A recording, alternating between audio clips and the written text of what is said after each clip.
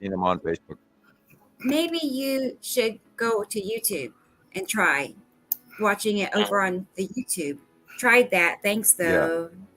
No, Facebook went to YouTube. Hmm. Yeah, Hmm. I'm looking at the show on Facebook right now, and Okay. of course, the only ones it shows is the one underneath the four square pictures. Okay. Hey, Katie Joe. Here's Katie Joe, y'all. She's here. Hi, Hey, Katie girl. Jane. Nicole, Yeah. thank you for being here. Thunda is Um, here. Thunder. Okay. Flash Right. freeze is happening. It's supposed to Michelle, get worse. Um, experimental elemental. Russia had a flash freeze last week, where it was so intensely cold that animals, sheep, dogs, you name it, froze I saw mid-sky. that video. That was crazy. And Yeah, all that just has to do is have an open core. You know, if you have the open core underneath planet Nepacity, I'm sure it's entirely possible. Even if you have an open core on a rotational storm, which of course would be a winter hurricane. By the way, we just had one. Of course, that's the same thing that happened to China and Russia the week before, 2 weeks before that. They had literally a blizzard there for probably about a week and a half long. And those folks, there's a lot of people in Russia currently and a lot of people in China currently that do not have any heat.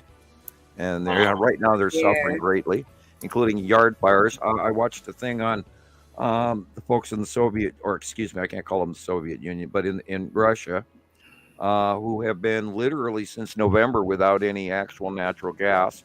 And the folks come out every day in the middle of the street and group up as a whole and have a nonstop bonfire going, so they can get warm in the middle of the street because they're not getting any heating in the house. Now that, of course, has to do with the old Russian or pre-USSR style building, where they actually have inner ground heating pipes that they send from their electrical power stations, etc. So their system is rather archaic. I apologize. I'm not trying to insult, but it is. And there's a lot of folks over on that side of the planet that are suffering from unbelievable, excruciating temperatures. So our thoughts and prayers to them that they stay warm. Really. Yeah. Right. We have it quite lucky, and you know, that we have regular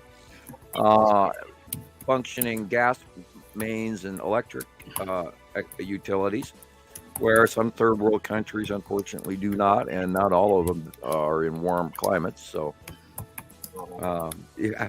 And boy, you appreciate your heating system once you lose it. Right. And I recommend people buy the clay pots and candles routine, because that does work really well. If you put a candle instead of a clay pot, that clay pot will actually radiate heat around you. And there's different formations that you can make for even better heat retention. It'll prevent the room from getting below freezing. So there's that. Right. And we've had some of those winter storms that threw up here in Montana where a power line got dropped or whatever.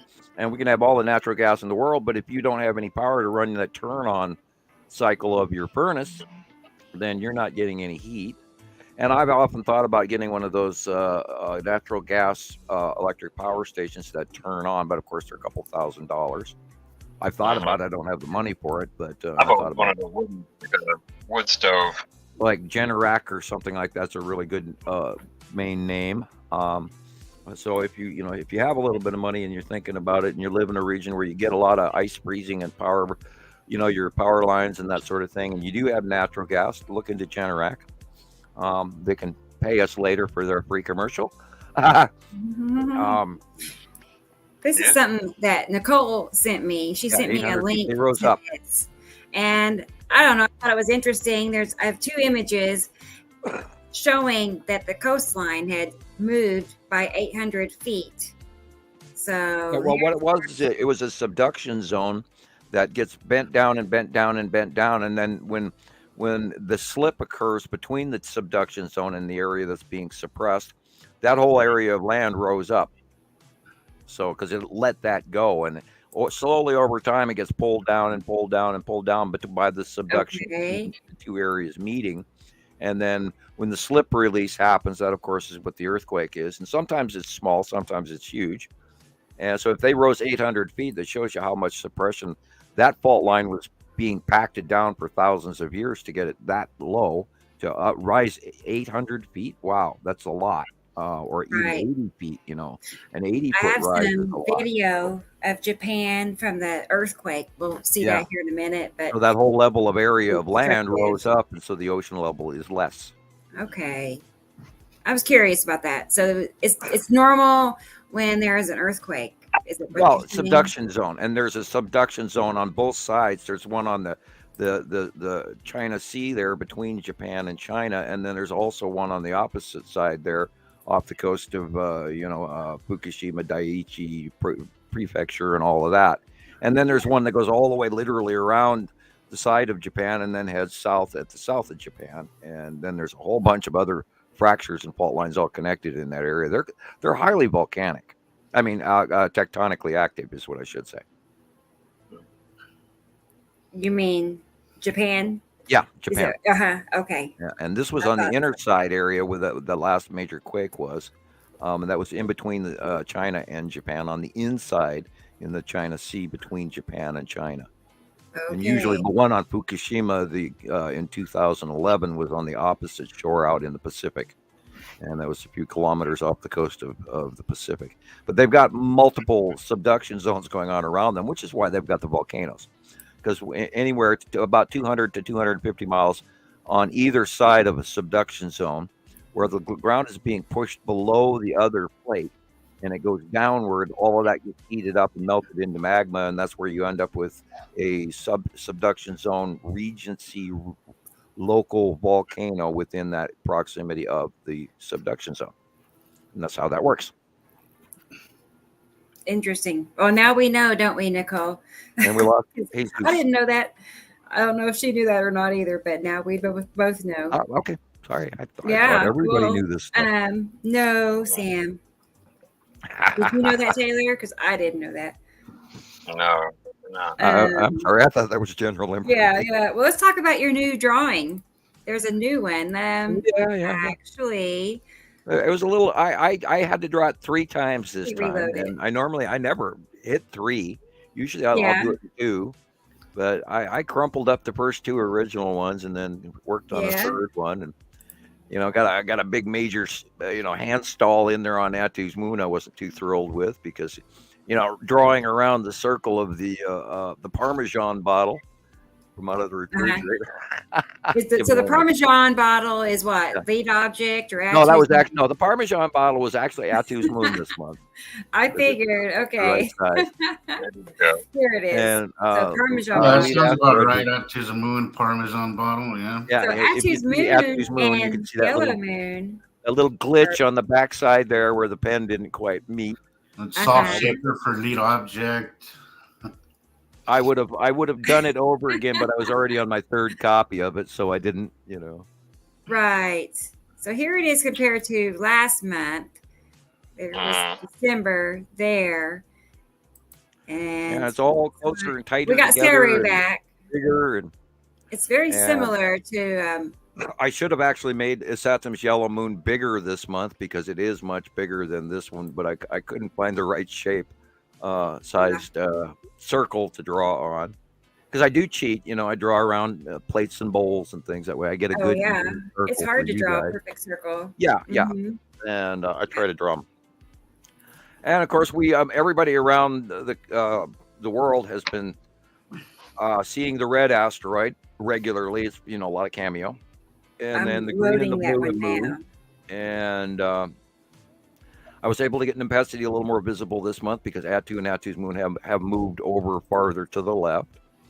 And I was going to barely draw Yuri in there, but I still stuck it closer to the sun because it is sort of there. But then we do have the cutoff. And I saw the cutoff. Oh, God, I was chuckling so bad today. I was like coming back from Walmart and I bought some munchies for the kids. And I also had to go to Orange Street Food Farm to get the meat because I know my butcher and all that. I drive it to a special store to buy my meat because they get Montana and Colorado only. They don't buy other beef. But anyway, so I'm coming back and on my way home, and I'm seeing the cutoff in the big dark, everything from the right-hand side of the sun and the pinch off and the misshapen sun. and it's just bright and shiny on everything on the left-hand side of the sun, and yet on the right-hand side of the sun it's just dark blue.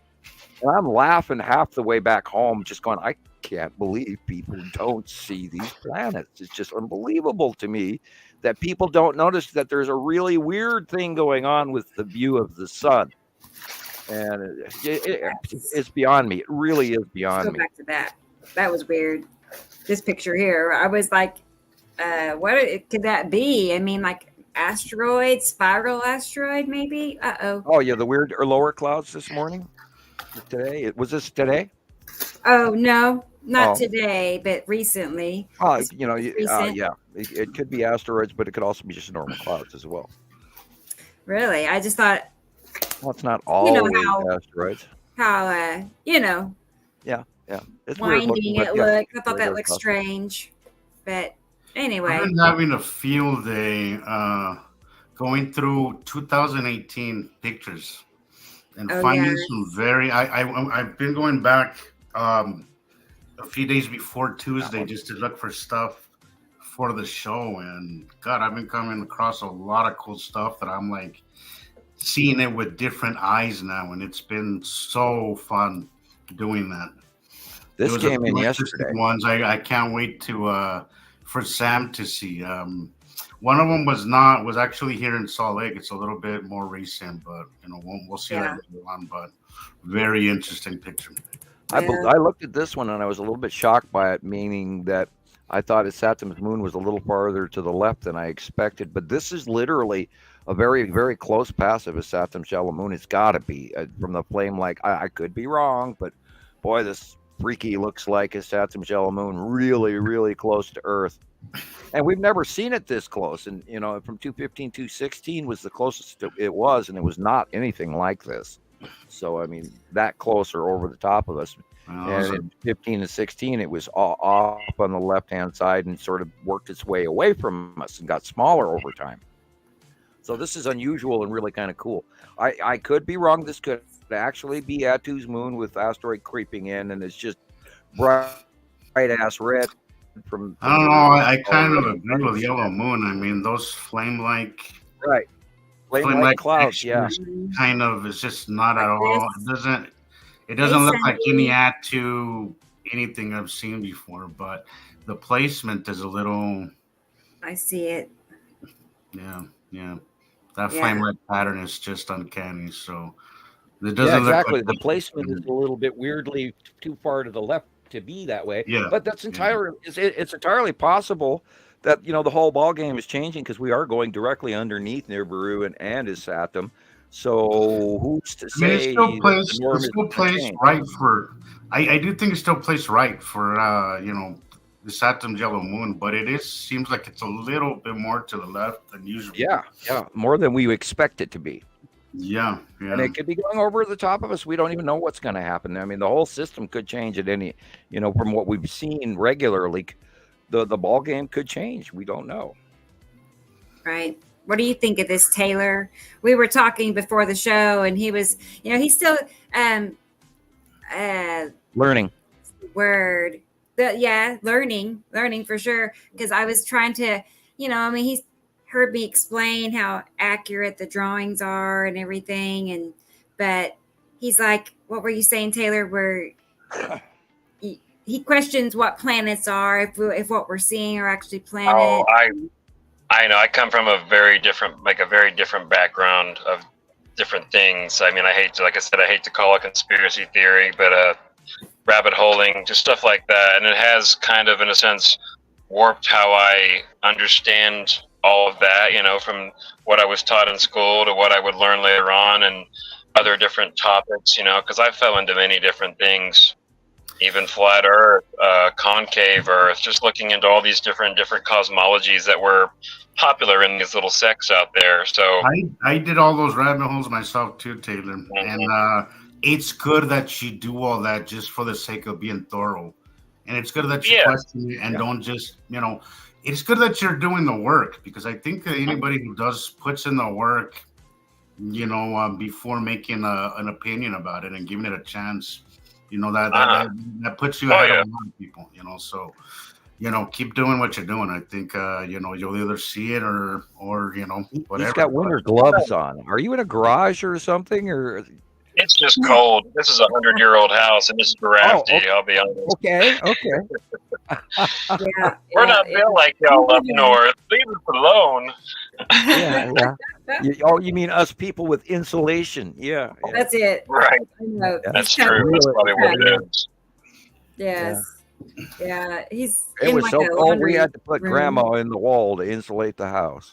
Oh, right. Wrap her up in the walls. Yeah, there you go. Yeah. That's a horrible joke. We have Facebook user. Hello. Oh, I can. Yeah, Happy you're here. I've been in some of those You old are, mining but shacks where they happy. used anything they could to nail on the wall to keep the wind out. An old cracker Kelly. box, Hey, Kelly. you name it. Good. Happy you're here. Let's see. And Josie's here. Hi, Josie. So, Greg, it's I interesting. 69. No, the Another- planets do not collide. They electrically repel. They're attached electrically to their system, to their star. They're all parts of their group, and we're part of our group. We're connected together, but we're not going to steal or rob or crash into each other. There are close passes and material object cluster group, asteroids, etc., that pass really close to us. And when they do fall into that area of almost colliding, they actually electrically repel. Did you see that really intensely bright red discharge? I believe BBB 333 was sharing it, or some other people were yesterday. Oh, yeah. And I watched it, No. and it was a nighttime shot. And to me, that was literally, and it was like this red shaft of lightning. I've never seen red lightning before. Oh, boy. But it was very intense, very large, and it's just one big bolt. And then everything around it, the lights went out, and then they came back up, like it discharged on the ground and it affected. It was really very intense. But I'd never seen a red lightning discharge before, and it was, of course, literally what we thought is like the planetary discharges, the big shaft between the two bodies where they actually repel each other, and a major push, not just the regular lightning, purple lightning, but this was red. Yeah. I have a video. I have it in my clips, I have multiple clips, but I also have, I think, what you were talking about. I'm going to share it real quick so we I can look recall, at I it. think I saw it on Slapped Ham. Yeah. I bet it's the same one. We'll see here in a second. Probably. I'll share it. Oh, well, yeah, it goes around and everybody sees it. Yeah, I think it might be that the red same. asteroid picture got reposted on Skywatcher 1 and 2. Yeah, I'm probably trying about to share 10, that 15 too. I might times. have to back out and reload my pictures. I kept having to tell everybody, already been posted, and then I had to remove their copy of it. Yeah. This is, wouldn't you say this is Atu? I'm guessing, but Okay, Not look really. where the sunlight is. or Film through the car window again. yeah. I'm not going to say this is Atu. No. Maybe No. Necessity. This is more likely Nepacity. I was than looking at the colors first. I was going to No, say no. Necessity because it's got that the Yeah. nuclear base kind of thing going on there. I thin figured. white overhead cloud. Yeah. Could even be just normal weather. I've heard of that before, Normal weather. Barely. I know barely a little I know bit. it's rare. I know. Hey, I know. Robin. Remember I back when? I don't see this being normal weather though. Yeah, that was the joke. Yeah. Yeah. I just feel like it went so perfectly straight. It doesn't seem normal to me, but Yeah, no, and then it's a little darker above. There's a slight darkness. It's hard to judge off one Yeah. picture, especially when they're taken Caroline. through glass.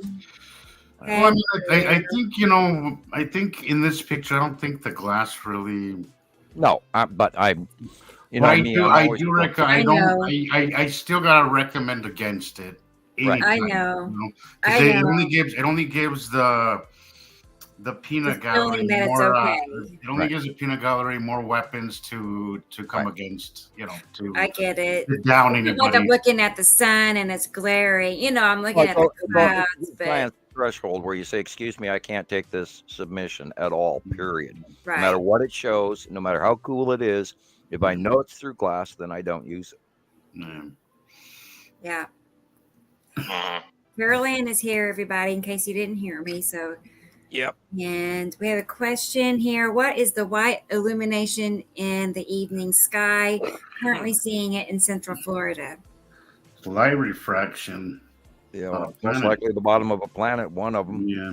You know, We have like a lot of illumination coming from Nipicity and Attu's moon. Both create this really white illumination, kind of like. And well, we know that Uri is a major white illuminatory factor. There was that video that I posted around. Somebody had posted it on Skywatcher 2 and Montana Skywatcher Anonymous as well. And I reposted it around to everybody, telling them that it was the tan asteroid and the bottom of Uri being illuminated. And you could definitely see the tan asteroid. And there were people going, "This is not our sun." And I think I sent you a copy of it, Rebecca. I could grab a copy of it. And the red asteroid picture? Now. That red this is of the illumination of tan asteroid. So I will go to Skywatcher 1. Yeah. And see if I can grab it to you. And if you wish to upload it, you may. And if you don't, well, then you don't have to. But okay, let me see if I can find it first, because sometimes I lose things. Let's and see. Everybody forgive me. I am still ready to sneeze some more here. Okay, and there was the undermining of the glacier in Russia. I'm so glad we're not allergic to cats. We'd be doomed if I was. Okay, here it is. I have got So a copy, many. and I will send it on PM Facebook on the same place you sent the link, where I also sent you that other picture of the red asteroid prior to the show. And Here I am is that sending it lightning. now on Facebook PM. Okay, perfect. Bear with me. I say here it is, and then I'm not here. Yeah, and it came originally, was posted on Nibiru Followers Anonymous. It's over there. And I'm trying to get the name of the person so that I can be kind. Christopher's here. Hello, Christopher. Nice to have you here. The Cool. video is by Laramie Patterson, although somebody else posted it on your The hell site. is You're that? here. Yeah, bro. Everyone's doing the same Sounds thing. fun. What was that? Sounds fun, Chris. Over there. It's Oh, over hi, there. It's over there. Is it like this? Oh, you got stuck on the bus. How's that Wow. happen? Oh, that green and red. Wow. I rode the bus many times, so I do know. I think What that's the a transformer blowing someplace in the neighborhood. Oh, you think What the hell so? is that? Well, didn't I just hear a Okay. burr, burr, burr, burr? Yeah. Okay, well that makes sense. Well, that happened. You hear that? That I sounds do. like a Yeah, transformer What the burning up. fuck? Oh, okay. I should know that, but I've not been that What close the to hell one. is that? Is it lightning? Yeah, No. that's crazy looking though. I don't want to ever see that because I know the power is going to go out when that happens, Into darkness, What the yeah. heck? and it's probably cold there. It looks like there's snow. I don't know. All together. I mean, we got What the a fuck? gas stove, but if the power went out, we'd all be hanging out in the kitchen together. I know that much. Yeah, well, I've got a pile of firewood on the porch So- just for that reason. Where if we had to go out in the yard and spark up the Bonfire. a fire, we could, and the barbecue as well. And that's why I also Right. keep charcoal in the winter for that exact reason in my shed, that so we can strike up the barbecue if we have to. Right. And, well, I can't even imagine going 8 or 10 or 15 or 20 or 24 or 36 or 46 hours without electricity in my home. It doesn't happen up here, Right. even though I'm on an electric co-op. They Yeah, underserve us, but we've always had good service, and we've had minor third world country behavior every once in a while. But generically, we here in the United States are very lucky compared to a lot of countries out there Yeah. where they can't even fix their stuff for days and weeks. So, Yeah. We have a knock lot on of wood and be thankful for what you have, because once you don't have is when you miss it. And that's why I always try to tell people, like, go into your house and shut off your power and your water for 24 hours and see how well your family does without it. It'll teach you volumes. It really will. Yeah, I was talking to one of my passengers last night. One of my last passengers I picked up at the airport. She was backpacking in Monterrey, Mexico, and she said she didn't realize just how how vulnerable the electricity is out there. He said just by a rainstorm, she said that the whole town went without electricity for about 5 days. So everybody just kind of gathered together and just basically camped out, with fire, and everybody brought food, and the whole town just banded together. She said it was a difficult but kind of great to see how everybody just banded together, the entire town. So it teaches you new skills also, Yeah. She said it was a whole learning experience for her seeing that. How it's not. She loved it. She loved how it kept everybody, sharp, and everybody, united, and because everybody knows how vulnerable these commodities could be. And I think we are very blessed and even a little spoiled here in America. Yeah, I think it's an old saying for that. It goes, convenience is gained or skills lost. Absolutely. Right. I think this picture is the lead asteroid crossing just the other side of the sun, and of course that's in this month's drawing. That stripy thing there. Yeah, this is current picture. Yeah, it's too small to be a Saturn's yellow moon, so it has to be lead asteroid. Yeah, and that stripe pattern is definitely not those yellow stripes. Right. Perfect. Christopher Definitely. and I were just chatting about stripes yesterday with lead objects, so this is a good example. And We've seen I was going to say hi to my friend Melissa. Hey, Melissa. She's my friend. She was over at my house this evening, so all the friends around. we see each other every so often. Yeah, and she hopes you're feeling better, Sam, because last Well, week. I'm working on it. I actually never got really sick, but then I never, Good. It wasn't like that. I just, I've been feeling crappy because of, this post lung scenario from asthma from the cat, and B, I never really quite fully got better after COVID.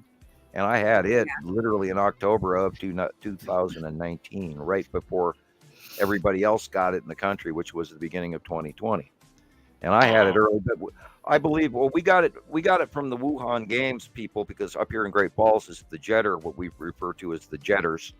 It's the Air Force Base, Maelstrom Air Force Base up here in Montana, and they flew all back in from the Wuhan Games and spread it throughout Montana right away first. And so those people got sick and came home, and that's, I think, one of the origins, as well as San Francisco and New York and LAX and all of that, the major fly-in areas from, New York and then LA, major hubs for intercontinental flights. So, but I believe we got it up here in Montana before everybody else, because I was so sick, it was unbelievable, and I hurt really bad. My hips hurt, my legs hurt, and everything, and all of that. Just like yesterday, my hips were just aching because the weather was changing, and it's still going on. It's like, oh my God, what did that do to me? Because I've never broken my hips or anything like that, and yet I feel, now I feel it when the weather comes in, and it affects me. So, yeah, I'm never really got sick, but I never really got better either recently. Yeah, I was down. My younger brother got COVID when we were living in Las Vegas in 2021, and his lungs took like at least a year and a half, maybe to really recover. He's really he works out and he likes playing volleyball. So well, you need that and that. He couldn't really. He had to put that aside and not do much cardio. Right, my asthma got worse afterwards. I didn't really have any major asthma issue. I knew I was allergic to cats, and I knew I'd sneeze and cough and have this repetitive, hack, cough, sneeze, when the cat affected me. But after having COVID, I actually developed a literal full-blown asthma. Yeah, I've heard of that. I've heard of that. My brother got really bad, like an pneumonia while he got COVID. So it was really a breathing thing. It scars up your lungs. It really messes with you bad. Yeah. And I haven't gotten better. I'm slowly better.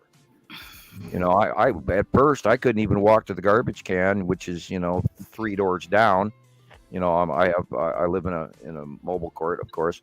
I have a double wide, and 3 doors down to the south is where our garbage can is, and I would walk stuff to the garbage can, and by the time I would be that 150, 200 feet down the road, I'd be out of air, and I'd have to stop there and go, "Oh my God, I can't breathe. I can't breathe." And slowly, I've gotten better. Now I'm not having that problem where I can actually, take the garbage out and be fine. But then I walk back into the house, take a cat hair breath, then I can't breathe when I walk back in the house. It's like, oh God. So I'm buying Primatene Mist now. Oh, Sam.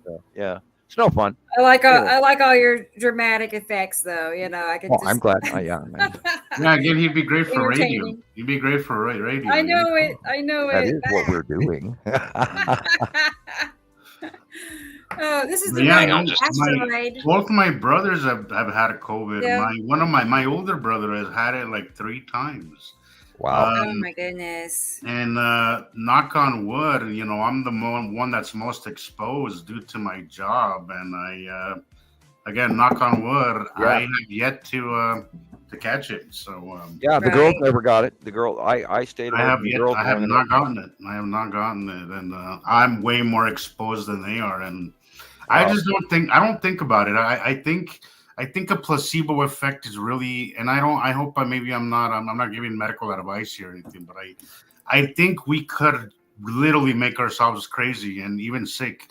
My younger brother was really one of those guys that really obsessed about it, and he ended up getting it. And I just don't give it much thought to things that I can't really control, Christopher, I can't quit my job. I love my job. I'm not gonna quit it. And you have a lot of sick people crawling in your car. Yeah.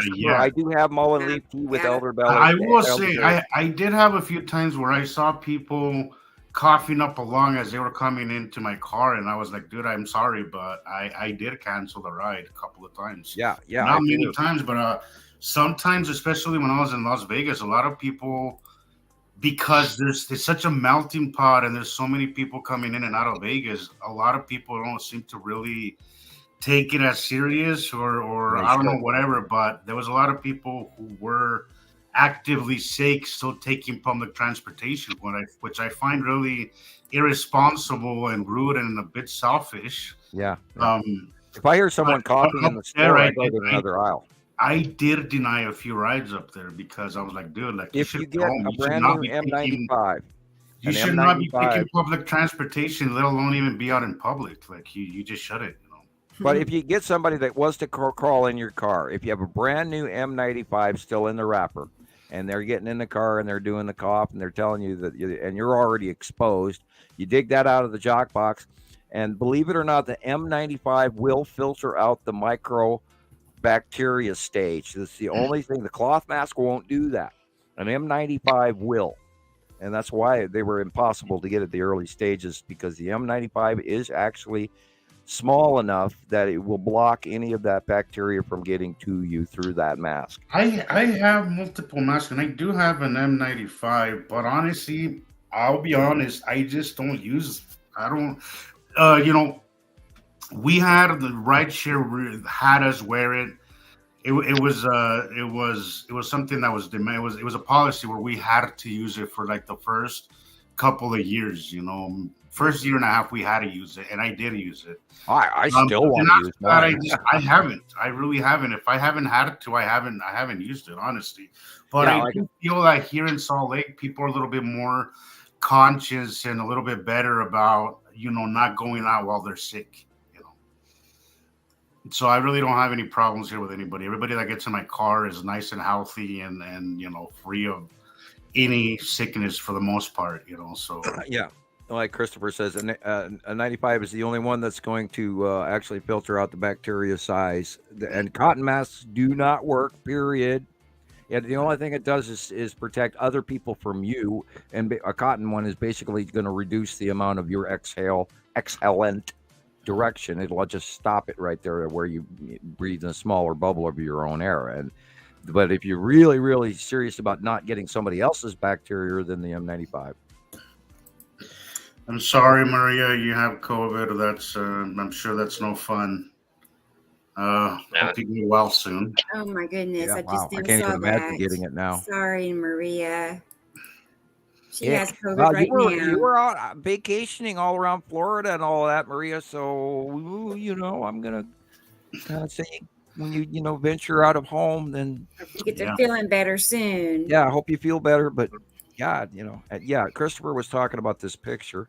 I believe you're correct. I believe you're correct as well. That dingy yellow is probably good. Is a good call. That is a good call.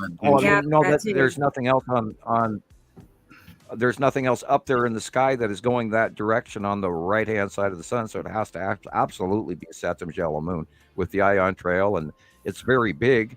And of course, the Saturn is behind the yellow moon, and you can barely, if not at all, see Nibiru in this shot. So it's over there more to the right, but way, way big and way back there. Seems like Isatum is the easiest to recognize just because we know where it's located. It doesn't move around too much. And also the features of it, just, unlike Isatum and Nepacity and Attu could really blend in at times if you didn't really know what you were looking at. Sometimes they have a really blue, but I think Isatum, it's really rare to see it as blue as you see. Right. It's always very prevalent in the red and orange. Red and the yellows are always there. It's rarely catches that blue hue. It's really rare to see that. So. Right. And the clouds, lead object. It's just so easy to recognize the Saturn and its yellow moon. Right. I think he's right. I think I do see the lead object, especially on the one on the left. You can see a small orb shape. Right. Kind of low down. And lead asteroid is crossing over to the right. It is, I believe, it's drawn in this month on the right hand side of the sun. I could go over and look that up. Here I drew it yesterday. I don't even remember. Oh. Yeah. Let's see. Let's look and see. Walking. It's lower right of our sun for lead asteroid. Yep. So. I'm scrolling. And that changed a little bit compared to the month before that. And it looks like it's bigger and closer this month.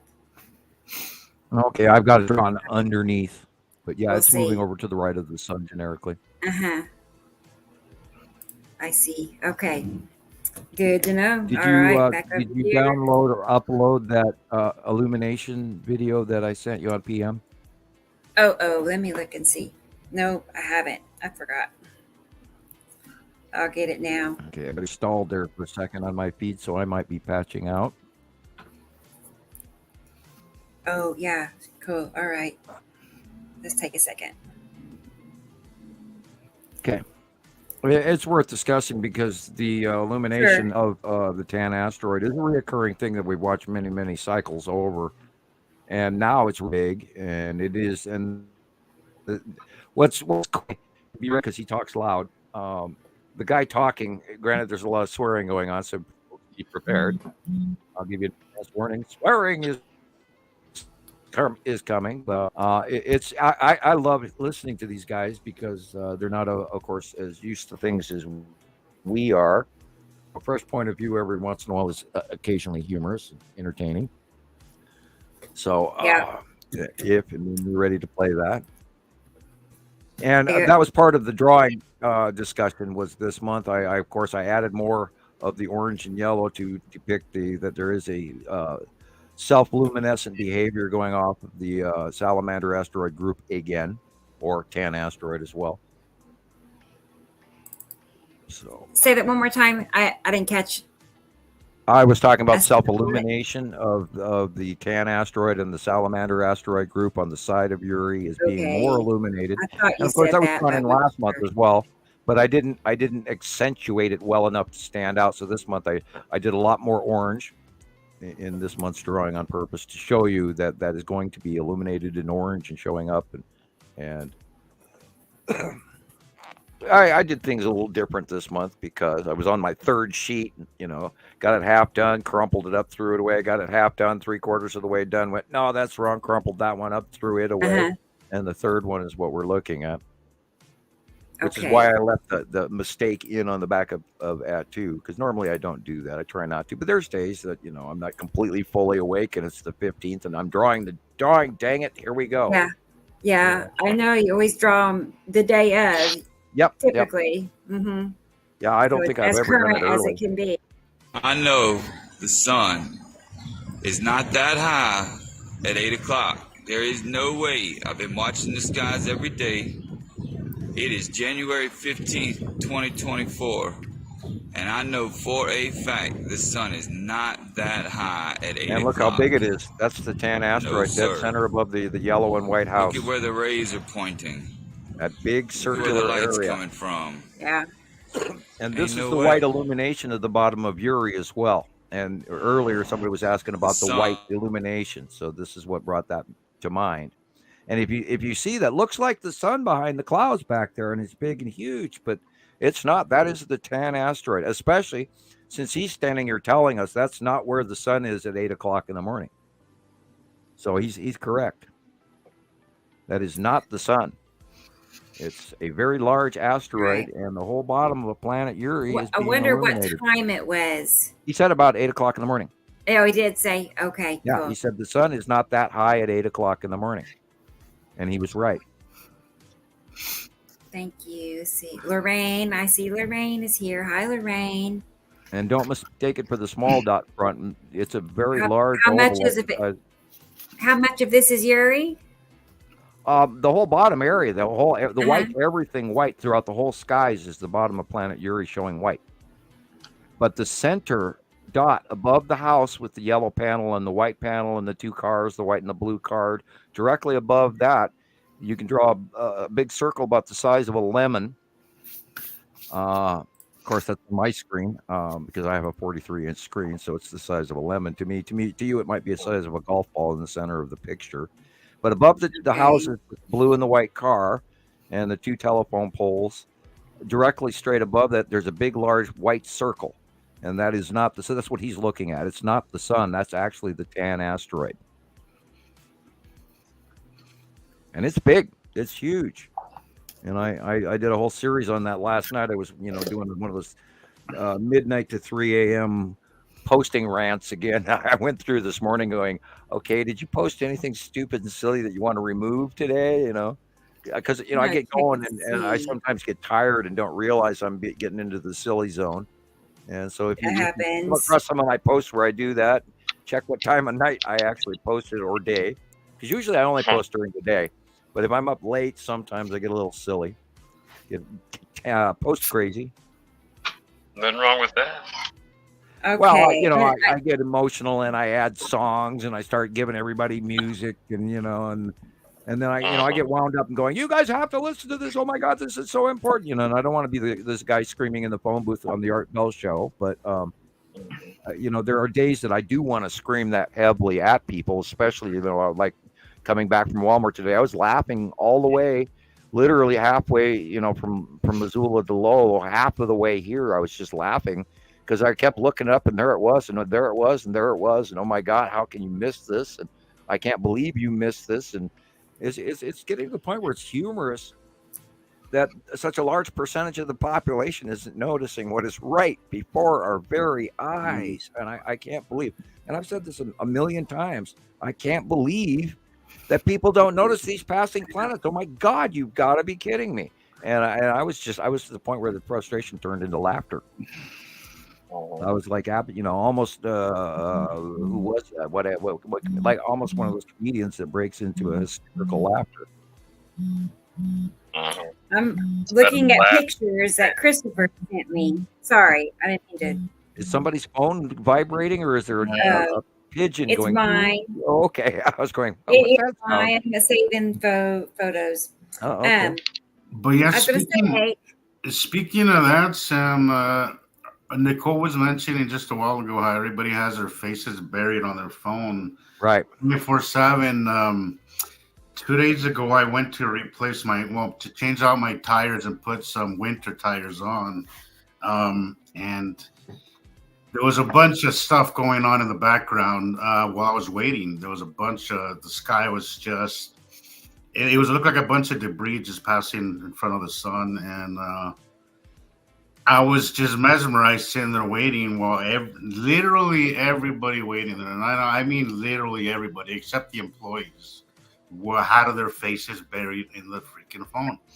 Yeah. The Really? entire hour that I was there waiting for my car, the entire time people were just on their phone. Yeah, I've Only noticed time- that in society too. The only It's- time that they got their heads out of their phone was when their car was ready or one of the employees was talking to them. But other than that, that's the entire time. Like just like zombies. And I looked around, I was like, holy shit! Like we really Where do you have. think that's headed? Like, It where do you? really is a disease almost at this point, you know. And Yeah. somebody mentioned, I saw somebody post a meme recently that they gave us phones to keep you from looking up, and I'm like, wow, that is a very interesting thing to say, because Yeah. if you think about it, we kind of had phones right around the time when a lot of this was going to start happening, and I don't know, it just seems like let's give them a toy to keep them from paying attention to the world around them, and I think that's the problem with everybody now. Right. Again, I just got my stats from my.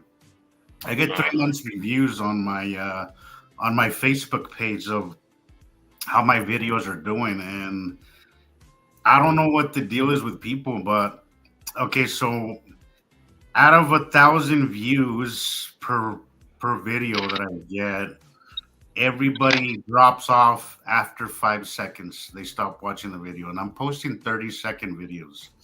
Wow. You know, this is what our phones and TikTok Wow. era has done to us, is that we can't even make a 30-second video. You know, We 5 should also- seconds. You 5 should seconds. also take time to ask everybody to stop what you're doing right now. And then I've seen Colin Ski do this. Like, subscribe, hit the subscribe, notification button. That way, you know when our shows are on. Take this time to, if everybody out there likes, because I've noticed we've had 500 viewers and we've had 87 likes or 125 likes or whatever. If everybody out there would just real quick, if you hit the like button, you're going to add to the ability for this show to be shared more. The algorithm. Right, If and- liking, comment is the most important thing you can do, and share, of course. But Yeah, and the comments after shows have dropped off too. is the best thing to get the algorithm going, and it's also based on how much, how long you spend on a video, that's Right, what gets Right. the And if you don't algorithm. watch it to the end, Yeah, then- what I was saying, just, is come on, people, you have to, 5 seconds out of a 30-second video, that's, come on, like get it together. Like we can't be completely zombified where we can't even spend 30 seconds on watching something. That's just, Right. Yeah, it's insanity to me that 5 seconds into a video, people just switch off and say, oh, I'm bored 5 seconds in. I haven't checked, but can you imagine how many people looked at that 9-hour video that we put out and went, "Oh, I'm not watching that one. No way." It's And- insane to me. It's insane to me Yeah. how and again, I keep my videos very short and to the point because of that. Yeah, but if I people do are going to not watch keep it, my mark reels. the time down, come back to it. I don't keep my reels longer than 30 seconds, 45 seconds, maybe a minute and a half. Rarely do I go a minute and a half, just to keep them short and to the point. And even then, 5 seconds in, people just disengage. I find that upsetting and just That's very telling about what's happening, in the world right now with people's attention span. Yeah, it's really important to have a good- Neurologically, this is changing people more than they realize. Absolutely. I mean, Absolutely. And future generations, the children are being raised up in this. It's not so much us, it's more about the future, because we know that's the focus. Future generations and how they're going to be What do you operating think? this stuff. what do you Well, think, Taylor, about video games? Like every now and then I'm thinking, I wish I'd just never bought video games. I wonder what your lives would be like, you, Tanner, from video games. That has Well, also played a role in this, as much as cell phones have as well, in deteriorating the attention span of people. That's why TikTok has done so well, because they're shorter videos, because of shorter attention spans. Even YouTube has implemented a thing called Shorts. So they're trying to do what TikTok did, which is complement the shorter attention spans of people. So in a lot of ways, we're not evolving, we're devolving, because technology. We're really not mature enough for a lot of this technology. We're not ready for a lot of this technology as quickly as it's coming out. and it shows. Completely agree. Yeah, I bought the kids new bikes a couple of years ago, and they were brand new bikes. And I, like I said here on last week's show, I said, I asked them to put them away, and they got distracted on a video game, and so it ended up staying out in the fall. And I just sort of left them there just to see what their reaction come spring is going to be when they go, oh, look at my bike, it's all rusty. Well, that's because I asked you to put it away and you didn't. And so, they didn't even hardly ride their bikes at all last fall at all. And that's an exercise thing that they, I'm sure, direly need. And so, yeah, there's we're creating couch potatoes and closet cave dwellers and video game people that live at their station. And if you go all the way back to Zager and Evans in the year 25 and all of that, we're drastically being shut in. We need to expand ourselves, get our exercise, go out and look at the world. And if you watch any video today, people get out of their car and the first thing they're doing is they're looking around in circles and wondering where their phone is. And that is such a huge portion. And I catch it because I'm not one of those people. And I watch them all immediately looking first thing for their phone. And then, of course, they stuff them in their pockets or their purse or whatever. But that's become, it used to be you would be looking for your sunglasses or where's my pen? Oh, I lost my pen. And now they are absolutely focused on that phone completely all the time. And it's so weird to me because I don't have one. I mean, I have one. And honestly, I think it kind of looks ridiculous when you're just sitting there on your phone, like you can't even go and scrolling. Yeah. Everywhere you go, you see it. You see this at the grocery store. You see it at doctor's appointments. You see it at, when I get my car maintenance.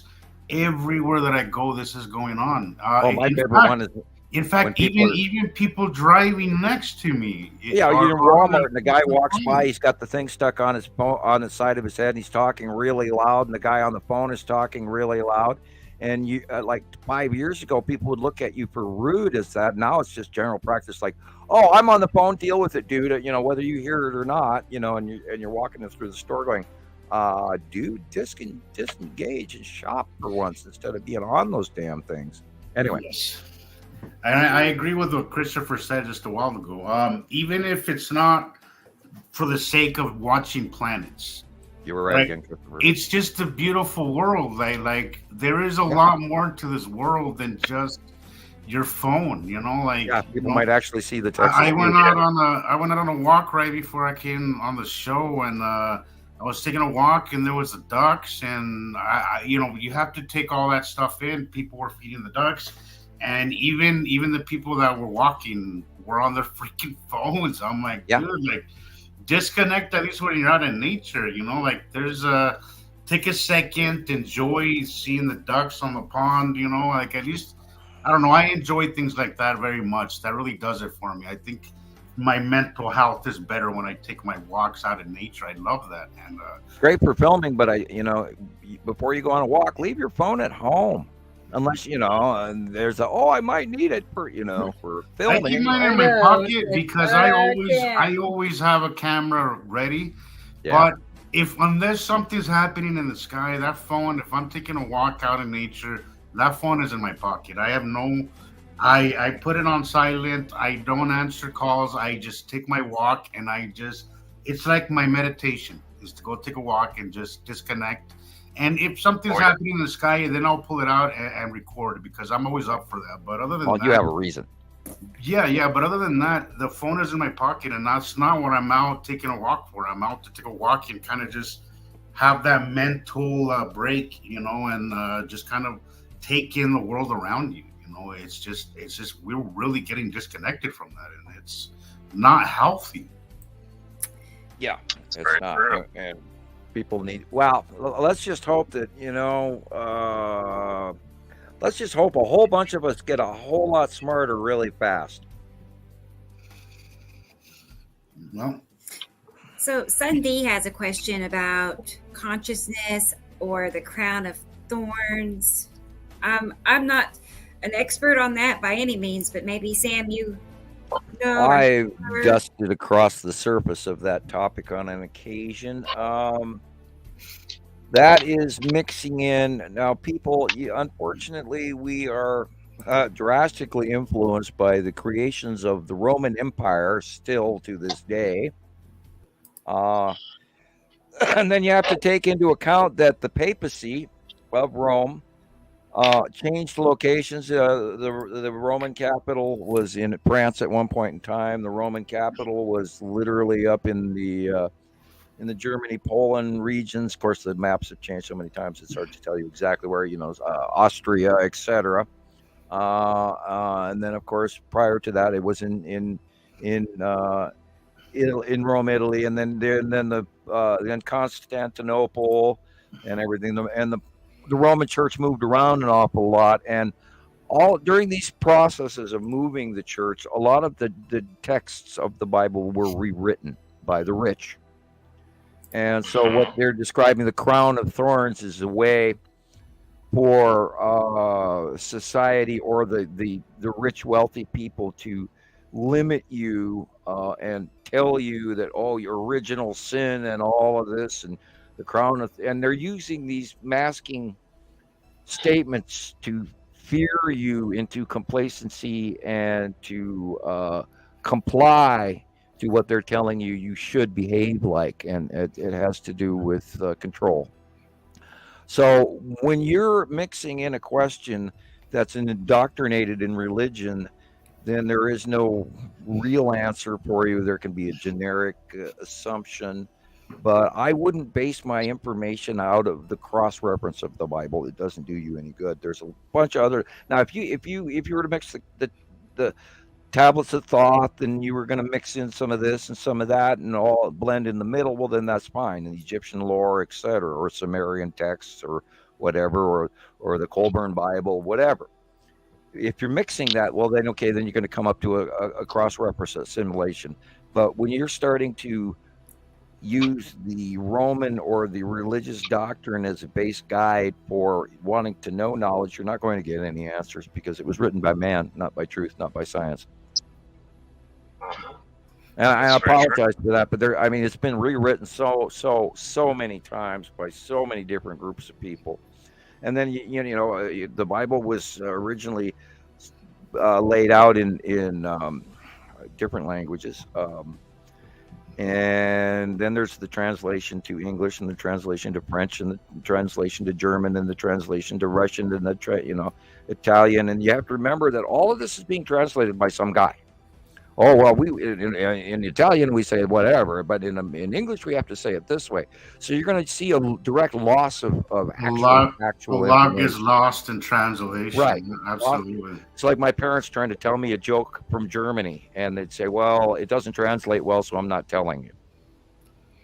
Right. And they would tell me that all the time. Well, they're probably also saving me from the fact they're telling dirty jokes in German, and we wanted to know, and that's why I didn't get to learn Dutch or German as well, because my parents wanted to keep it away from us so they could actually talk behind our back so we wouldn't know what they were saying.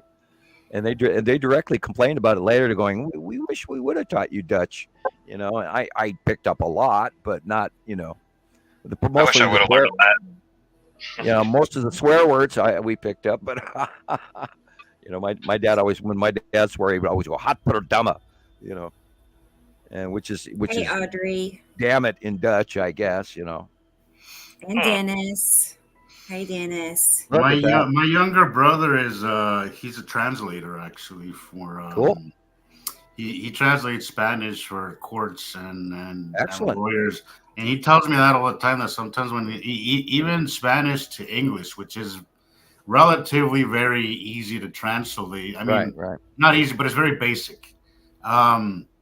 Even sometimes when he's in court, when he's in court, he says the translations, and he's been doing this for 11 years.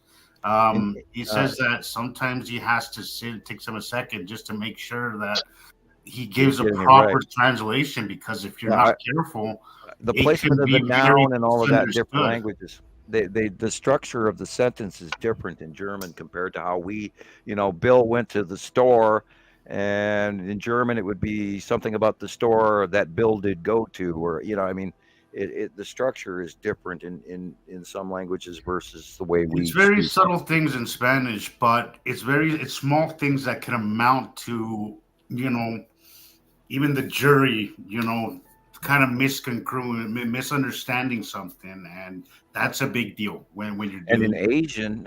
Asian languages, there's always this extra connotation of "ay," where they go at the end of it, and they're adding just this speculation of exasperation, which is common, I guess. I don't know Malaysian or Japanese or Korean or Chinese, but I've always noticed that they're in their vocal inflections, they do a lot of elongated sighs and complaints having to do, I guess, with conjecture of a verb or so. I don't know.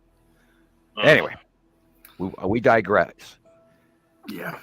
Let's just say a lot gets lost in translation. Yeah, it gets lost in translation. And also, I think things are left to interpretation as well. I'm not going to say subjective, but a lot of it is left to interpretation. And I think that's one of the biggest things with things like the Bible is that experimental element. He's going crown chakra. Yeah, that's where, like the crown of thorns. The crown, of course, the original crowns and kings all comes from the early Sumerians and the Egyptians, having to do with knowledge and enlightenment. And in standard Catholicism, they put the halo over the top of the holy person. And in Buddhism and Hinduism, they also put a dome of enlightenment. And that shows you that. And then, of course, that also cross-references with the reference to Illuminati. But because you're illuminated, or the Illuminos, you're illuminated, you're knowledgeable. But that has been misconstrued and spun into a bad thing and conspiracy theory, just like people talk about the Masons and how all the Masons are evil because they have secrets. Well, that's on both sides of the street and then in the middle as well. So it's hard to take things. The Jesuits, he talks about that, they were the worst of all. And they had a lot to do with controlling the masses and keeping them honest and forthright and showing up on Sunday and bringing their pennies ever since 1444. And prior to that, the Roman Catholic Church wasn't taking tithing. But then they wanted to build St. Paul's Basilica. And they said, well, when the church is built, then we'll stop collecting tithing. But they never did. The Illuminati was founded in America the same year America was founded, in 1776, by a man named Adam Weishaupt.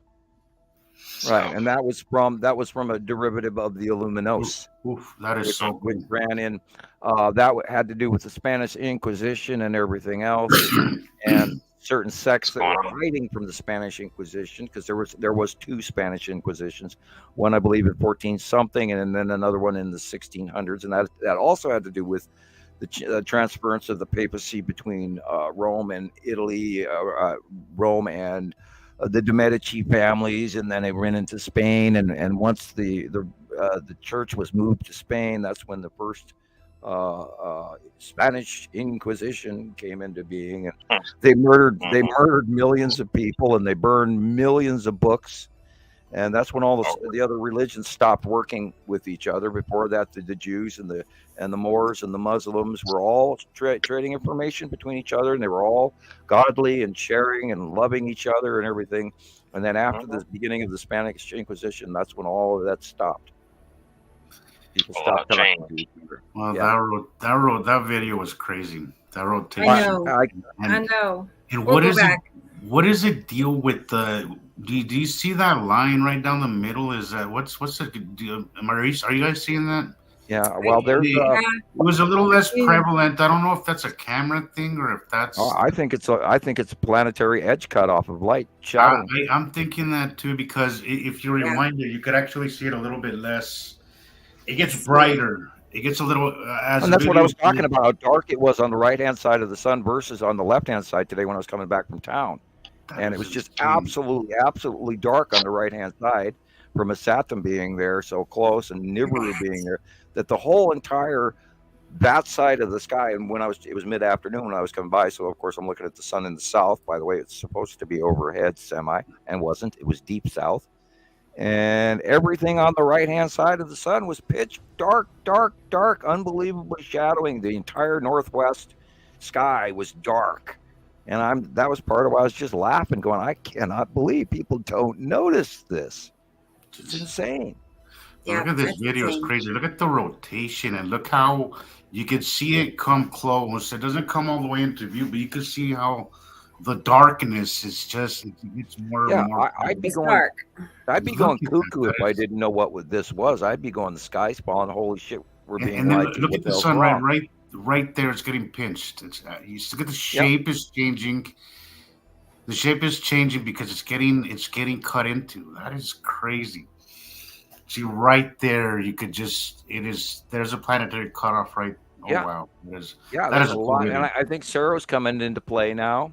And I think the crossover of his Saturn, like right here, I think the Saturn crossed over in front of the sun because it's gone and it's not sunset. So and this is what I was talking about, how, and you were talking about also, Jesus, where it looks like it was there in the picture, but it was a little too far to the right. Yeah. I mean, excuse me, a little too far to the left. Yeah. Just beyond over the top of the sun. And we just saw an example of that where the sun disappeared right before our very eyes. Yes. And so it is not sunset time. There it is again. You know, you can see there's stuff cutting in, and there's a flare on the bottom, and that is most likely the green asteroid, because the green asteroid is in some areas below the sun now, but I moved it over to the left, but I didn't drop it down, and I should have, but then there was no room to draw it in because the lead asteroid was right there as well. Sometimes I have to give a little grace to trying to draw two objects next to each other instead of one over the top of each other, blocking out the other object. So I'll move it over just a little bit to include it. Yeah, I don't be surprised if we have some really unbelievably very dark days in the next week or two or month, where actually maybe Saturn is crossing over the top of us so much in front of our star that we're actually going to, lose sunlight hours early. And it's very possible, because I saw that today myself. I was going, look at the ion tail, and it's way too far to the left. How can that be? And I was arguing in my own mind, going, what is it? It's got to be the ion tail, but God, look where it is. And then we see evidence of it on this video that we just watched, and Jesus mentioned it as well in the same picture. And so I'm inclined to believe that we're looking at a new, slightly changed ball game with different set of rules. Yeah, we just have a new drawing, but I think the next drawing will be different. Maybe some bigger changes. Saturn's yellow moon is going to have to be way bigger on and I don't want to overdraw it, which I've done in the past, where I've actually increased the size of Saturn's yellow moon, because it did get huge early and then got smaller again, oddly, and that had to do with the rotation of the overall system. But I was accurate in drawing it, but inaccurate as far as sequence. So it was like adjust and readjust and then back adjust, and it was like So I've been wondering about that as well. But what we're seeing now is a very much larger Saturn's yellow moon. So, and that of course is in the shot that we're looking at right now, and all that is weird. It's weird. I wonder what kind of camera this person has. I was just looking at the lens jog one on here, where it's kind of rolling flat and then it goes up the other side. It's like, what is this? And the roof arch looks really, really weird. It's probably a fisheye. Why it looks so strange. But it's so flat. I mean, usually fisheye is curved. Yeah. And the landscape looks curved. Rotation in front of it is strange. Yeah, I wonder what that is too. It's a weather cam by smarkweather.net. And the temperature is 30.7 degrees, and the wind out of the wind is 8 miles. I'll be right back. Okay, I think wide angle and fisheye. I don't like fisheye. Is just way too round. I think wide angle does just a little bit slighter roundness to it. I don't like when it's I don't like when you could literally see a bowl in the horizon. But I do think that if you want wide angle, you're gonna have a little bit of that. That's why I bought a few cameras to replace the one I currently use, my wide angle one that I currently use, because I got it because it's very minimal roundness to it. It doesn't add so much as a lot of other cameras. And I've tried to replace it, but my biggest problem is that a lot of times you'll see that huge bowl on the horizon, and I hate it. A lot of YouTubers are using multiple different cameras all at the same time, and then they hop between them, and they use the time marker when editing on the different cameras. I don't own one, so I wish I did. But I don't own one to know how they do that. My daughter's child is really good at editing. She does a lot of that, and I've even asked her. I said, "Well, will you be able to do some videos for me?" She says, "Nah, I only want to do stuff I'm interested in, Dad." And I went, "Okay," but maybe eventually soon she'll actually. You got to respect the passion, Yeah. Oh well, that's one thing about Shiloh. She's highly logical. Yeah. She's a Gemini, and she's very logical. And Gemini right here too. I can't sway her emotionally. I come from a family of Geminis and Cancers. My entire family, my parents, and us three brothers were all born in June. So I have Cancers and Geminis. Yeah. I'm a June kid. I'm a Cancer. That's an interesting mix, because you got some that don't want to talk about it, and the other ones want to talk about it, and that's the difference between Gemini and Cancer. Okay. I just want to clarify that line, because Christopher is asking about it too. That yellow line down the middle. Is that what you were talking about, Jesus? About I'm starting to think it is a camera thing. Okay. I'm starting to think it's a camera thing, because it's right down the middle, and it seems to be in every shot. Could be a planetary shadow line, because they're right there. You got the side of Uri on the left. Also, every single one of these shots have the same planet cutoff, the exact same planet cutoff. So it's hard to tell. Really hard to tell. Yeah, but then again, we also have to remember we cannot base our opinion off of one video. Yeah, that's what I mean. Right. Yeah, this Bismarck. Well, look at the quality here. This is not a quality video. Unfortunately, no disrespect to the videographer. Yeah. But it's kind of blurry. The color change. I love that glow, and I think a lot of people don't notice that glow sometimes. Look at that. It's getting ready to go from this color to boom. It's going to go boom. And it all changes sometimes. All of a sudden. You see that glow comes through a lot more on camera. But I've learned to recognize it with my own eyes, and it's our eyes. It's a little bit more subtle with your eyes, but it's definitely still there. That glow comes through on camera great, but I mean, it reminds me of a home security system. Chris says he thinks it's a telephoto lens.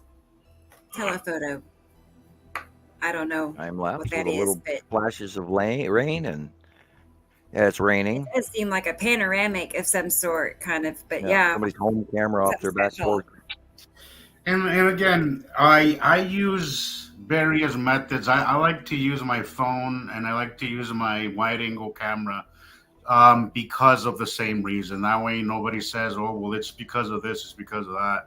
I had an argument recently with an old, unfortunately, with somebody I've known for some time, and I'm like, "Hey, you're kind of judging one thing, but I use every different method, so you can't tell me that I'm deceiving anybody, because I use both formats because of that. Just putting that out there again. I know I've said that once or twice. Anybody that's standing there telling you that you're pulling the wool over their eyes is just trying to make an excuse so they can discredit you. And we know you're right. And again, you don't have to take my word for it. Just go the hell outside and see it for yourself. Those curves are there. Those curves are there with camera, without a camera, with your eyes. It doesn't make a difference. Those curves are there. That's what I was having a conversation with Taylor today. He's like, because he was like, so what about when there's no clouds? And I'm like, oh yeah, that doesn't mean that they're not there. We got all kinds of pictures.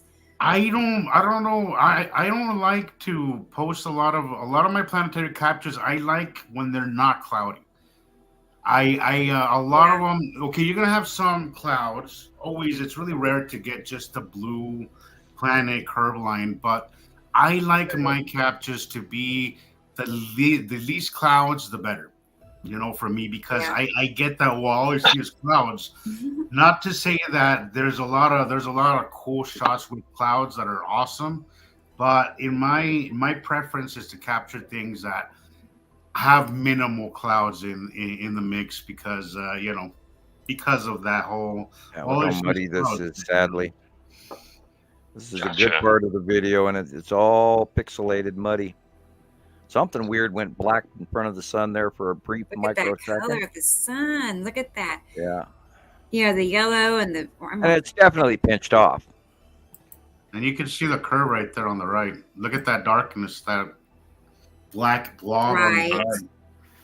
This perfect blue curve to the right. And you're seeing I thought micro the pixelation was my objects signal, but I guess everybody's seeing it. I So might is that the be picture able. of the sun? Yeah. It's just really going crazy, having a party. Look at that. I would love to have I need to come back and get a screenshot and make that. Looks like an eyeball. Guys. I apologize. I hit the wrong button. Sorry. Anyway, I'll get back to where it was. Bear with me. Anyway, sorry. I backed it up too far. Hey, Jesus, Audrey a minute ago was asking a question about how you have your camera mounted. Do you have the camera mounted on your car? It's a small handheld camera. I did that for a while, but I don't like the fact that it's through glass. So I stopped doing that. I did that for a short while, and I was like, okay, I need to stop doing this because it puts things in question, and I stopped doing that. So now I just do what you do. I stick my hand out the window, and because it's just a handheld camera, and I know where the shot is, I'll just hold it while I drive, and I make sure it's not like I'm not going down the highway when I'm recording.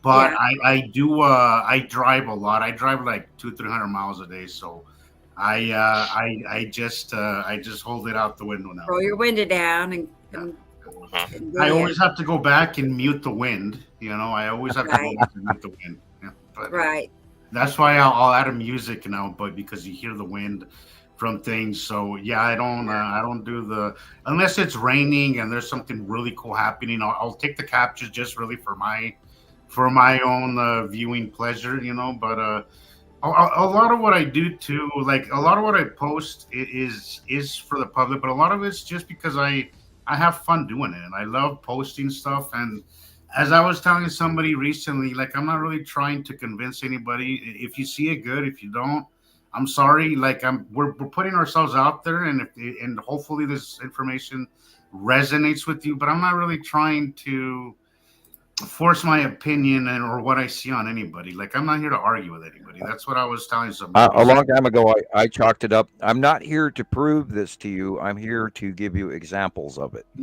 That's exactly right. That's exactly well put. That's exactly what I was trying to say. Is that look, I'm not trying to convince you of anything. I'm just posting stuff because I enjoy it and because I see something. And if you don't see it, well, I'm sorry. I'm really sorry because you're missing a hell of a show. But at the end of the day, people are going to believe what they believe. It's like what Christopher said the other day when he was on. Once you see them, you can't unsee them. Absolutely. And he's already stepped across that threshold that Taylor's waiting to find. And Christopher takes notes. We saw he had a pen in his pad and a notebook. He's all wonderfully hyped up for this because he's into it, and he's had a lot of time working with us as well under the other name as well, which I didn't know about. And so he stepped across that threshold, and I eventually think that will happen to Taylor very soon, and then he's going to stand there and laugh at himself, going, "I can't believe I didn't see this sooner." And I think a lot of what's going on is people have a tendency to believe that they're looking for something small. And that's a big stopper for most everyone. That is the biggest problem is people's perspective is too small. And perfect example is that podcast that I sent you recently. That's what they were talking about. Is a lot of what we're seeing is hard to understand because we're down on Earth and we're so smart, and our peripheral vision is really Right. small. That's Okay, why I mentioned you out have, view. you have to teach yourself to think planet wide, to believe, Right. to start thinking bigger, like much bigger. You know, you can't just think about this thing that where you're a little peripheral vision. You have to broaden your horizons, literally. Well, and You for know, and those of us who if have you watched can our do that, normal planets, if you can do that, I think that you have a chance at looking at this. You know, there's a lot of things happening. I think what we were talking about, that podcast that I sent you, Sam, of the Scablands, a lot of what they're discovering there has been kept hidden because that perspective that people don't really get, you know, right? to They didn't start to believe that it learn. was possible. Yes, and to start to think a lot bigger, because a lot of what happened in the Scablands, the only way you're going to see it is if you think really, really big. You have to think Right. really, really big. And we've You said know, this about and not a lot sky of people pillars. can do that. And I think we've really been stuck in just our small little world. And we have You're to not looking think, for golf balls. You're looking for sky fillers. you have to teach yourself to think in a broader, much broader window, you know, than And just. take light into account and which side. And this is where we go back to the drawing. And once you realize, and once you start cross-referencing with the drawing, that's going to be a huge stage where Absolutely. you go, oh wow, I recognize and I see that those are the stripes of Uri. Holy cow! Hey, those are the craters of Attu's moon. Oh, look how purple that dark object in front of the striped Uri is. Oh, so that, and it's dark, so that's got to be dark Attu. And then we go on to the other side of the thing, and a big identification marker for a Saturn and a Saturn's yellow moon, of course, is the ion tail. And it's going all the way across the sky, and it's that little flame like bubbly, and there's no other cloud in the sky quite like it. And then you see it going all the way across the sky in this one long trail. And if you can grab hold of that and you search to the beginning, you'll see that directly behind that ion tail is a much larger circle, and we know that's the Saturn's yellow moon. And then behind it's a darker object with another cut off light on the side, the right hand side of the sun. So you know that's the Saturn. And then the entire everything on the right hand side of the sun, like when I was coming home today, was dark, and there's a shadow all over the whole planet. Everywhere you can see to the other side is dark, weird illumination on the ground, on the trees, on the mountains, on the grasslands, everything, on the buildings. Then you go, wait a minute, hey, there's a shadow. And once your brain, I always tell everybody, look at the dark areas first. Once you start doing that, you taught your eyes to look in a reverse pattern, because a lot of people, the first thing when they stare at, they go, oh, look, there's the sun.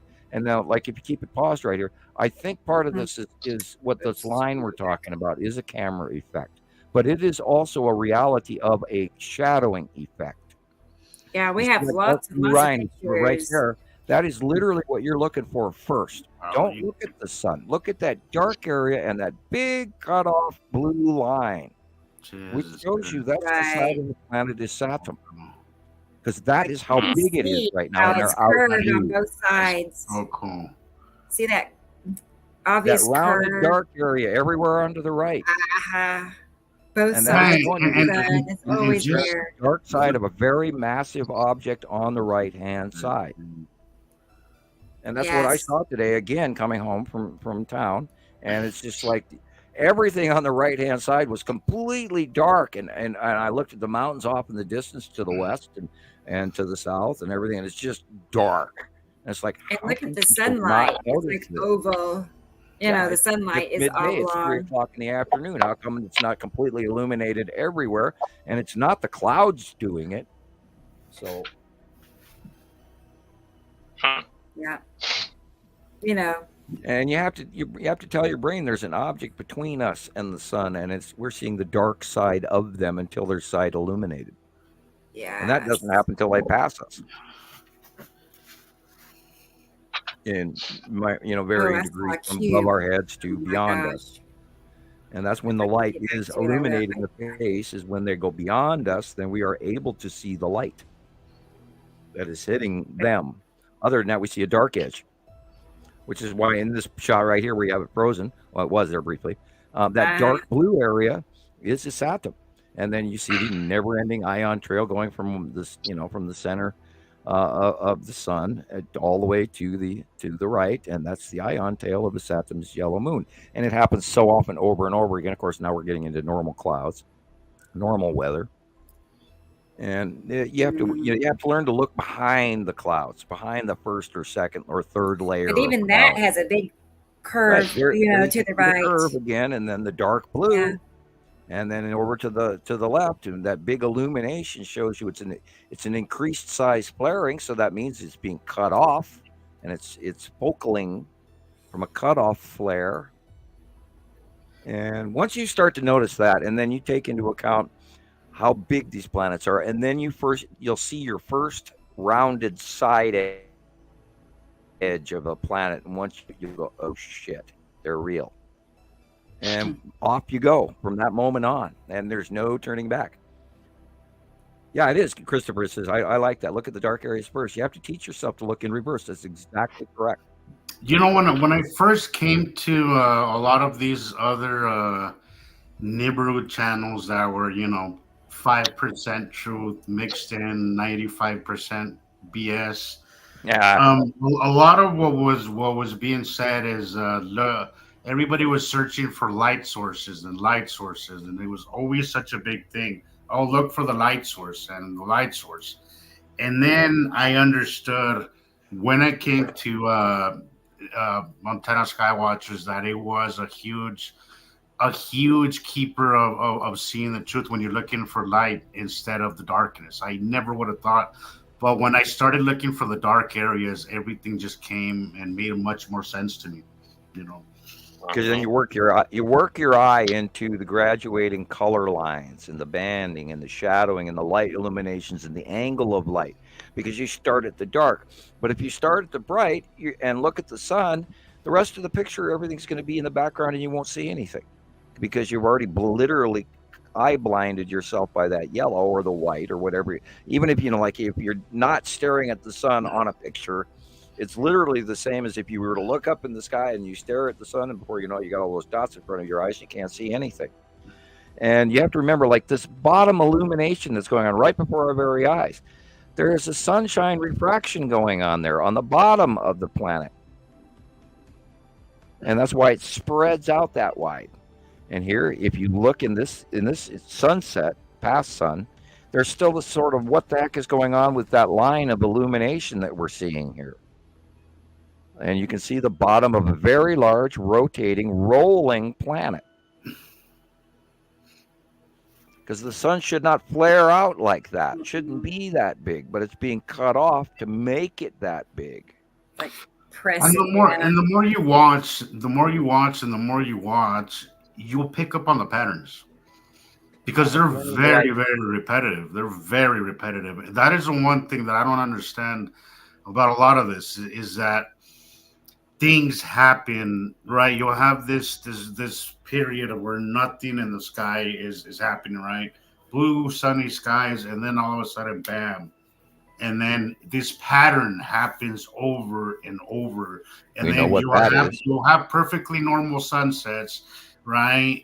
More or less, as normal as they are. But then you'll have these incredible colors, incredible things happening, cutoffs and debris going everywhere, and you will catch on that after you've been watching the skies for a while. But you have to be watching. You have to get familiar with your skies. That is the most important things. Like I was telling somebody recently, like if you're spending more time reading about this stuff than actually outside watching this stuff, or at very least recording, at very least taking your own photos, then there's only so much you're going to learn on paper and reading, you have to. Everybody notice that they're rolling away from us now, whereas like 2 years ago they were rolling towards us. Oh, really? Getting smaller and getting bigger and bigger and bigger and bigger. and now they're literally rolling away from us. And I've noticed that. I never, I don't fully understand the changes in rotation of the overall system versus our earthly spin and movement. I mean, it's once you start down that path, it's like, trying to keep track of an oatmeal cluster in a blender. But anyway, Christopher, I just want to answer Christopher. You were down. You're in Las Vegas. I lived there in 2021 for about almost a year. You're down at 2,000 feet. The elevation, the lack of elevation where you're at, makes a huge difference. So what I noticed while I was there is that the sightings aren't nearly as often as they are, say, up here in Salt Lake, because there's a huge elevation difference. But because you're in the desert, you have, whenever things do happen, it is insane. Like, it is so, you can see it so well because you're in the desert and you have such clear skies. Even in Las Vegas, you have very, very clear skies. Here in Salt Lake, the biggest problem is that we have really, really bad pollution, especially at certain times of the year. So even the elevation it helps, but that pollution, sometimes I have to go up the mountain just to get up above all that.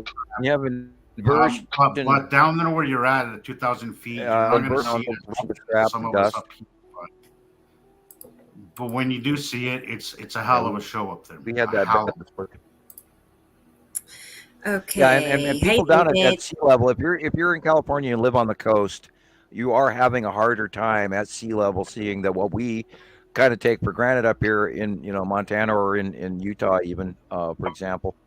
We do see a lot more because we're higher up, and that it is a different experience. Like, because I've noticed a lot of California-based shots don't show it as well, and whereas we see land masses and you guys kind of vaguely do. When I go even up higher, I'm about 5,000 feet here, 5,000 here down in the valley. But when I go up to Park City, up the mountain, that's like another 2,000, 2,500 feet. At some point, you could be as high as 8,000 feet up, and it is amazing sometimes. Yeah, and they're right there, and you can see land masses, and you can see the shapes. And yeah, and you don't have all the crap in the way. You can see the asteroids, right? So well. Oh, yeah. I mean, just crazy. Yeah, I get that. I'm just below 5,000 feet in most areas here, and Missoula proper is like 30. Well, no, actually, it's maybe. I need to relook that up. I don't know how high actually Missoula is, but I know I'm just below 5,000 feet here in Lolo. I think that's why New Mexico, where I was at, had such a great skies. Like, nothing I've seen, is because the elevation up there was at 4,500 feet. And it was basically desert. So you're talking about and the moisture's gone out of most of the cloud is gone. It was insane. I've never seen it as clear as I've ever seen it in New Mexico. It's just the best place. That area where I was at was just the best place for watching. I would love to be a fly on the wall the first time Taylor watches one of these planets goes by, and his jaw is on his knees, and he's having to wipe the street crumbs off his chin from going, oh wow. I will never forget the first time I saw the Skull asteroid come from around the backside, the dark area behind Planet Attu in 2015. And I mean, I have never been one of those people to automatically fearfully pee my pants. But at that moment, there was some definite concentration going back on holding back my water, shall we say. And I saw that damn thing come around out of the shadowed darkness, and the cold, vaporous clouds come out of the mouth, the open, gaping, screaming mouth, and eye sockets and nose sockets. And I mean, this thing was massive, and this was in 2015. And I saw that thing come, and I literally had to reach for the car so I didn't fall on the ground, because I was standing next to my car, and I'm just standing there going, oh my God, it is real. Because we'd had pictures of it. We'd had numerous pictures of it, but I hadn't seen it by eye. And I wasn't talking about it because there was a lot of, at that time we had a lot of middle to elderly women as the first original members of Montana Skywatcher 1. So I had a tendency to be very careful what I posted because I didn't want to bombard people into a state of fear. And of course, some of them are haunting me to this day, and a whole bunch of them have learned and grown excellent sky watchers. And a few other ones are out to get me because of it, because I damaged their concept of their religion. And not intentional, nor do I down them for that. I'm not trying to be negative. People don't like that. But I would love to be a fly on the wall when Taylor sees his first lead asteroid or red asteroid or the site of a Saturn, and it's an exciting time, man. It's an exciting like, time when all this starts. There are times. Sorry, I was gonna say there are times when he does send me pictures. He takes a walk or something. He's at least taking pictures. Are you pragmatic? And I'm outside every day. Go there yet? Usually every day, so I don't miss the sky. To be honest, I see it every day. I go on many miles walks every day, and when I biked, I used to go on like 20-mile bike rides a day. There you go. So, oh yeah. All right. Well, it'll happen. I love being outside. Yeah. A little hint: spend a little more time looking straight up rather than across the horizon. And that's when you're going to see your undeniable, oh my God, look, there's a complete rounded edge. And then you'll probably all of a sudden see a possibility of land masses. And once you do, you go, oh shit, it's real. And it's happened to me a number of times. God, literally every time I drive back from Missoula and look south and I'm heading toward Lolo, and there it is right in front of me, and I go, oh my God, I can't argue with this. And there it is again, and there it is again, And it's a beautiful moment. Yeah. When you discover something to be true, that you've been wondering about, and you actually get the truth of it that comes. That's a beautiful feeling. Audrey, you haven't done any homework. I was just going to answer this and say there is that is available, Yeah. The explanation. Understanding that. Okay, go to my YouTube channel, Samuel Hoffman. That's Hoffman with one F, Hofman. I hope you know how to spell Samuel. Samuel. I'll just get it out there. Go to my YouTube. And in one of the back pages, you'll find the Understanding the Skies series. There's probably 7 or 8 of them that we've managed to rescue. They are, some of them might be the cultured shows, and some of them might be the original blanks prior to reproduction, where we added to it through James, because I sent my stuff to James after I did a show, and then he added to it. He put stuff in between my descriptions to match, because he could do that and I couldn't do that while making these shows, and so we had to have post-production scenarios. Nepacity is not blue. Nepacity is green. We really need to do, Rebecca, a show of all the little planet pictures, and actually, let's do a description. Start with Nibiru, Saru. We'll do just a show on. I think that would be fun. That's a good idea. We'll go through each planet. Start from 1 and go to 100. Yeah. You know what I mean? Yeah, we could lay out a series of smaller, earlier pictures. I'll start making a playlist, a list of a folder to find some good examples of that. I know where most of those pictures are too, and of course I've got them all stuck in my brain. So I actually remember a very large portion of the pictures that I have, and even when they were taken, which is I find fascinating that I do have this retention. Then I guess I'm supposed to, which is why I do what I do, how we do what we do. Go back into that crazy land. But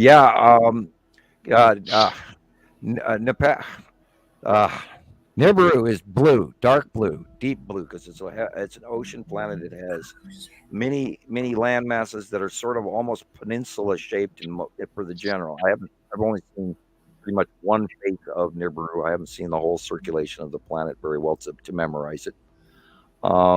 Saru has blotchy, smaller island land masses, is a blue-green. Uri is, of course, white and striped with gray stripes with partial open patches in some of her rings that are less dense, so you can sort of see deeper inside the atmosphere.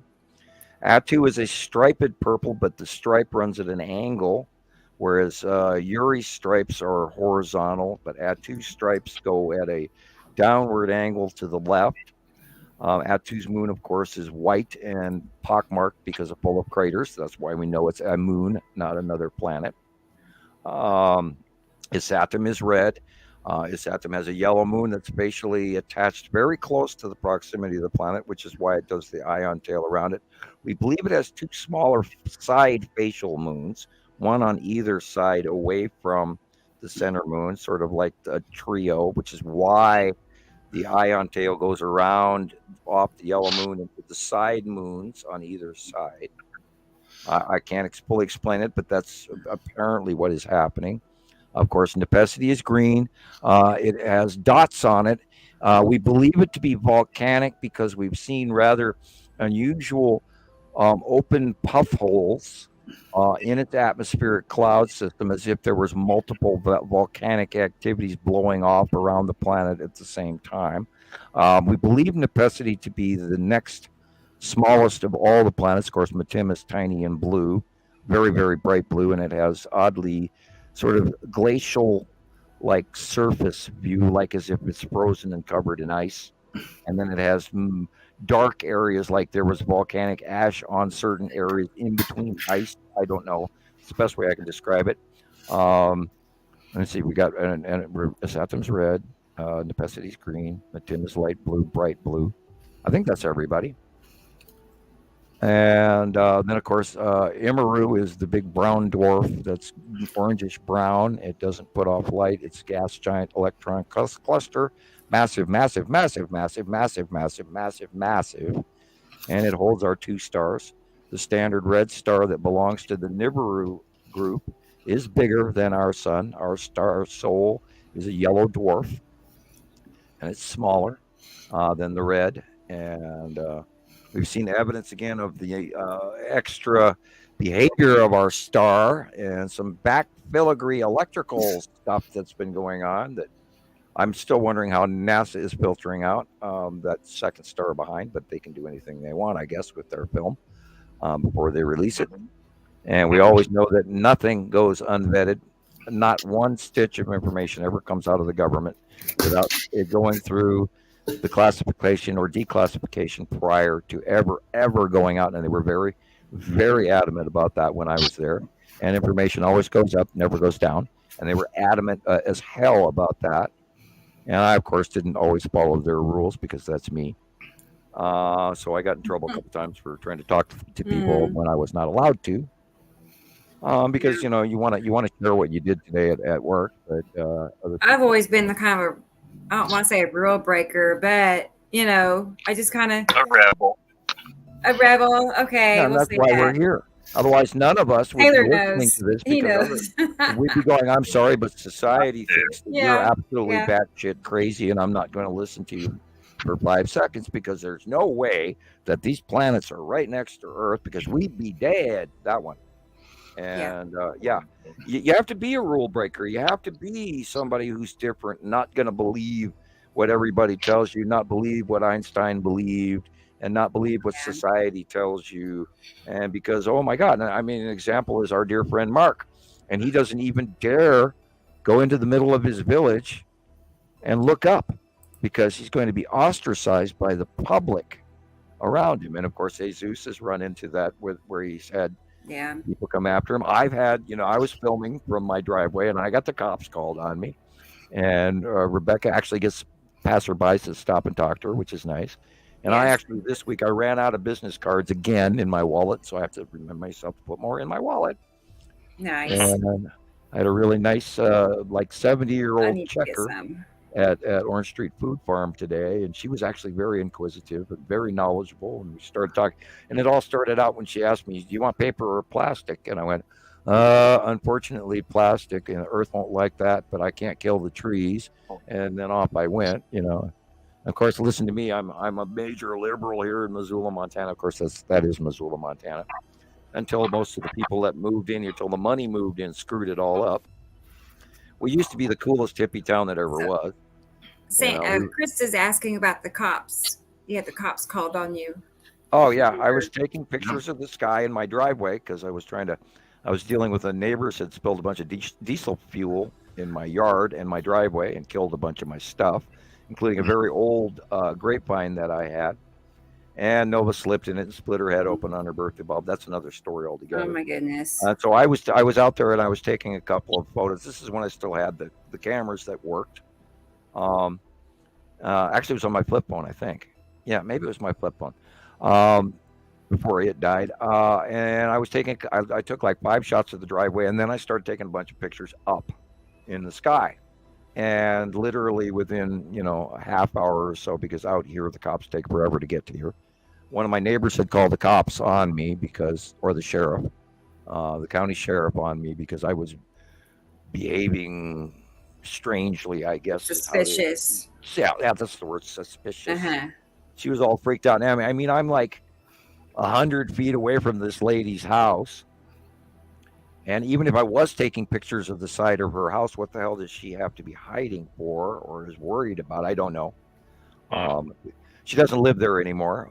But I thought a little strange that I would, I'm your neighbor. I walk past your house every time I take the garbage out. And I don't even think she knew who I was, which shows you, a level of unknowing. I have had people think I am filming them, which I'm most definitely not out filming people I don't know. That's amazing to me how many people, you don't have my permission to film me. You're not allowed to. It's like, excuse me, you're in the public. And they think they have that right to, you can't film me. Like, God, Right. If you didn't make an ass of yourself, no one would have noticed you, that kind of thing. Right.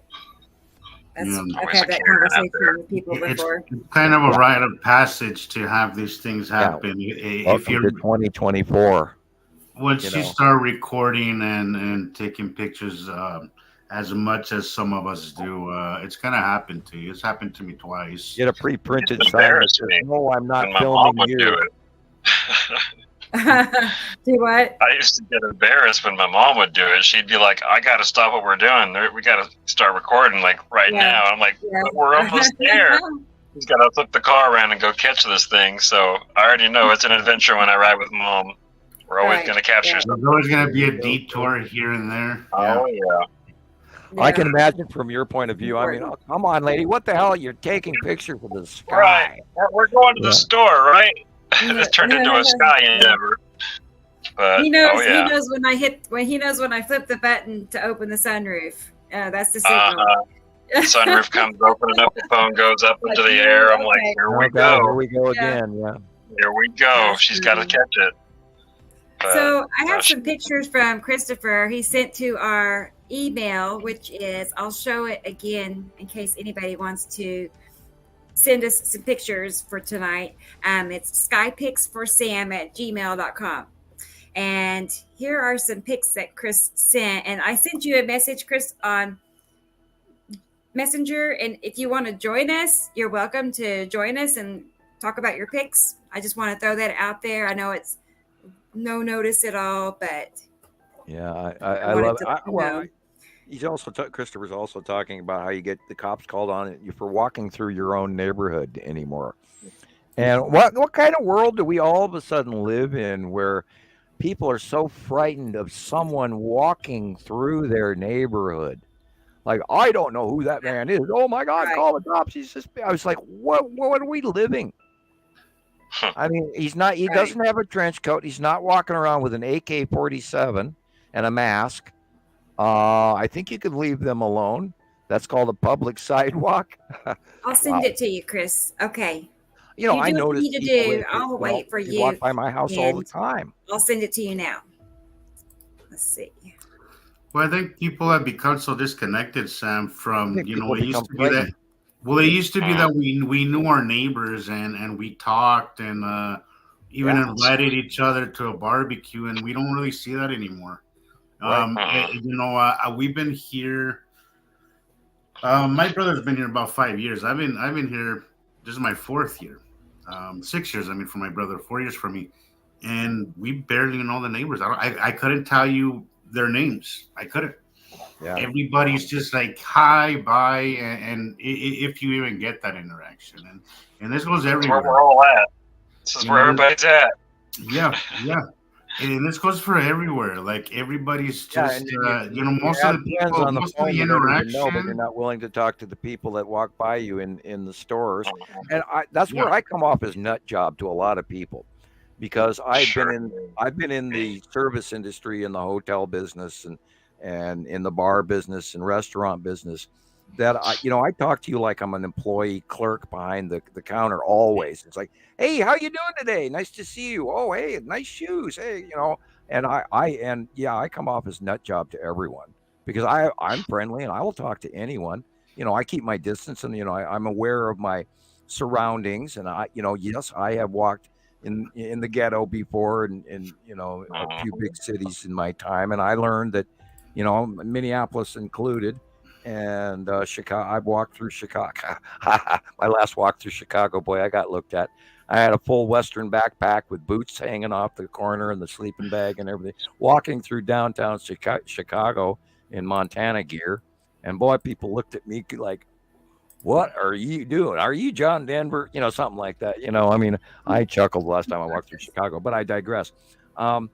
People, I think people have become drastically too focused on the phones, and I think that has changed humanity a little bit for the negative. I really do. Good in a lot of ways.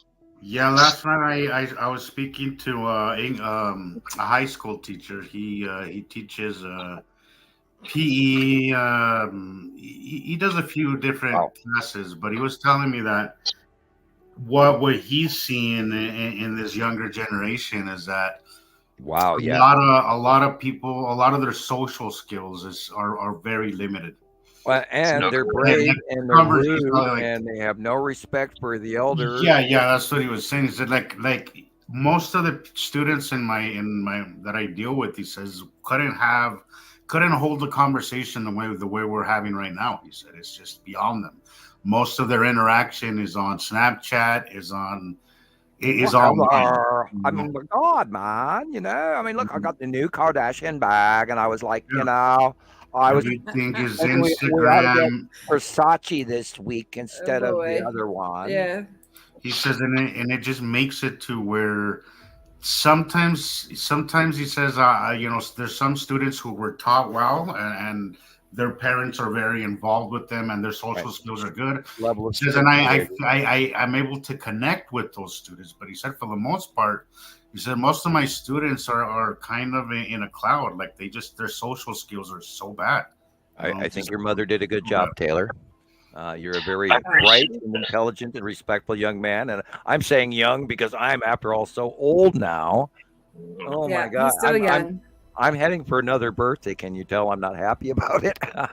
Sure. No. I'm 33, so 33. I'm enjoying my. I'm almost twice your age, and Gotcha. minus 1 or 2 years on the twice.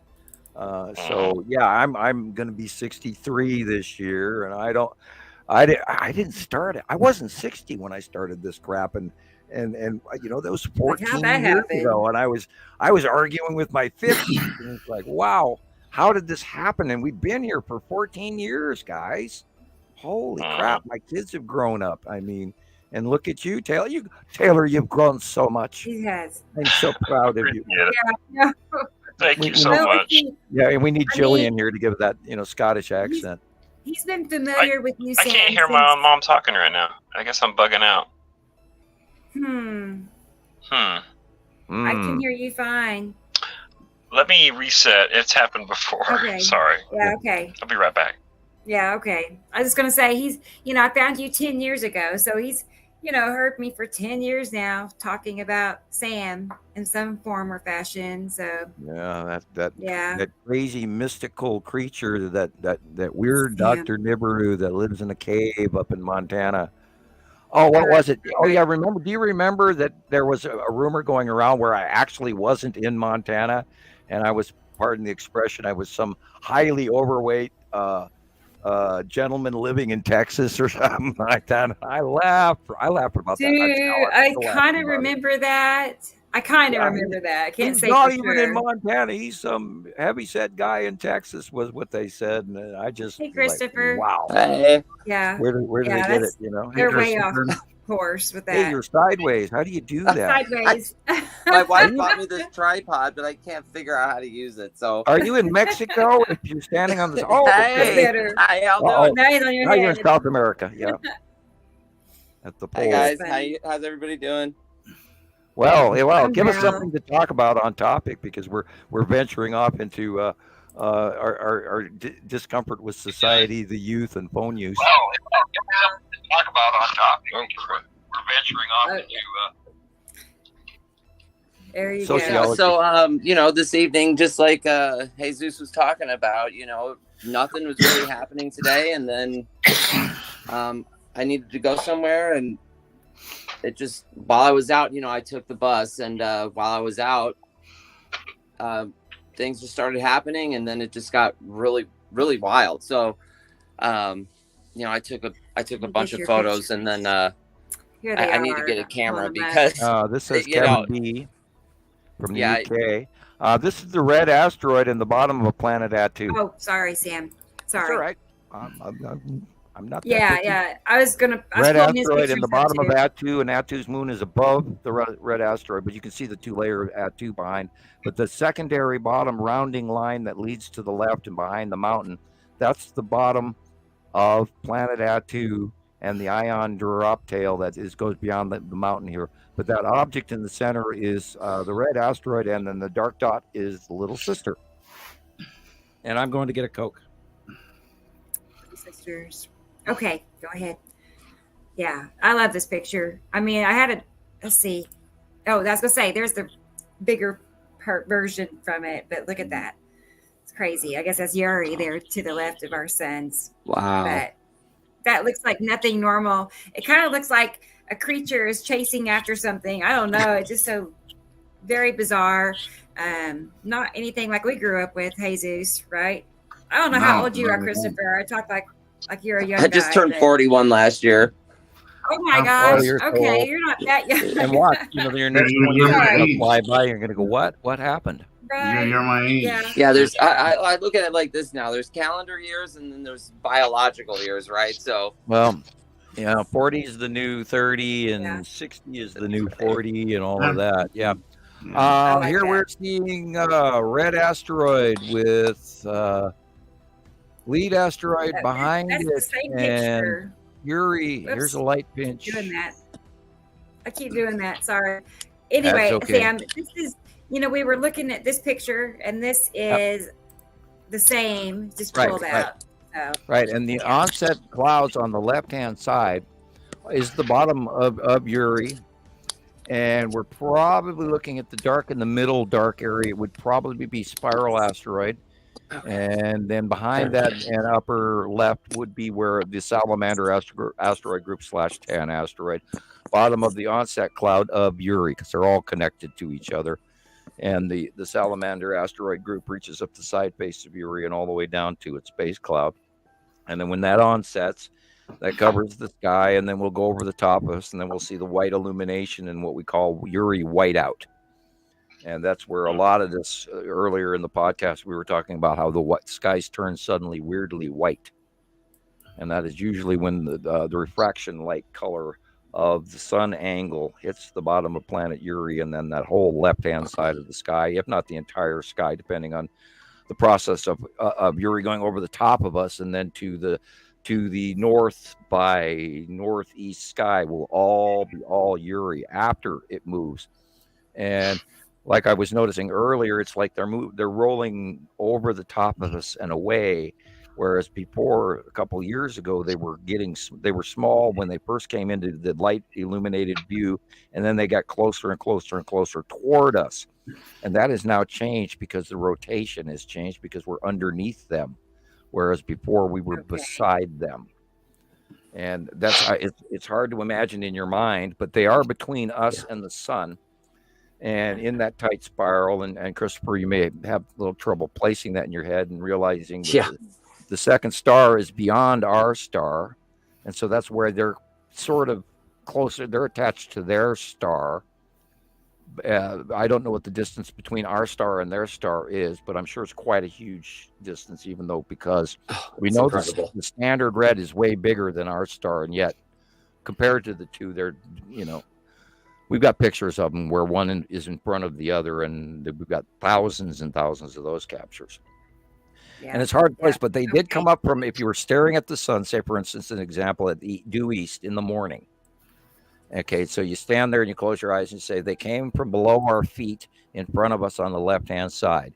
And then they rose up and spiraled and spiraled and spiraled up closer to Earth from underneath us toward our star as we're staring off to the east. And then over time, we were watching them from Antarctica. And then Jillian in South Africa and a bunch of people in South Africa noticed that they'd come up and then they'd go down. They'd come up and then they'd go down. And over time, they went up and then they stopped spiraling, rotating, and then they went left and then right and then left and right in their rotation closer to us for a period of the first 4, 5, 6 years. And then they slowed down in that progression of right, left, right. And then they were more stable for a longer period of time, 2 years on the one side, 2 years on the other side. And now they've gone over and past us ever since they did these little Voyeur little short trips over the top of us from 2019 on. But then after 2019, 2020, 221, 222, 223, and now 224, they're going over the top of us. So they're literally coming from our lower left foot, and now they're in front of us over the top of our heads, and they're headed away to our right shoulder. That's the path. And we expect sun separation to be also similar. The standard red star came from the lower left of our east. If we were looking at east, it would be in the northeast, but it would be below us, looking down at a downward angle, and it rose up from the left. So it should be actually exiting and continuing to exit to the right. Whereas us, our smaller, more spread out solar system, is actually passing through them. And people always go, well, it's coming to us. No, I think it's us. It's smaller and wider spread apart, and we're crossing them. So that'll add a different point of view. The whole rotation, orbitation, all that's just a lot of. It's a big jumbled up mess to. Yeah, it's the difference between to kind of get a grip on that. It's like trying to play. But I think I've gotten a little better at kind of understanding the rotations and their movements. For you Star Trek fans, early when Captain Kirk was first trying to learn how to play 3D chess versus Spock, you have to learn. You have to learn to place things in your mind in a 3D pattern, because Einstein has taught everybody, and I've talked, I think that was even Christopher the other day was asking about, or it was somebody while I was same time I was talking to him, was asking me to describe the crossing orbitation and how it fit into our dinner plate orbit model, and I couldn't.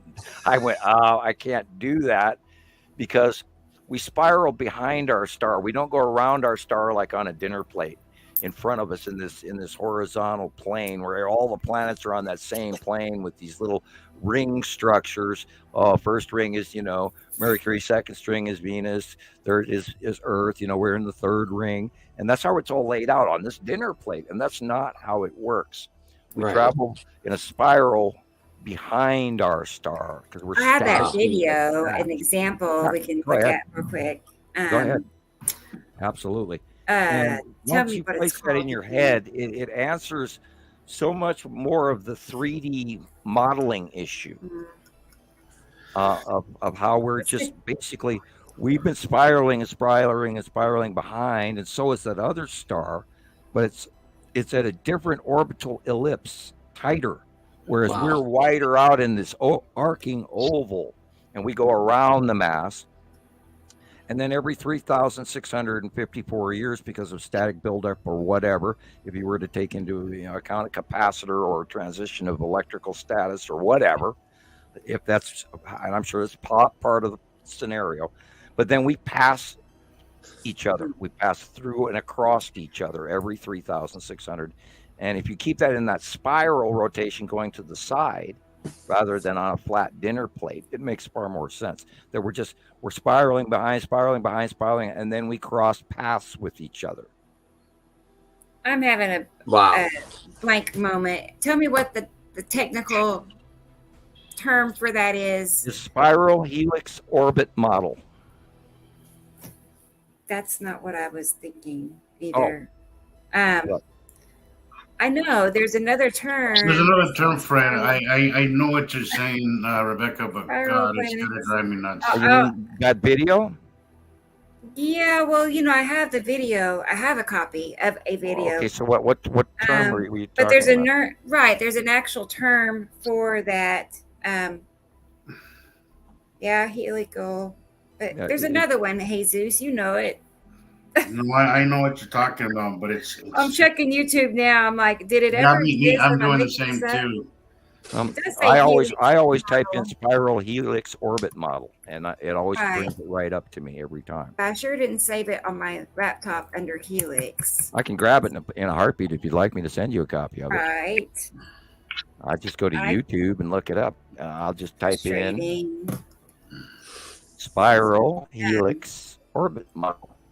Right. And I'm looking at those too. There's many. And I have one saved on my laptop, and I can pull it right up if I could just think of the term I put it under.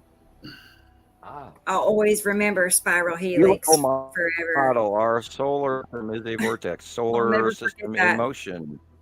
Helical. I'm going to send you the helical.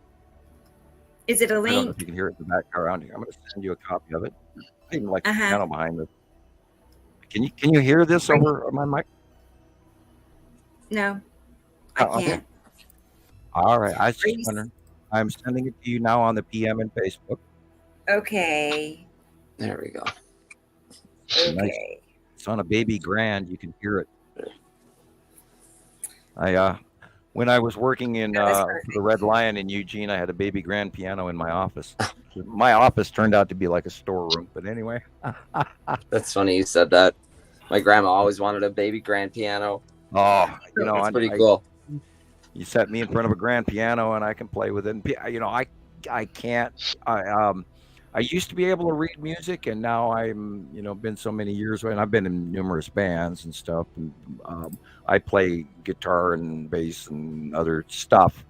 Currently, I'm messing around with. I don't actually play them. I mess around with them. I'm screwing around with a really wonderful mandolin, and it's very interesting.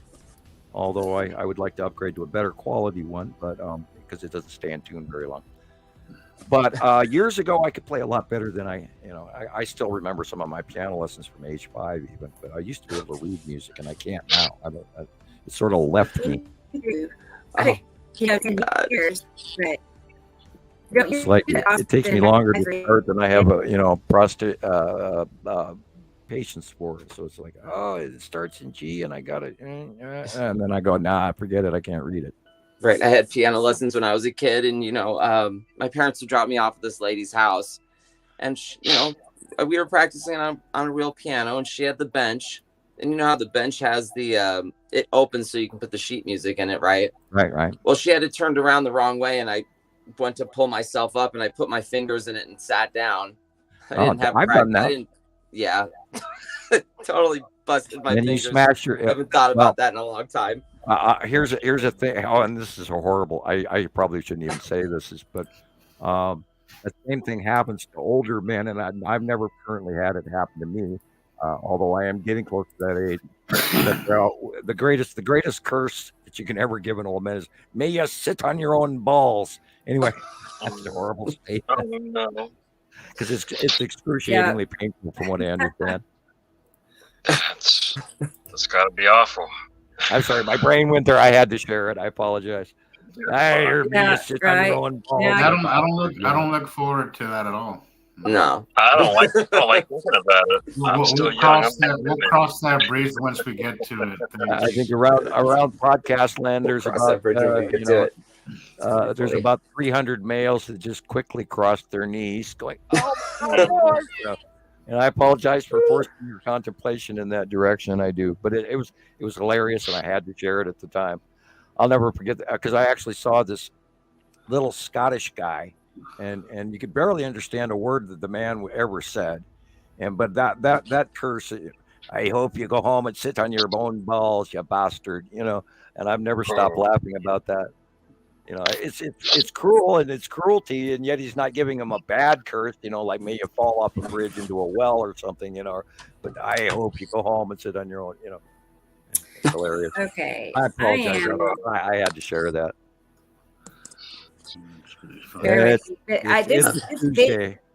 While I'm working on this, these pictures I have pulled up are from that's cut in of the Saturn yellow moon cutting into the side of the sun. Wow. And it's flaring away from it to the bottom left, but the actual thing to look at is the fingering, the banding around. That's the face in the upper right corner is the face of the Saturn's yellow moon. And you can see it in the rainbow little stitching light as it's rounding the surface of that moon.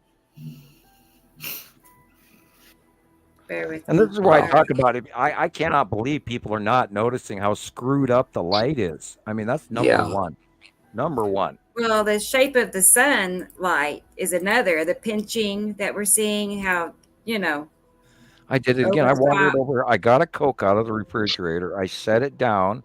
I said something to my daughters, and guess what? I didn't even bring it back with me. Hold on. Uh-oh. Go get it. Go get it. Okay. Yeah, I have it. It's here. like, you know, you take a picture of the sun, right? And you can get all these weird shapes and different sizes. And, you know, you may catch something, you know, pinching the light. And I've had a lot of people tell me that's just your lens. What is that? You know, but just go outside and look at it and you'll see it. Planets rotating around our sun. This is a different one, Sam. Yep, I see that. Yeah, that's the dinner plate. That is not how it works. It makes absolutely no sense when you really think about it. Right. And that's why I always had trouble with the gravity well and dark matter and all of this. It is, you know, I only about a year ago really started seeing what you were talking about, the whole gravity well thing, because I've heard it before, but I didn't really in the electric grasp universe, what they were trying to say. But it is a ridiculous. Yeah, we live in an electric universe. We live in seriously, the kind of shit that they tell us, it's just unbelievable. I don't understand. And this model isn't even correct because the planets should be farther behind and in more of a corkscrew because of their mass. See, that would make more sense with the Imaru system. The reason that that Saturn and Jupiter are where they're at is because they're the larger oval rotation, and the other ones are rotating on a more oval axis. It's more egg-shaped than circular, and this is what brought on the question of the orbit model variant in planet Neptune, and why that's what brought on the discussion of Planet X. Okay. And because we were oval instead of round, and that was where the whole story started. So all of these planets, now they're showing that they're farther apart from each other, but they spiral in a static attachment. And there is an electrical thread connection between our star and each planet. And that's why we don't get full eclipses from the passing planets, is because they're attached and we're attached, and our attachment will keep us separate. Okay. And that's why we may have a brief cutoff eclipse, but it's only within an hour, half hour, or 2 hours, and not enough time to actually fully diametrically oppose our temperature of our planet and all of that. I don't know what this is about, but you should use. I don't know. It's going off the. Went into. I don't know what's happening. Look at that. That's the space station. Like that's it's like a orbitation of a space wheel or something. I don't know. That's how it ended. Let's go back 1 second. Oh, that's the fancy ending for. I think they got a different graphic artist in and didn't finish the project. Real on real going on here. You kind of lost me with this. Yeah. I don't know. I think they kind of went off topic too when they made this. See, it's it. to prove that we're in a matrix. We're in an what, I can never remember that word. Give me It's, simulation vibes. firmament. Yeah, the firmament on a hollow deck. That's it. It's the firmament. The firmament. Okay, back to Christopher's. Okay, so we got that. Let's go move on. Moving on. Moving Yeah, on. on the right hand side, you've seen that blue light pinch. There's a pinch going on there. There's objects on the left. There's an object on the right. There's objects above it. Of course, we know that the site drawing, and compare the site drawing. Then you can see in this shot, on the left hand side of the sun is the lead asteroid cutting into the sunlight on just on the left, just above on the right hand picture, just above this tower in this building. Is a circular, striped, size of a golf ball to everybody, generically, lead asteroid. Now, on the right-hand side, you have the cut-in of a Saturn's yellow moon, and then the ion tail up above, and probably more over the side of a Saturn, because I'm seeing the ion trails up higher, so the yellow moon is way much higher. Okay. So we're probably seeing the cutoff of actually the side of a Saturn.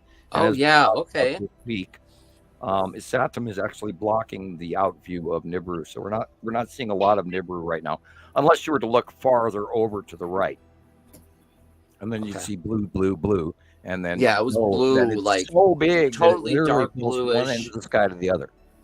Yeah, there's light, there's totally light blue going on, more down towards the horizon, but when you look more to the right or more up, it's just really dark, and it's just incredible. And if when we you look really at the see it, left-hand picture, you can see literally there's a cutoff on the top, which makes it this square thing just at the edge of the picture, right in the left-hand picture. And there's this straight line, and that is Attu's moon in front of Attu, cutting into that part of the light. So cool.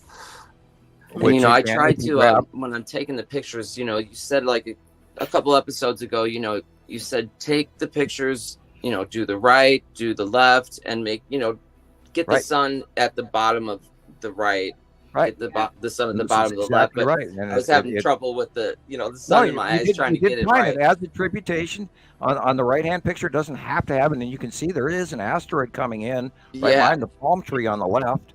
And so that is most likely red asteroid, most likely. Oh, wow. And I mean, you did it exactly right. You have the left-hand side on the left, and you have the right-hand side on the right. It's great, so it's automatic.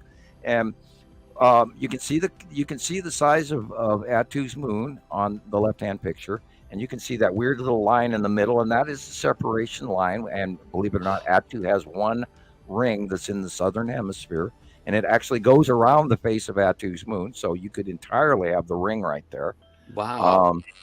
And up in the upper corner, or the upper half of the picture is literally Attu.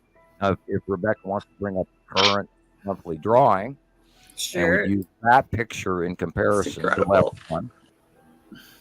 See, and there's so I noticed, like, if I don't have anything like visually to see, just like you said, just take the picture with the sun at the right and the left, and then we can go back and look at them and see what is actually there. Right. And it's just incredible. Like, and everybody's views can be a little different, and usually a lot of times, and most times, the sun is lower than the drawing. Right. I actually, even this time when I went to draw it, I actually dropped the sun, and it just didn't look right to me. So I stuck it back in the middle again to do the drawing, because I knew I'd be cramping myself out and trying to draw everything below the sun. So I thought, I got to do it that way.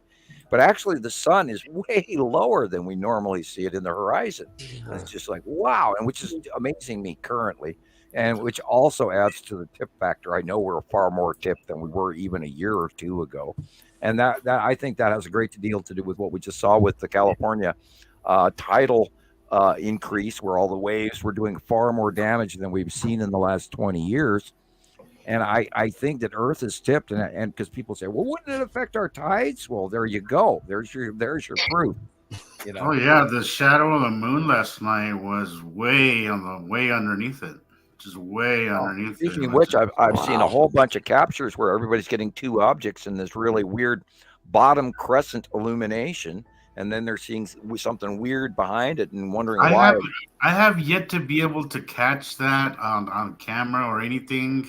I have noticed a lot of reflection coming from the moon, an odd reflection that just doesn't belong. Yeah, up here I can see absolutely a yellowish, larger body behind our very bright white moon, and I've been watching it. There's something. It's illuminating light off of something else. So the light there's from a the larger moon is object behind the moon. There is. Yeah, something is illuminating off the light of the moon, and we talked about the Two Moons project from the UAE, United Arab Emirates. I've been trying to capture it, but nothing. It's always either cloudy or something, and I've not been able to capture it. And I've seen it so many times. You'll get it. I'm not giving up. I'm not giving up just yet. So I'll catch it. Now, is this on the left-hand side of the sun? No. So the sun is on. This is on the right. So the sun's to your left in these pictures. So the sun is to the left. So this would have to be then. This is a crescent or a backlit crescent flare. So you're looking at the opposite end of either a Saturn's yellow moon, which is most likely. Oh, okay. I see what you're saying. So the back end of the object. Okay. Right, because the sun is shining on the dark face of sun is shining on the planet, and then the light hits the planet, and it goes. It's like if you're holding a crystal ball in your hand. So cool. It runs through the atmosphere, and then when it goes to the exit of the far end of the planet, it puts out that centralized focal length. And that is what I also believe that all of those really cool, weird rainbow shots we've been seeing for years now is that same occurrence off of Earth. Which and why they call them sundogs a lot. Which no, not a sundog. They call it a whatever. But we see these double, really cool white. Whatever. Well, I don't know what they're. I never they call it that. What they're calling things. They know better. I was supposed to I need to come up with a better name. Yeah, I'm a better scientist. But light bends. Light will bend around an object and then and then it'll focal out the far end. It's why we see those. And again, what they call the crepuscular rays is another example of it. That's a new one for me. It's just light bending around an object and then shooting off. Right. Wow. Angles, yeah. So I was walking down the street when I got this, and it just the rainbow colors, that reflection there, it happened almost instantly. And you have a good eye for things that don't belong, because a lot of people would have. This was like a tiny little spot in the entire sky, and for you to notice that's. Well, I mean, it was just so bright. Like it's just catching things that don't belong. Totally. That's a good way to say, wait, this doesn't belong there, and then pull out your camera. When you spot something like that, take your camera out, take a picture of it, and then look at your pictures later, because a lot of times you won't catch it with your eyes right away. No. But look back later at your pictures, and it helped me a lot. A lot of editing. I don't post a lot of heavily edited things, but I do play around with it so I can see what's there, and I could kind of bring it out a little bit better in my post. But yeah, that's good. That's good that you. Excuse me, Rebecca. I just sent you the old drawing of the backlit crescent flare that we use on Montana Skywatcher for everyone. Okay, I'll get it. And then it's a direct guide to what I was just talking about. And Sandy Cheeks, they're here with us. So hi, you guys are Sandy here. Cheeks from Sandy SpongeBob Cheeks. SquarePants. Same one. Yep. Sandy Cheeks and Third Eye. Squirrel power. Okay. I love SpongeBob. I really do. I've never watched the whole episode. I've never watched much at all. I've never seen a whole episode of SpongeBob ever. Neither have I. Wow. Ever. It beats the Kardashians any day. I'll say that. Yeah. I have seen them. I used to have to see them with my ex-wife's nieces and nephews, and I say it's more entertaining than the Kardashians. I think so. Through the SpongeBob trip, we did a lot of SpongeBob, and and Shaun the Sheep and all of that.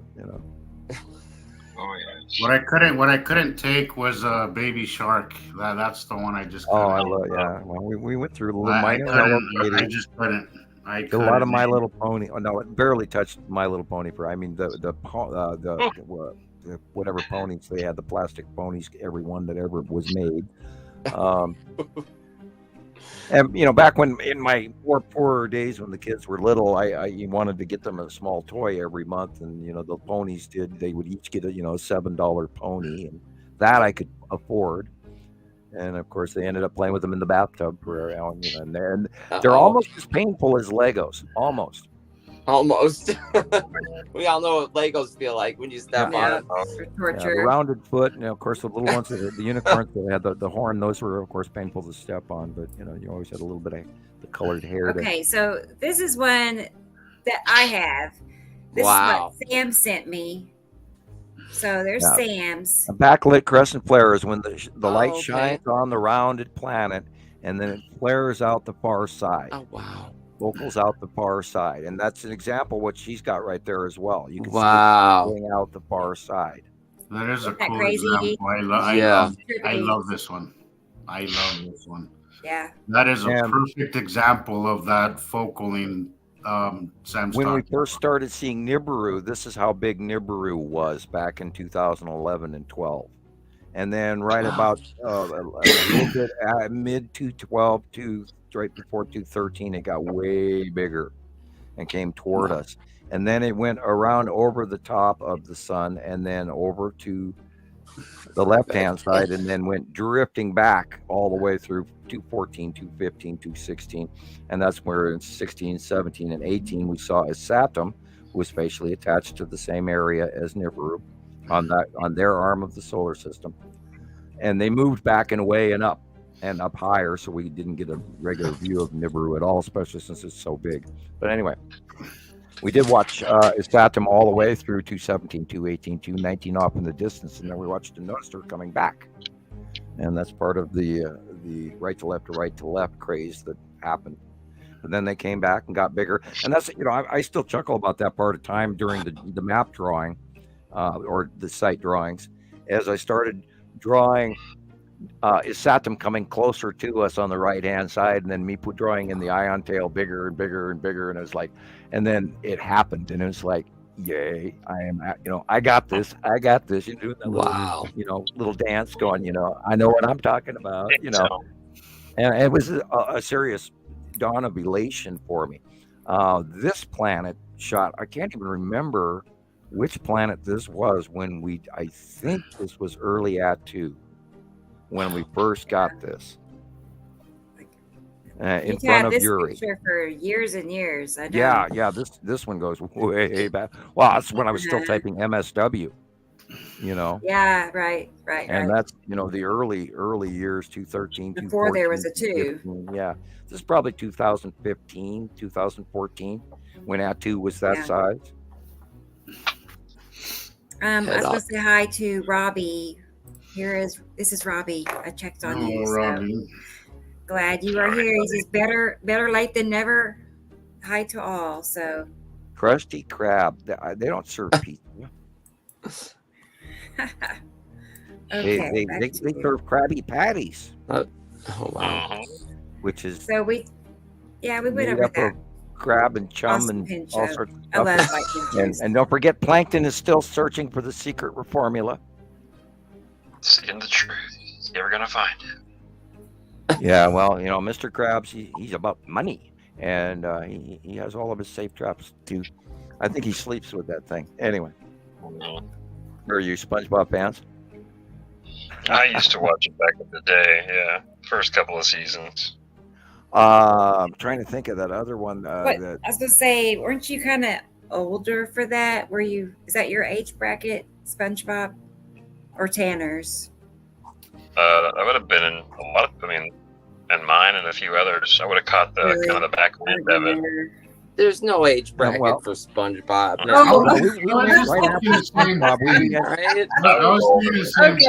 I get it. I think my grandma used to watch it. She was like, "Oh my god!"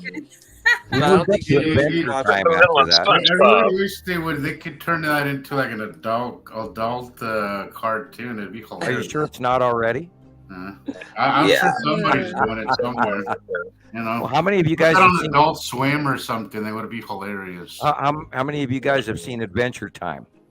Adventure yeah. Time. Come on, join your No. friends. No. My daughters went through that. We have the whole series of Adventure Time, and on yeah. DVD and yeah, you know, and those That things was one went of through. Cartoon Network's biggest, for sure. Yeah, we did a lot of Cartoon Network and stuff like that too, and the so and so the scared dog, and I can't remember what his name was. Anyway, Courage. that's not the science, guys. We're Yeah, Courage.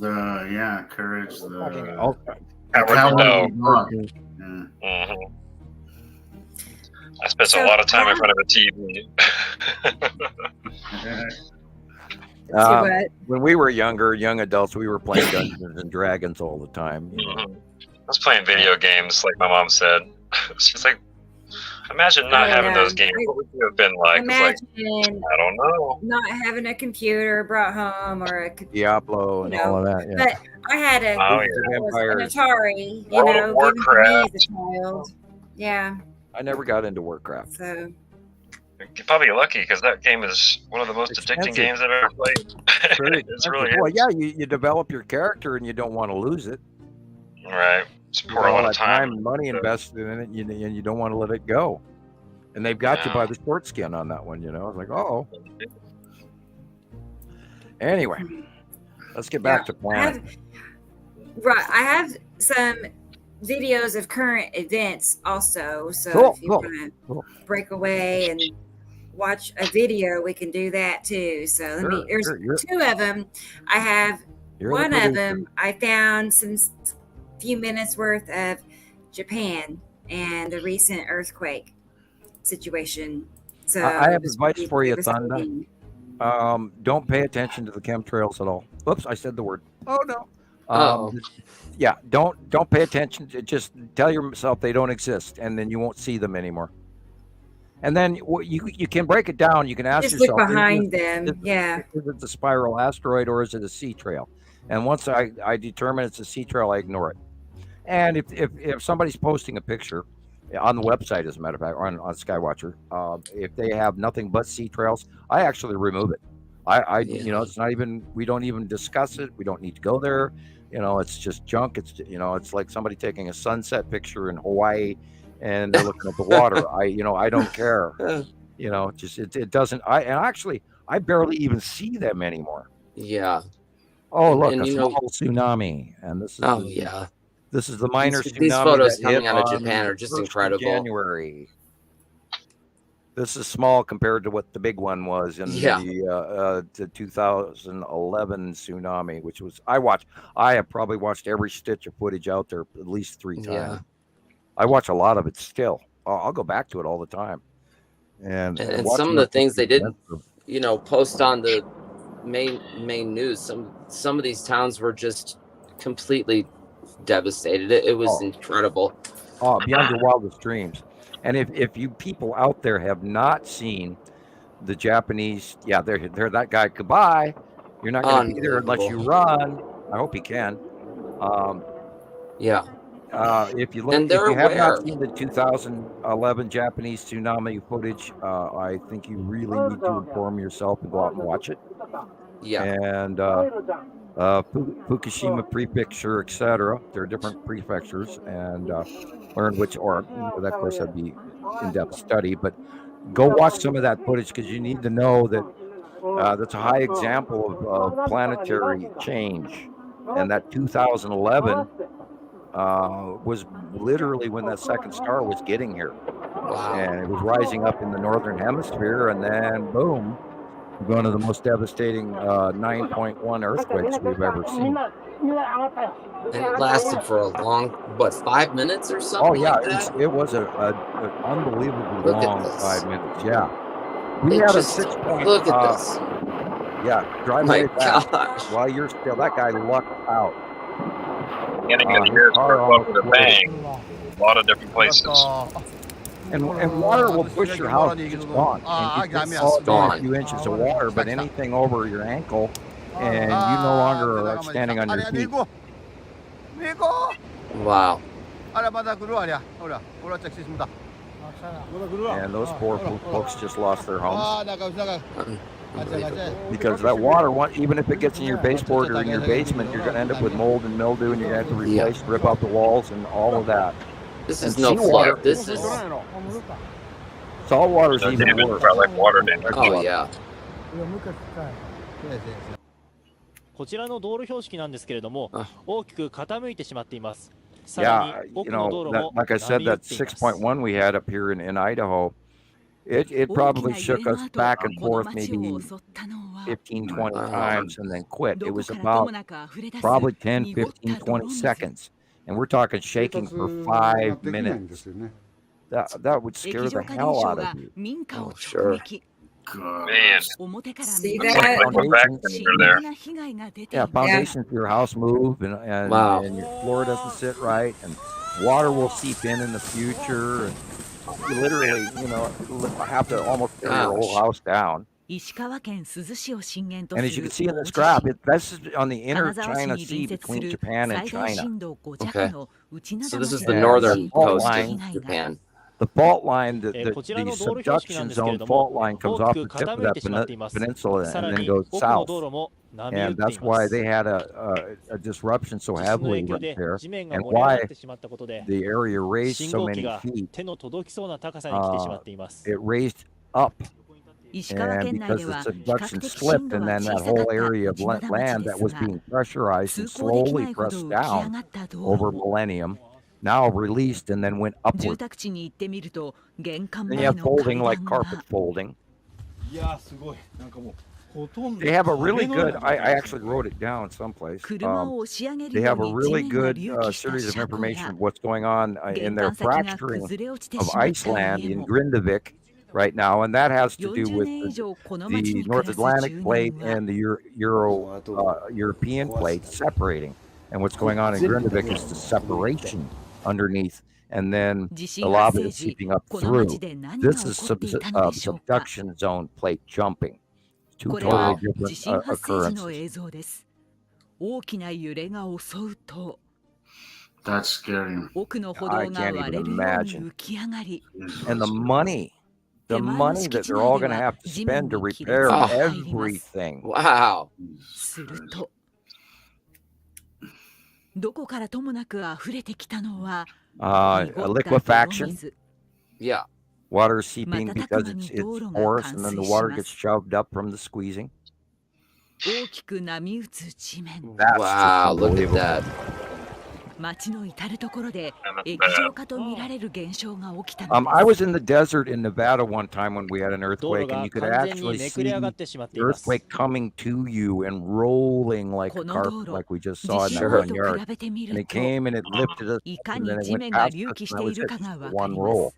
But in the desert, you could actually see こ it ちらの coming. 建物は Wow. 1階部分が地面に埋もれるように沈み込み電柱に設置された街灯もこの高さに。 That pole sank. ただ表からは見えない場所にも And the damage 液状 is 化の unreal. 被害がありました。あの怖さは本当にもう妻はもうパニックになってしまって I この I 地で can't 生ま even れた imagine. 椿さん You know, は there these people spent their life savings and their お宅を見せてもらうと retirement. They think they're comfortable, and then the next thing they know, 5 minutes later, Right. they don't even have a place to live anymore. And then the もそのまま残ってましたから town officials that come in and tell you you can't live here anymore, and what do you 裏 do? 庭は Yeah. You can't sell it. Right. この下ほら空洞になってるんですよ地面が抜け落ち、そこ You に never know は when 水 it's が coming. 溜まっていました。 No. And they've got problem with that in Grindavik right now, where they're actually like this gentleman that vanished. They did not find 生活ができ him. ないんですよね He was in trying to pack some soil, and where he was packing soil, the whole 液 area 状化 underneath の him 影響で opened 床 up, が up, 傾き、 and he went down 次の地震が来 45たら倒 meters 壊の into 危 this 険もあるの water ではないか pit, と where the 現在は ocean level 避 had come 難所 in に in 身 the を寄せ ground て way いま below す。 him, and they never found him. 地震の揺れによって砂の粒子 a が lot of 分 those 離し sinkholes are And opening up in these Grindavik people, they right live now. in an area, you know, they know that this is possible, but how can your mind 内 allow 灘 you 町で起こ to った理由を even 現地調査に入った comprehend 専門 what 家 is は to come? This is 海岸の these 砂丘 events で are す just ね。まあ so その内側にガタ、と so 言われるよう incredible, な and 湖 Well, and this is going to happen I to could all of them. never, I could があり never, ますが、そういったそのガ think, タの近く you can just not は、understand 一般 what's 的な about こ to の地盤 happen. が何 Yeah, 度か well, we're 地 having the 域と same なり thing ま right す。 now. You can, next time 石 we get 川県によ Leandra る here, と内灘 uh, 町の住 she 宅 lives 被 in 害 Northern は多 California 数 in a として specific town. I'm 詳しい avoiding 数字は mentioning 分かっ until てい she ま does. せん。 But they worry about 能登半 that 島 too, 地震 except で they've got は a different 石川県 way で of これ now. までに 206人 The が亡くなり、 California このう earthquakes ち8 behave 人が地 differently 震後 than の these 災害 do. 関連死です。 Oh yeah. Theirs are また deeper. 5 These つの guys 市 are と町 lower, で and then they 52 also 人 go の in 安否 a が in a 依然とし wave, て分かって and い they ま do せん。 more side to side shaking, 被害が where the 特に LA 大き is い an up 輪 and 島市と down. 珠洲市では、 Oh, 未だ Like 住 here 宅 in 被害の Montana, 全容 we're を把 side 握 to できな side い as 状況 well. が続いていて、 There's been a 避 lot 難 of 者の activity 数も going on in 2つの市で Yellowstone 全 recently. 体の There's お been よそ activity 7 I 割 was に going to上 at り say Mount ます。 that. Rainier.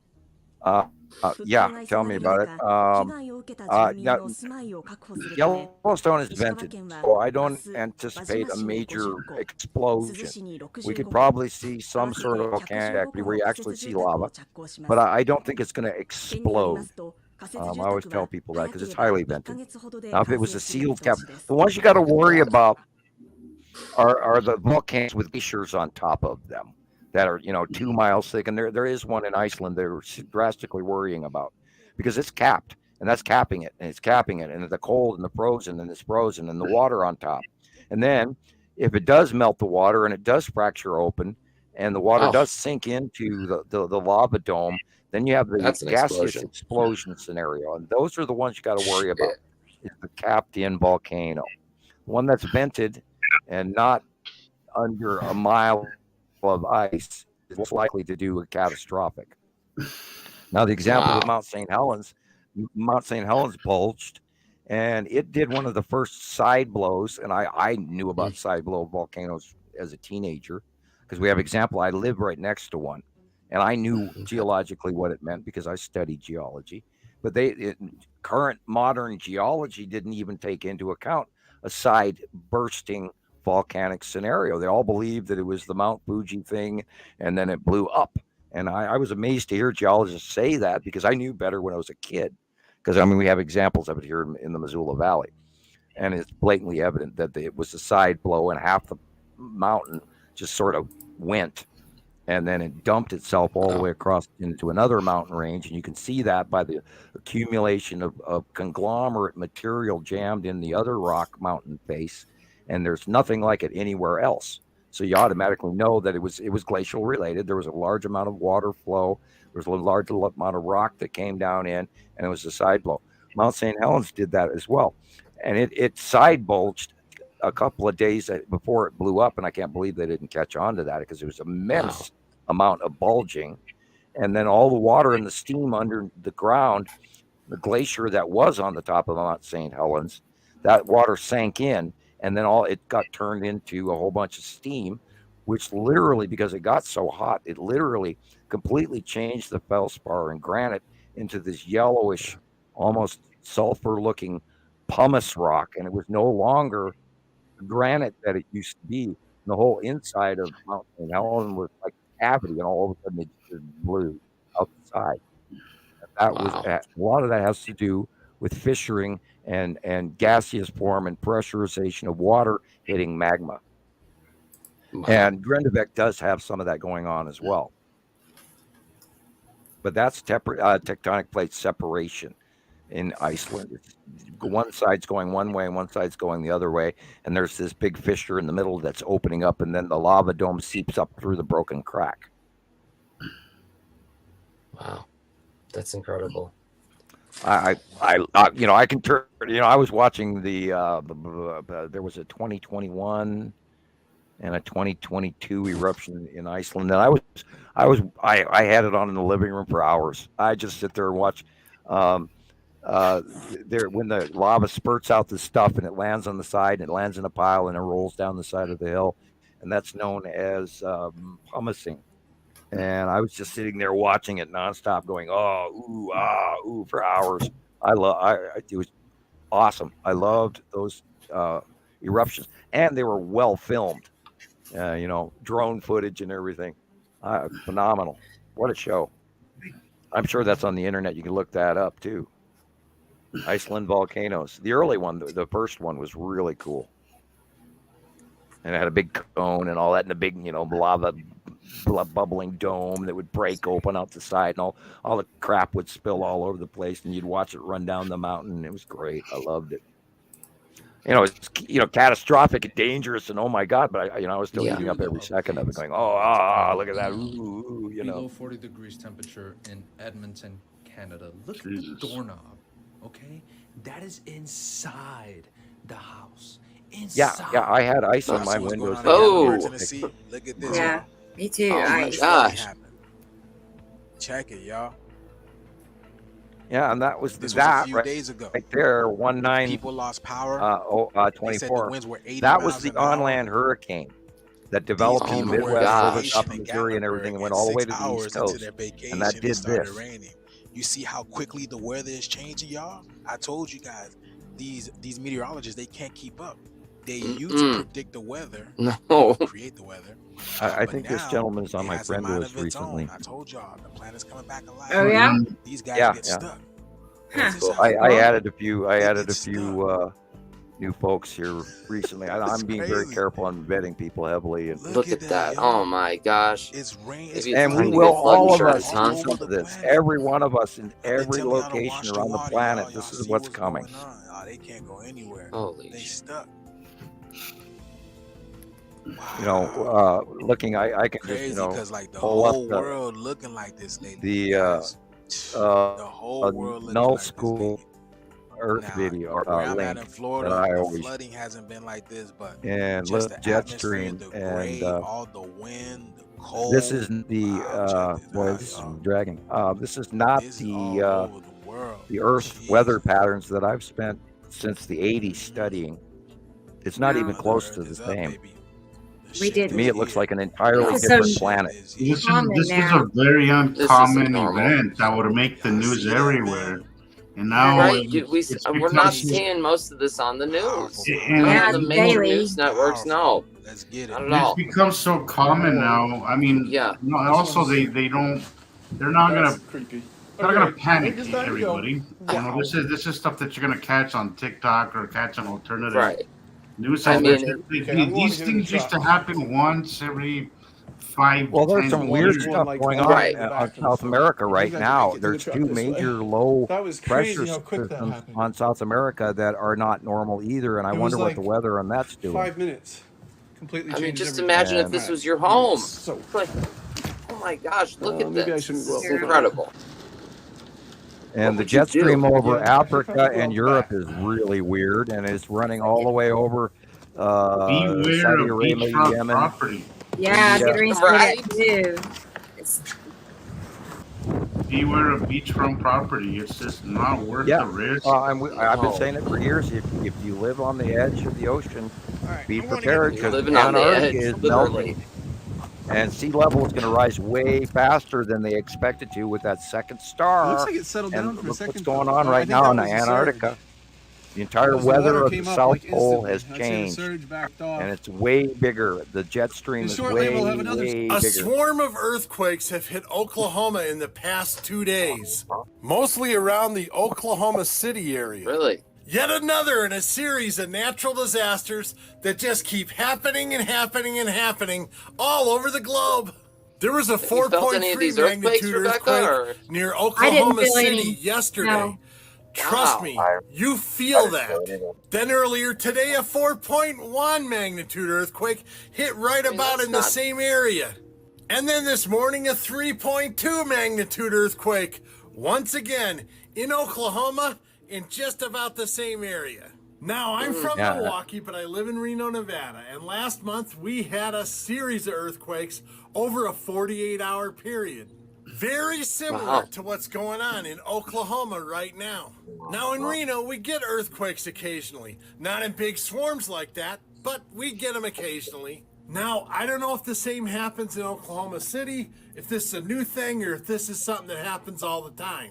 Well, But that's just the since December, you Aquifer can look it Dome up yourself. decaying. Fires, floods, earthquakes, tsunamis, even a volcano going off in Iceland. Things like this are happening all over the globe.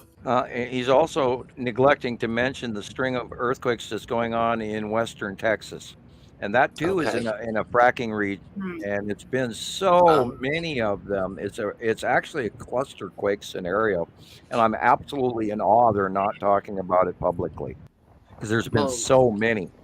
Oh my God! Wow. Stanley, Idaho, of course, has been rumbling ever since that 6.1 we had a couple of years ago that we felt all the way up here in Missoula. And it's been going on too. And that's where I expect a volcano to burp first is Stanley, Idaho, because it's been so active. It's been unbelievable. And I think that 6.1, 6.3, whatever it was a wake up. And because it's in the middle of this big, huge mountain range. And we know that Valley of the Gods volcanic park in southern Idaho is directly linked to Yellowstone. So there could be a core underneath Stanley, Idaho, and watch it in the earthquake reports. You'll see it every day, if not several times a week, where Stanley, Idaho has been nonstop quaking ever since about 3 years ago. And of course, like we talked about, there is unusual activity going on in Yellowstone right now. The thing that I had a question about was that how Oklahoma has this place called Black Mesa, and it's like a remnant of like volcanic activity and whatnot. So that crosses my mind as to maybe something that is relating to the earthquake in Oklahoma City. Well, didn't you say Oklahoma was like a I had someone mention a long time ago they believed that Oklahoma was actually like built on top of a caldera, like an underground volcanic cavern. Well, there's a volcanic region in Oklahoma, New Mexico, parts of Texas. The southern regions, most of Texas is a fill-in, just like Louisiana, from Great Lakes and all of that. And that's the Gulf of Mexico used to be much larger, but then half of Texas, from like Houston down, is a sand fill-in. But the rest of that region, you go from Oklahoma, western Texas, New Mexico, Arizona to California is look at the Valley of the Gods, those national monument tall pillars. Those are all volcanic core domes, just like Devil's Tower is. Those are cores. Those are volcanic cores where the rest of the material was washed away over time, over 5 million years. But yeah, there's a lava dome under Arizona. We know that for sure. Yeah. There's a lava dome underneath California. There's a lava dome under Montana and Washington and Oregon. And they're also going, well, it's much bigger than we thought. Yes, it is. God, let's talk about Pikes Peak in Colorado. That is an unborn volcano from hell. And it's volcanic shaped. All you got to do is look at Pikes Peak. It's literally, Mount Fuji, but bigger. And I'm in awe that thing, and that might be the next Yellowstone, because we know that it's moving.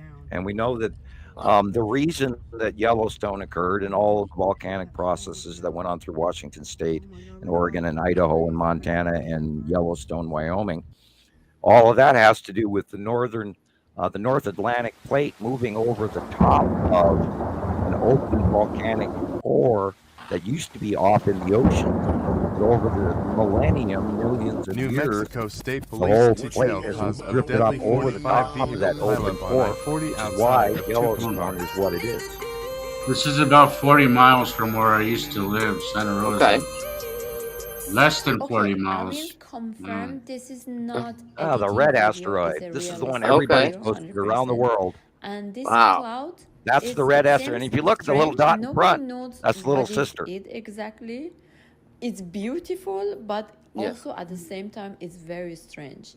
It's happened 2024. Yeah, January everybody 9. posted that last week. So I don't know what it is, but it's. And I believe it was captured originally in Japan. Yeah. And also, I don't want to overreacting, thinking, but still. And it went around the world, and we got 30 copies of Montana Skywatcher too. The smaller circle is kind of like yellow. That's the coolest part. How everybody from I all don't know. If you walks look of life, all closer, you regions can of the see it. planet. Let me Everybody's know what sending you in think this of almost the this. same Hard thing. Texas It's gets hit incredible. with blizzard. Be Well, at least careful, they're noticing Texans. it. Let's Dallas I mean, Cowboys. that's kudos right there. Oh, look, guys, my normal weather. Right? Yeah. No, that was outside my Yeah. window the last 4 days. Oof, that is, And this wow. is the Wow. bottom of your. No, I take it back. I take it back. The sky. There's purple Atu on the left. Shit crazy. That too. No that's filter. that's Yeah, incredible. Atu's moving well, you know. Is it lightning? No. Yeah, Rebecca and I talked about this. I think this is a transformer blowing up. Yeah. You can hear it. After you said that, like that makes perfect sense. You can hear the Like, transformer in the distance going. Yeah. Oh. Yeah. This is Reykjavik, and this there was a secondary fracture that grew south of the berm. This is the lava flow that went over their main highway. Wow. In Grimnik. And that's the major fissure that opened up again and burped up all of the liquid. Ooh, thin lava. And this comes from the North Atlantic plate and the Eurasian, or not Eurasian, excuse me, the European plate separating away from each other. And this is the lava that's creeping up through the fissures and the cracks as all of this spreads out.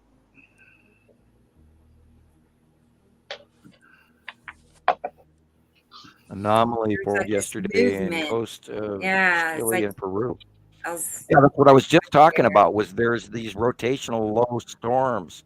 They're stable, and it's like, what is that? And they're stable. Well, that is a weird anomaly. I wonder. That is weird. Right off the coast of Peru and Chile. I wonder if that's a heat up, a welling up from under the ocean that caused that I remember anomaly. seeing that video of a car. yeah. Yeah, come Bumper on down the cars. hill. You're the next contestant. Oh boy, Somebody can you go to the imagine? top of the hill and flag them down. Like, don't go this way. If I was an auto body shop, I'd be Right. standing at the bottom of the hill handing out business cards. Here you go. We'll Yeah. tow it for you tomorrow. Right. Bring in the work. Yeah, we are That gonna. reminds This, me of if you don't see this in your town this year, you're going to see it there next year, and this is coming, everybody. And we have complete. I think they're going to see a lot of this year, personally. A lot more of this. Yeah, and we're talking tornadoes in January, unheard of.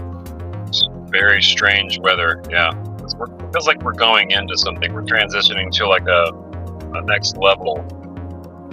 Well, the weather is completely mad, and the jet stream is mad, and the number of rotational low pressure systems is tripled. I'm not going to say doubled. I'm going to say tripled.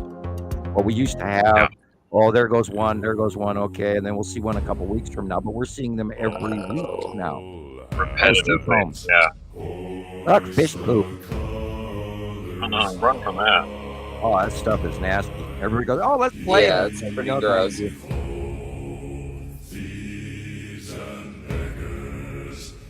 The old pirate Caribbean. That pirate chat. Yeah, don't forget the ARG. You gotta get that ARG in.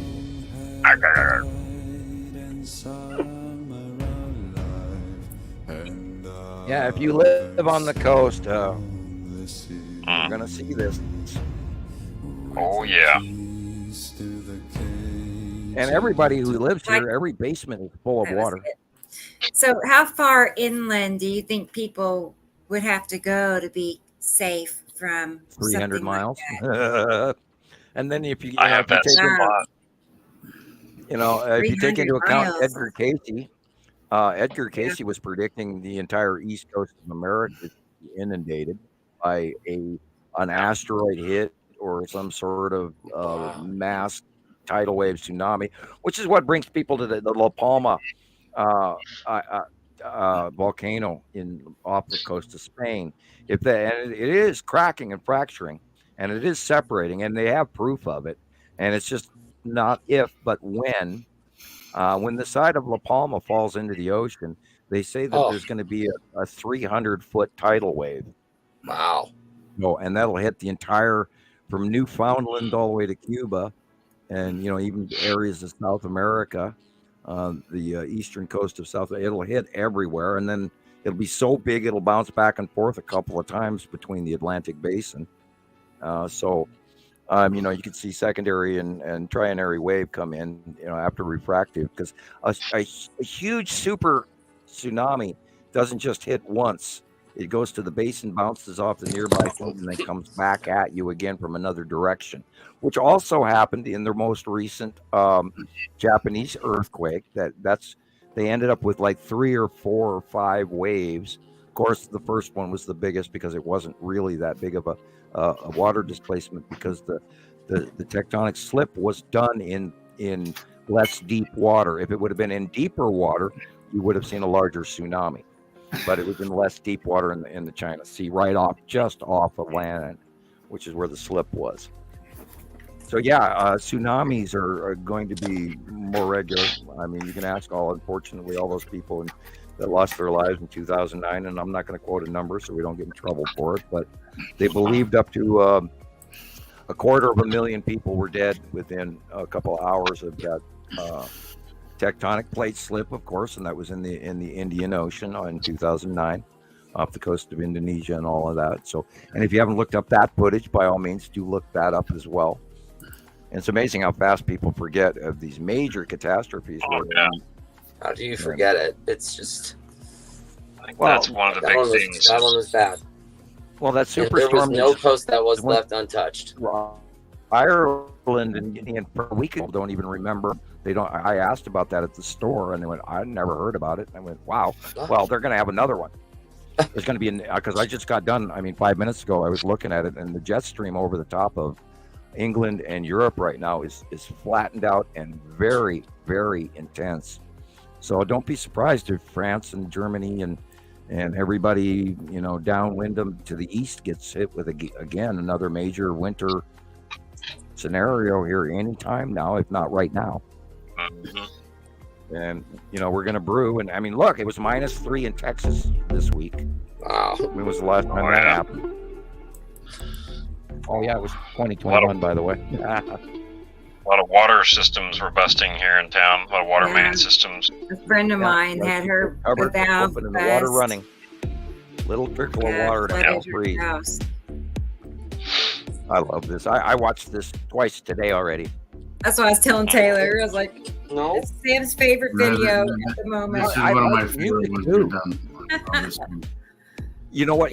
What's been running through my brain and not quitting is that the Italian Fugo, the startup, that really dire, scary one, that Italian music at the beginning of our show, and I've been playing that over and over in my head, and then I see the startup of our show, and then it sticks again. It's like, yeah, people, cool. the layovers. I always just love how you lay these things over. And the Sunday night always a lot. Oh, it does. Yeah. It's huge. It helps visualize it. And we know it's Athens Yellow Moon is right there with the pathway going up to the upper corner. And crossing asteroids on the left. It is. And of course, it's got some good views. And I got a cat behind me meowing away. 2 seconds, I'll be right back. Okay. Look at that. This one right here, I love this one. Oh yeah. I love this because you could clearly see it right there. Yep. Look at that. That's awesome. So cool. That is so cool. It's just like really there, As I was telling Taylor today, I was like, it's just like he draws it, like down to the smallest detail. He really is seeing these things. The salamander group right there, just on point. Right. I love it. And I agree with Rodney. He mentioned Sam's sense of humor kind of lightening the subject. And I agree. I didn't realize until I started visiting with Sam on the phone what a sense of humor he actually has. I know. I was not expecting that. Really. Yeah, I'm the guy that usually yells, "Do your homework." How could you? No, I'm joking about this part, but how could you be so stupid? Right. How dare you ask me that simple non-science? I'm joking. No, yeah. I know. No, I use humor to cover up my want to scream at all of you, going, "How can you not see these planets? Oh my God!" Because I've been watching them since they got here. And it is beyond, I say this over and over, it is beyond me how you guys don't see generically. I don't mean the people in tonight's show, but or our listeners, but I cannot believe that society has not gotten a hold of this yet. I mean, I actually spin out in my head thinking about it. Right. Mm-hmm. How can it? How can you not see these? They're huge. It's the coolest damn thing that we ever had in our entire lifetime. It's the greatest secret of all time. And I know it. And it's just like, I got to go into town and talk to people like it's okay. And this is why, I'm coming home today and I'm laughing. I'm in a almost hysterical laughter for, over 5 minutes driving home, looking at the side of a Saturn and a Saturn yellow moon, and the entire western sky on everything to the west of me is pitch dark, and it's 3 o'clock and 2:30, 3 o'clock in the afternoon, and there's no way that this should look like that. And not a single reaction. Not a single person sees it or is reacting to it. Nothing. And not a reaction from anybody. Just But it reminds me of that film that they came out with not too long ago called Don't Look Up, and it was kind of a mockery film based on how people don't pay much attention to things. I did not. I couldn't watch that movie without chuckling the entire. Yeah. I'm like, that's exactly what's happening right now. And whoever made this movie is probably they know what they're doing. Knew. No, the guy who made that movie knew exactly what he was doing. Oh yeah. Yeah, and then and then where does it boil down? Where you lay your personal reputation on the line by trying to point out something to you that, and where there's a possibility that some people are going to come after you for it. Which is, I'm a prime example where I have people actually threatening me because I do what I do, and we, the police have all of those. They have this real nice file on me now. That I actually do turn when I'm getting a death threat in the mail, I turn it into the local police. Yeah. Oh yeah, I've had. Gosh. I think I'm up to 5 or 6 by now. Oh, Sam, that's. Oh, I've had people threaten my children. I've had. I've received. I have actually received white powder in an envelope, and of course it wasn't. It wasn't deadly. I'm still here. Well, yeah, it's a tease. It was flour or whatever, but they actually have a file on this, and they're I'm sure they're not doing anything about it because I didn't go into too great of a detail, but maybe the detective on the other end of this actually went to our site or YouTube and saw some of our material and probably laughed and discounted it and went, "Oh, this guy's a nutball. No wonder they're after him," or whatever.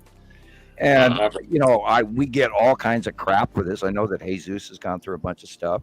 I know that Rebecca has had her face photoshopped over numerous times, including poop hats. And I saw it. And tinfoil hats and other sexually suggestive cutout pictures and things like that have been rather cruel and stupid. And I shared a little bit of that with her, but she's actually got a better understanding of it than I thought. So whatever reason, they think we deserve that. I don't know. And I'm on there too now. I was telling Jillian, we're people, the world, unfortunately, there's a lot of good people, but there's a lot of dark people as well. And it's a part that going into this, I knew was going to happen, and I wrapped my mind around it, and I it's been some time now that I'm like, I don't allow that's why I think a lot of people hesitate and they pre-think that ahead of time, going, I don't dare reputation by mentioning it. For me, it was like I didn't have a choice. Like I had to do this, but Right. I did. I had to mentally prepare because I knew. This is why I did it now. Because had I done this years ago, I don't think I would have been able to handle the stress of what we have to deal with and put up with. You know, now to me, it's like whatever, dude. Like I'm not the dumb one here. You know, like I'm not the crazy one here. So I don't really go there with anybody anymore. And I think it's important to kind of not give in to that negativity and don't even bother with it because it's just who needs that? You know, like who needs that negativity? And I agree. We all know what we're doing here. We put in the time and we've seen it, and we've seen it. There's no reason to go down that road. I stay away from that negativity. If I block a lot of people. I do. I block. I'm very liberal with the blocking. If you want to talk and disagree, even is fine. Right. If you know how to talk to me, we can disagree, and that's fine. You know. But it's just healthy and normal. It all matters on how you talk to people. It's all about how you talk to people, you know. And I don't put up with. Yeah, I took your advice on that one, and I started blocking people rather than having to I'm a deal with it. blockaholic. I admit it. Well, I never did before, and I was blamed for it anyway. You know, We're so I figured much you're gonna alike, blame you me. guys. Oh yeah. If we look at this picture, there is a light pinch going on right before our very eyes. We look at the horizon. There's illuminated the horizon line where you see the white. That's the real sky. Everything else is planet. Everything. You see the pinched off sides. There's lead asteroid on the left, and then above that is Attu's moon, and then the red asteroid is above the sun in this shot. And then on the right-hand side, you've got the cut-in of the Saturn Shallow moon, and you see the rounded dark bluing over to the right. And that is planet Saturn. And this is that repetitive pattern.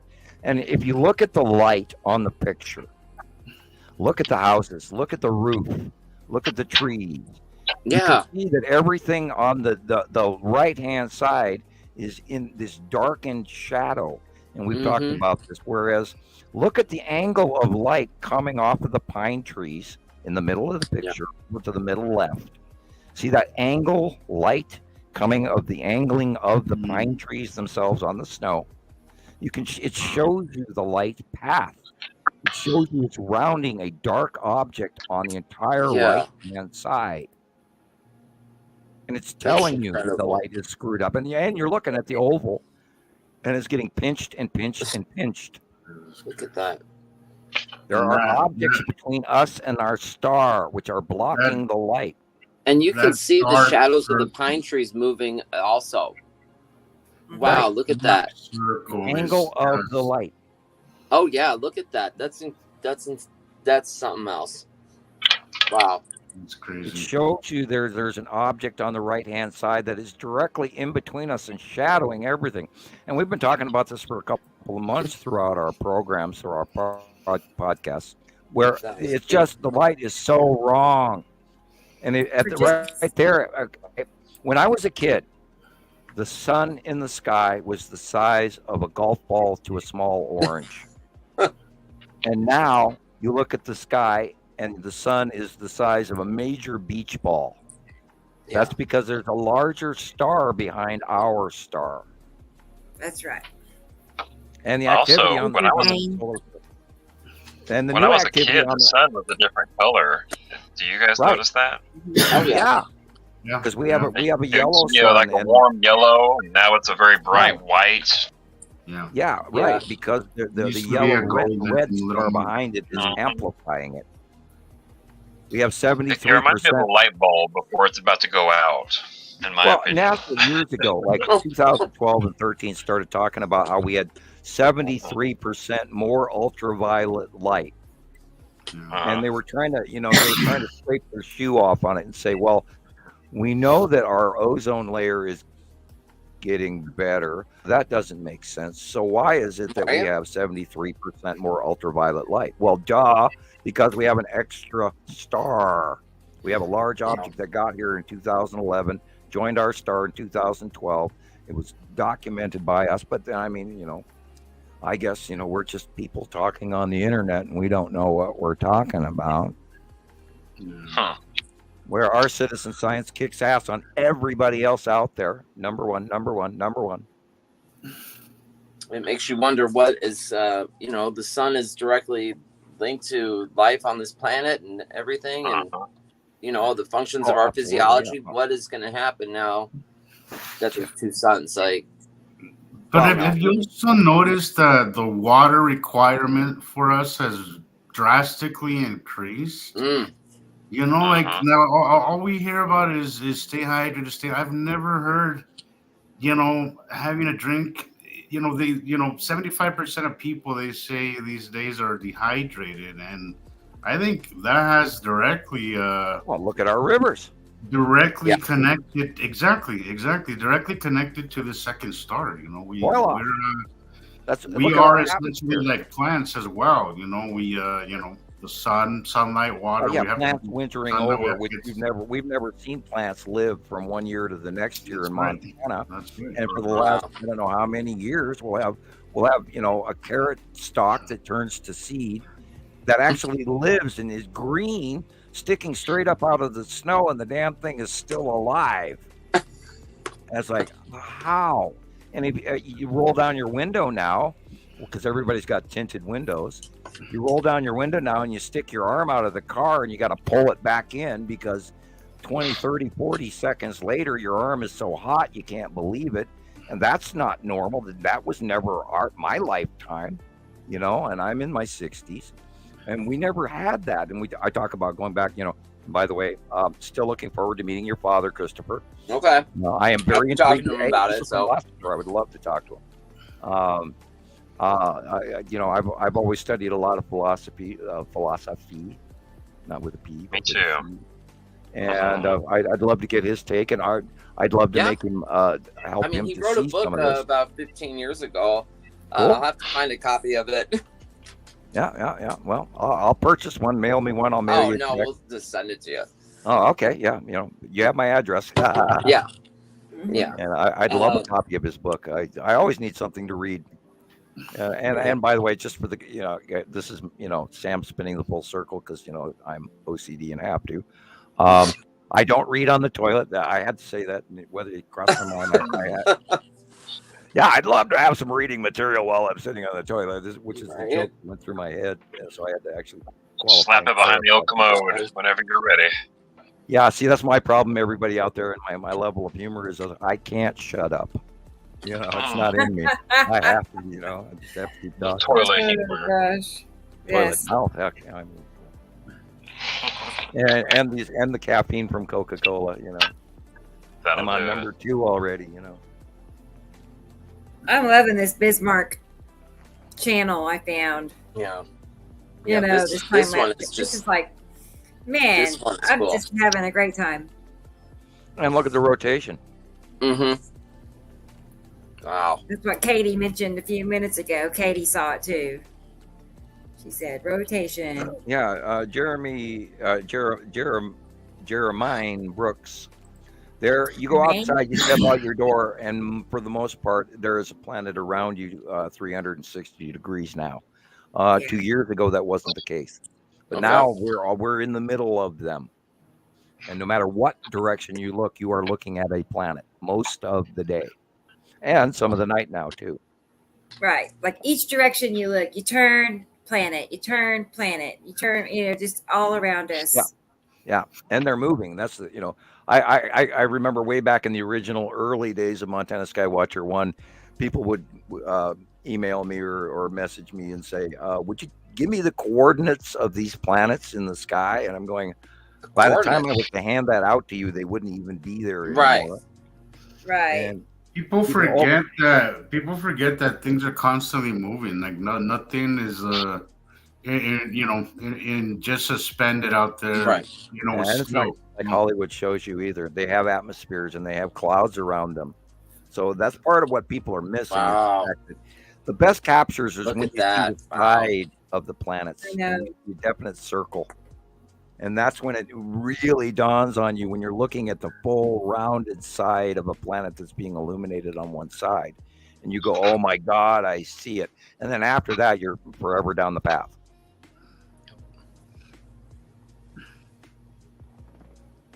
Yeah, look at that. That's the Saturn's yellow moon with the weird flame-like weird cloud rolling. Wow. Although this is, the bend in this is that camera bend. This is weird, and it is moving. It's changing. Now watch the sun here. The sun is about to vanish.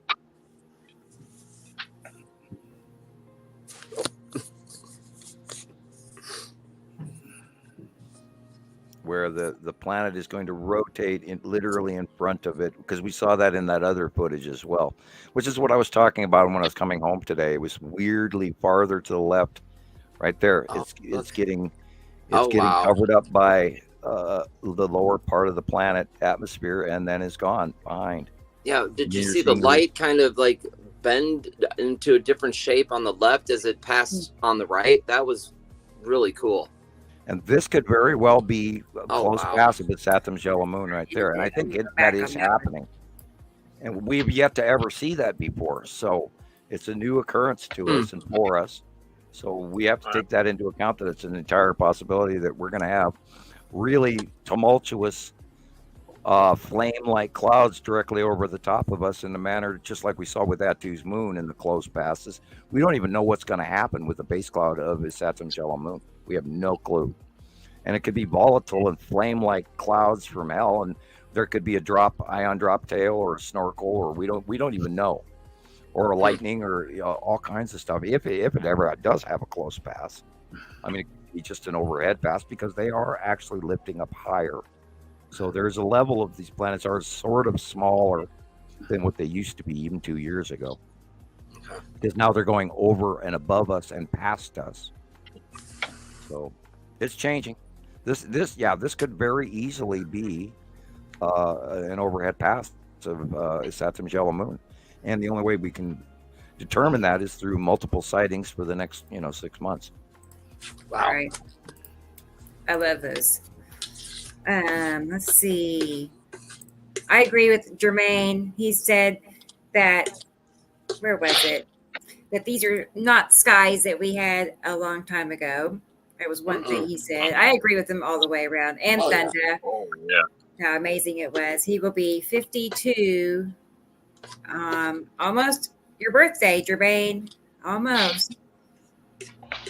We are only a couple of years apart. So it's about 3 years apart. And why is our brain still, we can see it with our eyes, we know that it's not right, but why does our brains keep trying to tell us, oh no, that's normal. It's totally normal. No, it's not.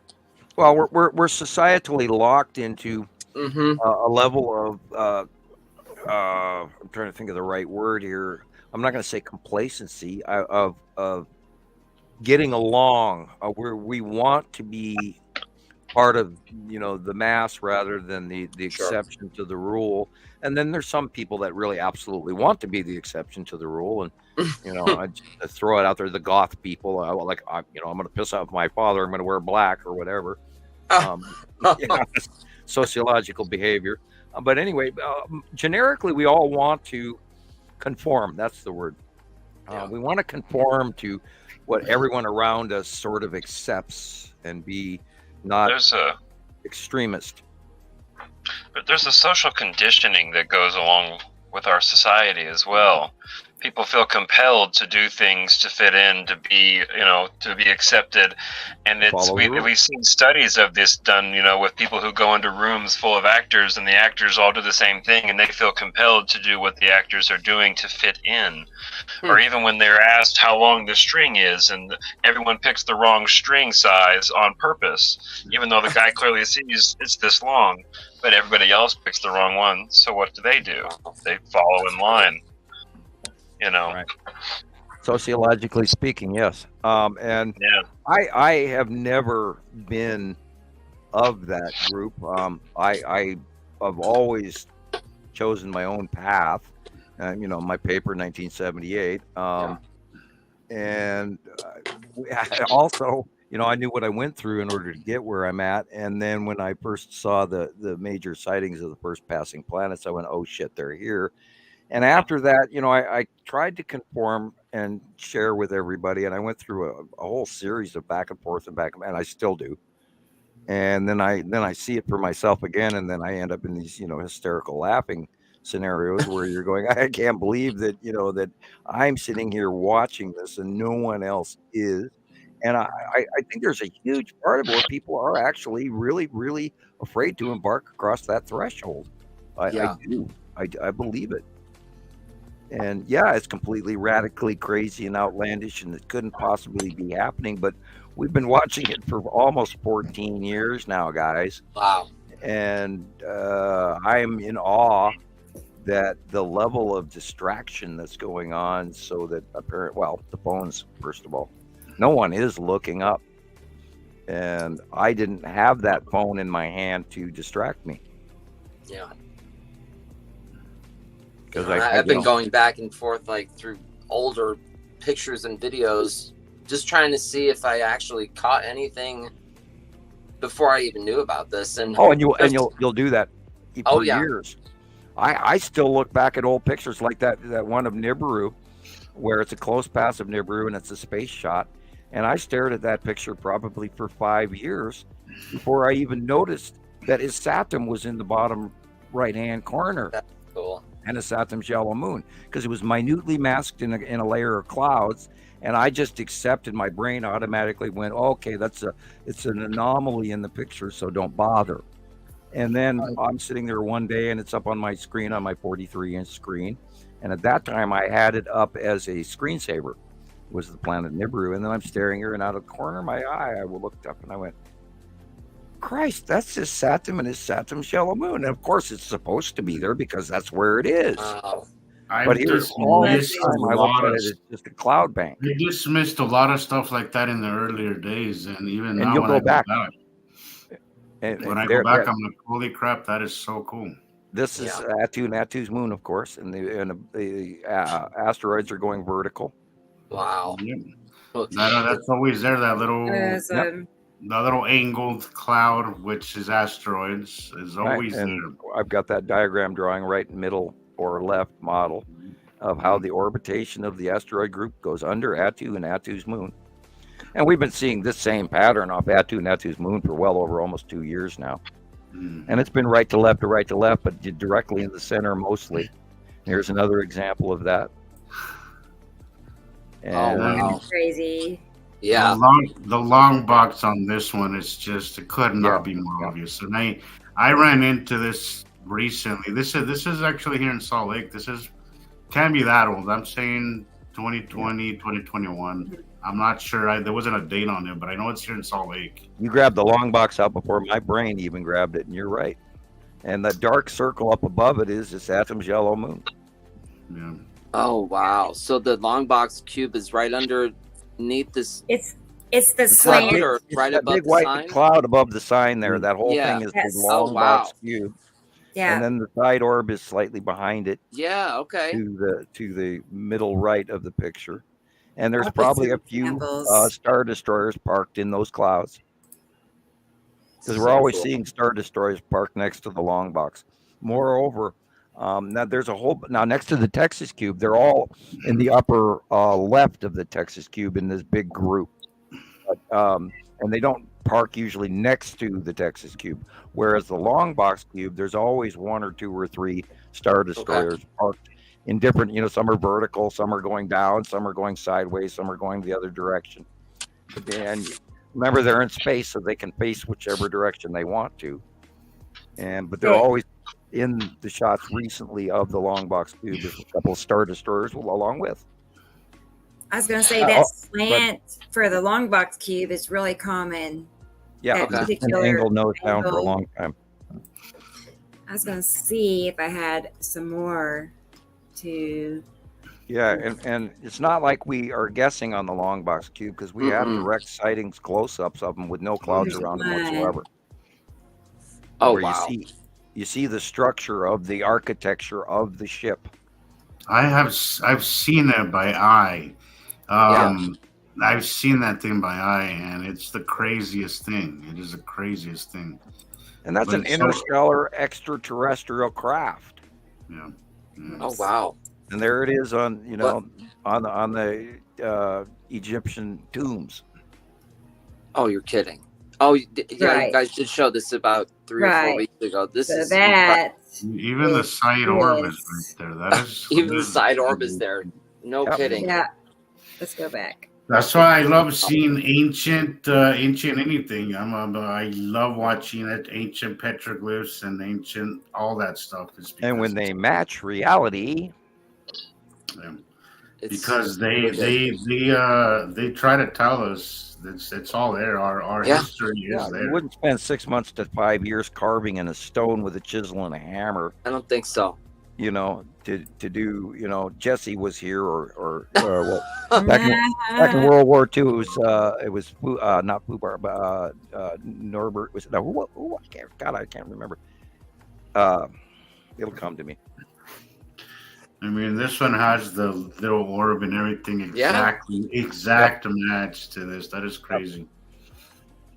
And I we love have this surmised they're just and huge. culminated the information to come to this conclusion. That's why we know what we're looking at, because we've cited it so many times over literally over the last year and a half. It was every day, 5, 6, 8, 10 sightings from around the world every day. And we get to the point where you just it's like you don't even see it anymore because you're so used to it being there.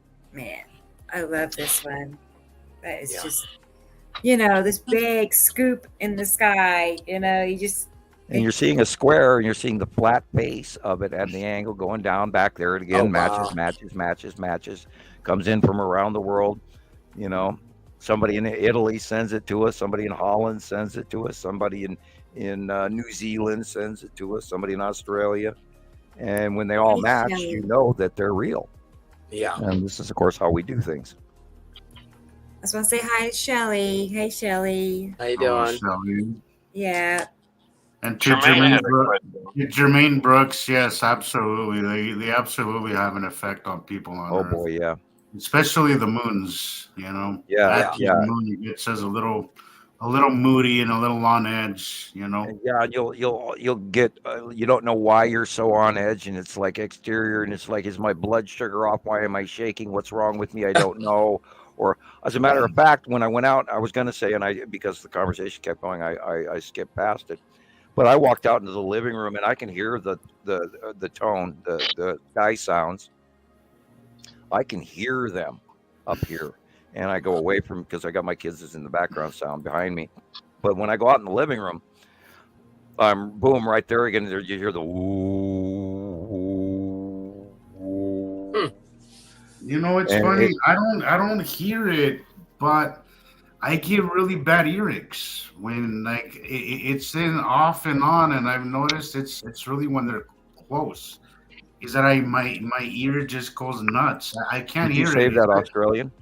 It's almost like a frequency that I can't hear. Yeah, it's but definitely frequency affecting your. Do you have that Australian video saved, Rebecca? Which one? That Australian sky sounds, the one that it was from 2000. I do. That is my favorite to this day. Of course, the Alberta ones are really good too. But oh wow, if you could draw that up so everybody knows what we're talking about. And I can hear it right now. I'm sitting in the room, and if I actually focus on it, my ear will tell me that yes, it's going on. Guys, come here, Andrew, Josh. Do you hear This that? isn't the one I was talking about. Oh, But when the let me girl see. on the Can you street. hear that noise? Okay, let me fast forward. Yeah, right here. This is my favorite. Because this is when I knew. And of course, everybody was talking about the revelations and the sky sounds and the trumpet. What the hell is that? This is what I hear.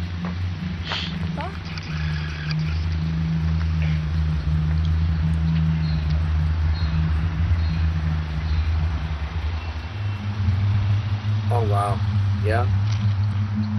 I hear this every day.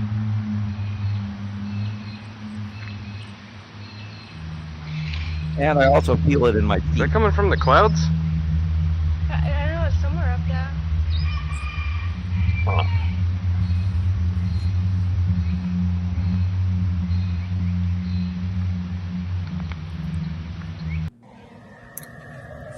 What the fuck is that sound? That is really spooky sounding. Yeah, that's right. Yeah, what is it? I've Wow. got no idea. Sounds like something massive howling out there. So We're up at Bonnie Doon. Look up on the hill. Anything up there? Can't say anything, but I can certainly hear that. It's aliens. It almost sounds like a plane. There's no plane. And I would say that is directly a planet sound. What the fuck is that? I'm with you. it's a little nerve wracking. Yeah. Yeah. That is weird. Oh, look, there's birds. Into the flying. goosebumps. Like, whoa. And those are those people's opinion, and that's exactly what we're always trying to reach out and get everybody's attention. That, excuse me, you guys, this is completely not normal, and all of this stuff fits together.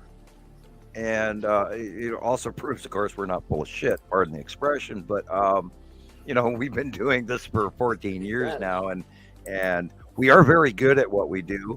And I'm not going to jab Mr. BB333, but he comes out with single stuff and he goes, well, here's what I got today. Here's what I got today, but never reaches any conclusion. And of course, he's perhaps doing that for his business. But we have taken the time to scientifically gather all of this information, do comparatives, and understand where it's all panned together and fit together, which is where we are today. Go ahead, you guys talk. And we don't give a crap about business. We're just, trying to get this out there. We're not selling survival gear. No. All right. See, these things right here, I'm just like, somebody told me that's an interesting cloud. And I'm like, are you serious, dude? Like, do you... I don't know. I just can't. I can't. I just can't. Like... How can you, like, do you know what a cloud is? Do you know what a cloud, like, I just don't get how people have really normalizes to the point where they literally do believe this is just a weird cloud. Yeah, it's just a weird cloud. There's there with big circles and there's wrap around depth to this. There's depth to this, and it's solid. You can tell it's solid. There's straight lines. There's so many things here that could tell you that this is definitely not just a cloud. Little facial differentiations. Oh wow! Dips, and that, of course, is Saturn's yellow moon, and it's Saturn, but it is turning green, and that, of course, is Attu's moon. Awesome. On the other side, and of course, it's got the vertical. It's got the vertical object cluster group in front of it. Okay. And we're probably looking at lead asteroid and red asteroid. Yeah, and you can actually see red asteroid is closer to the light pole right there. And then lead asteroid's in the center. And then the normal fingering of the rotation of the cloud pattern underneath and alongside in front of Attu's moon, and then Attu deep blue behind it and to the left. And this is a reoccurring pattern over and over and over again. We watched it for years. We watched it when it was on the other side. We watched it when it first approached, and now they're much bigger. And we also know that right in there someplace should be the Texas cube. And look at those weird little stripes that just went by. How interesting! And you can you can see how the light reaches from the right to the left as it comes into the light angle. You could always, and that's a pattern that you can see over and over again. Look at the left, the far left is really dark, and it starts to light up. Dark area, yeah, where the sun comes in closer, you can see how it lights up. It's just the light angles. Always study those light angles, and you will see.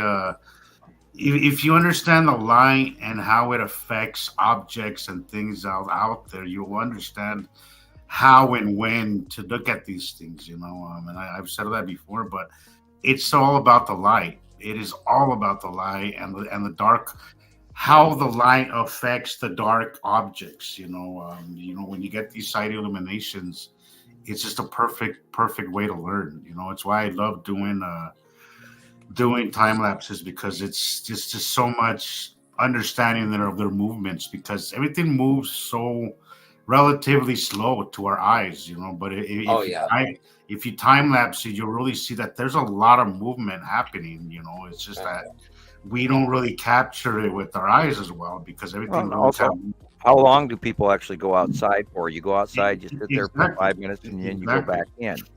And time lapse is another way for me too, because I mean, I don't have time to sit there 30 minutes at a time, 20 minutes at a time and watch it, but it's my way of, I'll set up my camera and then I'll take a few pictures with my phone, and then I'll go and do what I gotta do, and then I'll come back later and then check out the time lapse and see what I've gotten. I've been out on my deck so long watching that I actually had to walk back in and deal with how bad my neck hurt from staring up for so long.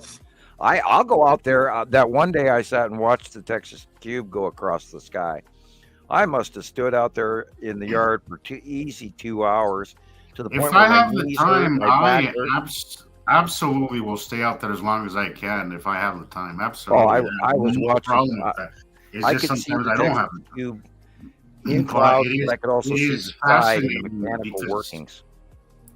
It's Yeah. fascinating because you could see it all unfold before you. Like you could see it out in the distance sometimes, and you could watch it from the morning, and you could just see something way out that just is a little distant, and you're like, okay, this seems out of place. And if you keep watching it over the hours, by the afternoon, that same little cloud or whatever that looks very distant will grow and grow and come closer and bigger, and then it'll give you a hell of a show. And it's just so fun and so interesting once you catch that and you learn how to do that and you learn the patterns. It's just the funnest thing you can do. It's just I'm fascinated by it. In 218 and 219, we were seeing close passes of Nepesity, where and Deb, one of my moderators from Skywatcher 2, actually we were talking. I think we were talking at the time, and she said, "Yeah, I looked up and I could actually see the roundness of green Nepesity, and you could see the little volcanic puff holes in the atmosphere, and you could see land masses, and we did, and I've got a couple of pictures of it, where we also learned that Nepesity was a major discharger. When Nepesity discharges, it's in a really wide, really big, huge, massive single bolt, where Attu's moon, because of the object cluster group, discharges in a whole completely different pattern, and it'll actually reach the ground in multiple little fingerings. More like a spider web thing. Right. But Nepesities are heart stoppers, man. It's this big, gigantic, many miles wide, intense, unbelievable bolt of lightning that goes kaboom straight off the bottom of the planet, and then it fills the sky and you're blinded for like the next 50 seconds. It's really, really intensely bright. But we got to see the crossing planet bases, and we got to see and talk to people around the world as they were passing over. And we talked about the superstorm and the close passes of the object cluster group in 218, 219 and such, and that Montana storm in 2021 that I actually sent Rebecca a copy of. And it's the most unbelievable storms you've ever seen in your entire life. And because of the absolute intensity of what you're watching go by, that this isn't in any way, shape, or form normal to anything we've ever seen in our lives. And what amazes me is that, of course, when the storm and the weather gets bad, everybody goes inside. So they don't watch what's going over the top of them, and they, hunker down and bury themselves in their basements, and for good cause. I love storms. Like, I do love storms. I am all eyes when something like that happens. I don't go hide. I'm watching because I don't stand in the rain anymore. Not since getting dosed. Sit on our porch and watch it. Well, I got burnt by radiation from Fukushima, and I don't stand in the rain anymore because of it. I've tried. I've tried. I avoid it since I've known, about your experience with them. But I spend a lot of time in my car. thankfully, and I get a lot of opportunities to. Yeah, you probably get a better show than most people. While still watching, you know. I had a question before I roll out. I'm going to go out of here soon because I'm fixing to pass out. But a question before I leave. You have a life. When I go outside tomorrow, well, as soon as it warms up and I go outside, what's the first thing, being a newbie, that I should try to focus on? To where's the center focus? Where's the center point that I need to focus on when I start depending on this? the time of day you expect. When do you expect to go out? What time approximately? I'm usually out by 10 to noon around that time. As early as I can be, depending on the weather. So. Well, first of all, observe where the sun is in the sky, and then try to think about where it would be in the summer versus where it would be in the winter. So now that we know that we're in our winter sky, it should be somewhere averagely by 10 o'clock in the morning. The sun should be in the southeast. Southeast, or actually I should say east by south, calling it in the general area, and then it should be higher up, but lately it's not because we're tipped. So then look at the shape of the sun, and then look at the illumination, how much light is coming on the left, how much light is coming on the right. If you see always look for the dark shadows. That's where I say start with the dark shadows in the sky. If you look up and you go, wow, it's really dark right there, and it's not dark over here, watch the dark area, and then look at the graduation edge between the light and the dark, and that will be showing you the side illuminated face of any planet, asteroid, or body. Look for the light changes between the dark and the light, and then throughout the day it's the same thing. Mid-noon, and there's a lot of V patterns as well. Okay.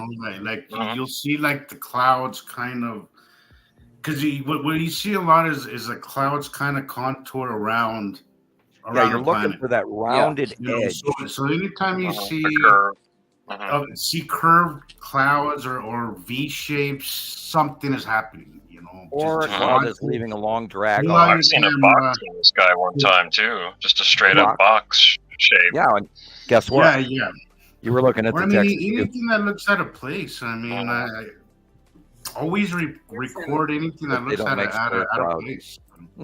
There's no sense. When did nature start making right angles? Exactly. Yeah. See, and the long box. There's the V shapes I'm talking about. Yeah. Right? You will see this pattern over and over again, and every time you see these things kind of going around, it's clouds kind of contouring to around the planet. Natu's moon right there. That's always a good sign to start recording, and you will see that darkness in the front. You see it more on this right picture. Wow.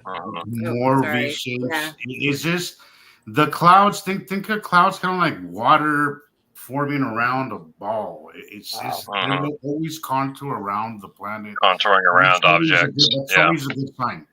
Keep it here. Always a good sign. Okay. I hone into these kind of patterns because I know what they signify. I know what's going on. What do you see in this?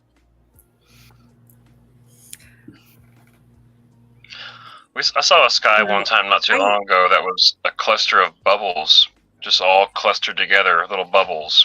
Right, and that's shaped clouds. That's Atu's moon. It's like Atu's moon. Massive momentous cloud. What we're looking at is the light is on the left. The sun is on the left. Okay. If you look at this is a Saturn's yellow moon in front of a Saturn, but it's going vertically. And if you look over, you can split the picture down the center in half, and you go over just to the left of half. See the long box cube? Oh yeah. Just right. Right there, because it's going vertical, which is different than what. This is a different capture than from my area. I don't get this capture, but this capture is literally a vertical. Center. Just left of center. Okay. The center of the picture is a vertically directional long box cube. That looks like what I saw. And then on the right hand side, you see the bubbly flame like clouds in the middle upper right area. That is the ion tail of the yellow moon. And of course, the light is coming in from the left. So we know on the Yeah, left-hand side I is was just gonna the yellow moon and its Saturn. And of course, we also know that the long box cube is usually right next to a Saturn's yellow moon. And here it is, example, ta-da, there it is. But in There it vertical, is. instead of an angular 45 from the right, which is what I usually see. And also uneven sky color. You know, if you're seeing Definitely. more Dark light to light. on one side, darker blue on one side and lighter blue on the other, you know. Yeah, find a dark area in the sky first, and then You'll work see your way out that, from you know, there. relative to the sun, you'll always see the closest to the sun will be brighter. As it goes to the right, it'll get darker. Then you know that's a round object because the sun will shine on one side and kind of reach as far as it can. But the farther it reaches, the dimmer it gets because it can only wrap around so much. You know, light And bends in a only lot of so cases, if it's semi-cloudy, look past the first layer of clouds to see what's behind them. And then, you know, take a couple of minutes to judge which direction the lower clouds are moving compared to what direction the upper clouds are moving. And then all of a sudden, before you know it, you go, wait a minute, there's a landmass. Holy shit. That's a big tell as well. Yes. Because you looked past the first layer. No, that V shape right there, that is a telltale, very telling sign. The darkness, you know, just, wow, you know, love this picture. I love how it was taken with the tree, just blocking the glare from the sun. That was very well thought out, taking the way this picture was taken. Yes, artistic. Well, that boils back to like putting your thumb up or your finger in front of the sun. And of course, James, that was always from James. He insisted on that, and that was his. And it does work. I think it depends, though. I think sometimes it depends on you know, sun angles and stuff. But sometimes I want the sun in the frame because once you block it kind of messes with the color. Sometimes it's going to block it, but there's a lot of times where I want the sun in the frame because it works better with the capture. If you are filming live and you're like what you believe you're dealing with is a lens flare, then you can also use the thumb method or the palm method where you put your hand up while filming, and then you film on either side of your hand to see if the flare moves. If the flare doesn't move while you are blocking the sun, then it is an illuminated object in the sky and not a lens flare. And that is the thumb method or the and this is part of why we talk about filming the right side of the sun and filming the left side, because then you also cut your flaring as well, because you don't have the flare directly in the center of the camera, which can cause optical illusions, which is also why we tell everybody not to film through their car window or off the 12th story, because anytime you film through glass, you're going to get a glass double no matter what. Anytime you film through sunglasses, anytime you film through welding glasses, anytime you're putting an additional lens in the front of your camera, you're going to get a lens double of some sort, which is why we absolutely use that information. Keeps the science pure, and that way we don't have any negative sightings. Then we can say this is a direct sighting of the sky. Now look, we'll start here on this picture. Again, for new folks, don't look at the sun. Don't look at the left side of this picture. Look at the right side of this picture. Look at the dark area first. Look for the dark and then kind of contour to the white. Then you see the damn planet standing there. It's not a solar flare. It's not a illumination from the sun being weird because of clouds. You're seeing this dark blue thing in the right corner because there is a dark thing there. We're seeing the illuminated or the non-illuminated backside of these planets. You could even see that is being illuminated is pink. You can even see the curve on the water. Another example right there. Sorry. Yeah. Yeah, you flip between the two of them, the exact same thing, that you're looking at a planet. And then that black cloud was the red asteroid crossing. I don't know if my mom heard it or not, but I asked all the guys here, you know, what would be like the first thing that you would look for when you go outside, being a newbie at this, you know. Oh, right. Yeah, I couldn't hear you guys I had to reboot. I don't know what happened at all. It just Taylor's microphone, when he came back the last time, was really jaggedy and out there like he was standing across the room for a while, and now it came back just fine now. Better. Good. Let me know if More that of our happens. wonderful technical difficulties here on our Citizen Right. Science podcast. My lovely tablet. Subscribe, hit the like button, get the notification bell going. So I Send wanted to say hi donations to so we to can upgrade. Paul. I saw he was asking what we were talking about. He might be new to all of this, but we're just talking about how there's another solar system that is here. It's been here for several years, and it's passing very close by Earth. It's a binary twin solar system, and Always has been, always will be. right, Samuel Hoffman is the person that discovered that we have another solar system. I'm not. Back I in am the the late recent 70s. discovery. I go back farther Right. than most people do. I wrote my paper in 1978. Whatever kudos and cookies on the shelf that gets me, whatever. But the Greeks even knew. Far many other cultures knew about our binary two-starred system, and there's a group of planets that are larger. Their solar system is larger than ours is, and they're in a tight spiral. Ours is all spread out, and we're smaller planets with the exception of like 3 major gas giants. And we always have had and always will have them attached to us. We are not what Einstein described, floating around in a circle around our star on a dinner plate. There's so much more to it. And when you started this, I was going, wow, where do you begin with this topic on someone who is brand new? I know. Wow. I know. I do it a lot, especially over on TikTok. I start from the very beginning over and over again because it's really new to people over there. And how's your frustration level on that? It gets. I know. I have moments. I think that's why the next show is going to be cool because you guys can do like an introductory and just kind of show people each planet and describe it, colors. Yeah. Yeah, I don't know how many of you guys out there are Montana Skywatch 2 members, but a lot of times we'll get new folks and they'll type a comment or something like this, and then 4 or 5 or 6 people will also comment in behind their comment and go, "Oh, dude, you just typed something. Sam's going to come after your butt for that." And they literally almost put it to a level of scare and fear because Sam's going to come and chop your head off because you're not allowed to type about that. And I am strict on Montana Skywatcher too. And a lot of people go, "Oh man, you're in trouble now. Sam's going to eat you alive." And I chuckle over that. Yeah, it's really, it's hilarious because the moment you started talking about that, I went, wow, have I gone a long way away from that? And I'm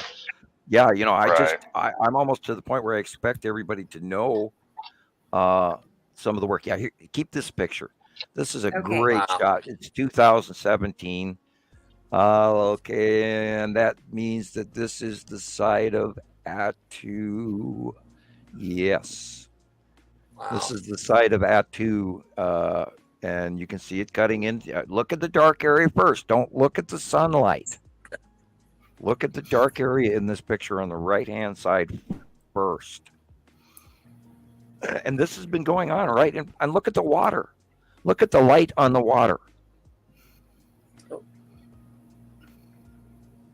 And if you can't tell it, there's a very large striped gas giant standing there.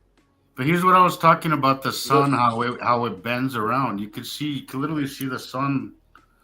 Let's call it sun rays, kind of just moving around. They're totally bent. That's exactly what I was talking about. How the sunlight will just kind of bend around. And we'll occasionally get these killer rays. Oh, sorry. That's fine. The next one works too. Yeah, I mean, this was the one before it, and it's very similar. They're two. And I don't see the date. Katie, Joe, I just want to say yes. Always follow that feeling. If you feel like if you get a sudden this is like urge to go outside and go do it, because a lot of my best captures have started that way, Katie. I listen to that gut, I really do. That gut sense of thing. Yeah. I'm just here inside, and I'm not doing nothing, but something tells me just go outside. Oh, there's another one. Wow. There's 3 of them now. Right, and there is, and look at the water. Yeah, look at the water. Look There's at the no lighting light on the water. That is incredible. And that's what I was talking about earlier. Our troll said that this was a camera effect. If it was a camera, no. Where does the shadow from the water come from? Come on, man. Like, yeah, just... the light should be going on both sides in the same uniform direction. It's not. Cloud. Very dark. This was very similar to my aha moment. I have wow. a picture. I have a picture very much like this, and this is what happened. I was kind of new to this. I was taking a drive, and I saw half of the sky in shadow, and the other half lit up. And I'm like, what the hell is going on? I stopped. I started taking pictures, and I got exactly this, exactly a picture with the curve line, where the sky was split in two. You can see that's the curve that was blocking the sun. Wow. And it was then where I was like, I looked around me and I was like, am I the only one seeing this? In this picture, that shock has never gone away because it happens to me constantly where I'm like, this picture is 2018 or 19 because right there on the right is a Saturn proper, and as a very small is Saturn, and then the entire thing of what we're looking at that is cutting into the sun is Nibiru. Oh, wow. This is like 2019, maybe early 2020. But if you look at the side circle over to the right in the middle, that white cloud area, if you look and see the red circle standing there in the middle of those clouds, that is his Saturn. And the Saturn's yellow moon is dead center in the middle of a Saturn. Oh, wow. And you can see the red change in the little red ball. And this is why I'm saying this is 2019, 2020, when his Saturn was a lot smaller. I love this one. And that was and back a lot further. and that we got the Dr. Phil captures that we still use. And we're all wondering where Dr. Phil went to. Well, he had some great. That's of course not his name, but it's like Phil. Phil. It was PHIL, I think. Phil. No. Jesus. Oh, maybe you're right. Maybe it was FIL. When Dr. Phil FIL. It was FIL. I believe it was FIL. Okay, I'm wrong. See, yeah, you caught me. Yeah. Oh well. Rare. Dr. Phil PHIL. He's on TV. Oh, okay. Maybe that's what yeah. Hey, I've been Dr. talking Phil. for 4 hours. I get a mistake or two from time to time. This one, it's been a while too. You know, Mexico's were good. This is one of the lower end of the good sightings that you got from this Mexican webcam shot. But then again, look at the blue. Look at the light blue. Look at the sun flaring. This isn't normal. It tells you something's creating that flare, A, and B, that blue area is a planet. And as a new person, go out and find that dark area first, and then find that edge of the dark area where it turns to that lighter blue. And you're going to see the crescent illumination on the face of that planet. And then you realize I've been with her where when the she's sun is described that to me before. and then you can see that light angle. Yeah, always look for the dark areas first. Even on captures, on live footage, everything. Because you blind yourself if you look at the sun and then you're all saying, oh, okay, the sun is shining down the street. Meanwhile, you paid no attention to the upper right corner whatsoever. Right. Because you're going, okay, there's 2 people, 3 people on the left hand or on the right hand side of the street, and there's 5, 6 cars, and you haven't really seen what's in the actual sky capture. There's a very large planet in this picture, and the person who posted it knew it, but generically, if you didn't know it, you wouldn't pay any attention to it. You'd be busy throwing your hand up trying to block the light and look down the street and cross the street so you don't get hit by a car. You know, even everything, even in television commercials, or the Diesel Brothers, or Mountain Laboratory Fortress Mountain. Anyway, Alan, I got to memorize that, Alan. Yeah, goes back into the Dr. Phil. This is, I believe, lead asteroid in front of is Saturn. I'm gonna have to look up his old videos because look, there's who. I was brand new when Dr. Phil. Right. I mean, he hasn't been around for a few years, right? Yeah. Well, I don't know what happened to him. It's been a while. Yeah. I'm He gonna was look pretty at his active old videos. for a while, and then He always got really good captures too. yeah, he Yeah. did. Camera equipment. He really did. And this is one of my And favorites. I love this one. Yeah, Yeah, this is a Saturn. This is 2022, I think. And of course, the blip in the dead center upper right is Green Asteroid. Big Planet. Yep. That is incredible. Yeah. And Saturn's yellow moon is in this shot, but we mix it with the sun. It's the yellow area just to the right at the flaring is where the yellow moon is, but you can't notice see it right at first, but you can't help but notice it once you see how the sunlight is being dug into like that. And so it's on the right at the lower part. Yep. Yeah, it's smaller. Look at the sunlight and see how it's got this curve. Like, see how the sunlight has got this bend. And there's definitely, the focal point right there on the bottom right. There was flickering. a brief period where actually cutting the into Saturn it. proper was occasionally in front of a third of Saturn's yellow moon for a very short few, half a year or so, and then we went back to the traditional out view of a Saturn's yellow moon, going back all the way back to our original sky sightings that had absolutely no clouds around it, which is why we knew that that Saturn had a yellow moon and two smaller moons, because we have quite a few captures where there is absolutely no clouds around, including ion tail of these planets. We have quite a few without clouds, but the majority, this is one of those. Look, these the majority of our sightings. This is one of my favorite ones too. Yeah, look at that. That's so undeniable. Yeah, and the illuminated purple-white line is the yellow moon. Oh, We're wow. only seeing it because it's being blanched out by the sunlight. Okay, the overall is There's background. that dingy yellow too at the end, right where you're talking. Right. So even if you can't see the yellow moon, you could see its And the color. purple circle in the center, of course, is a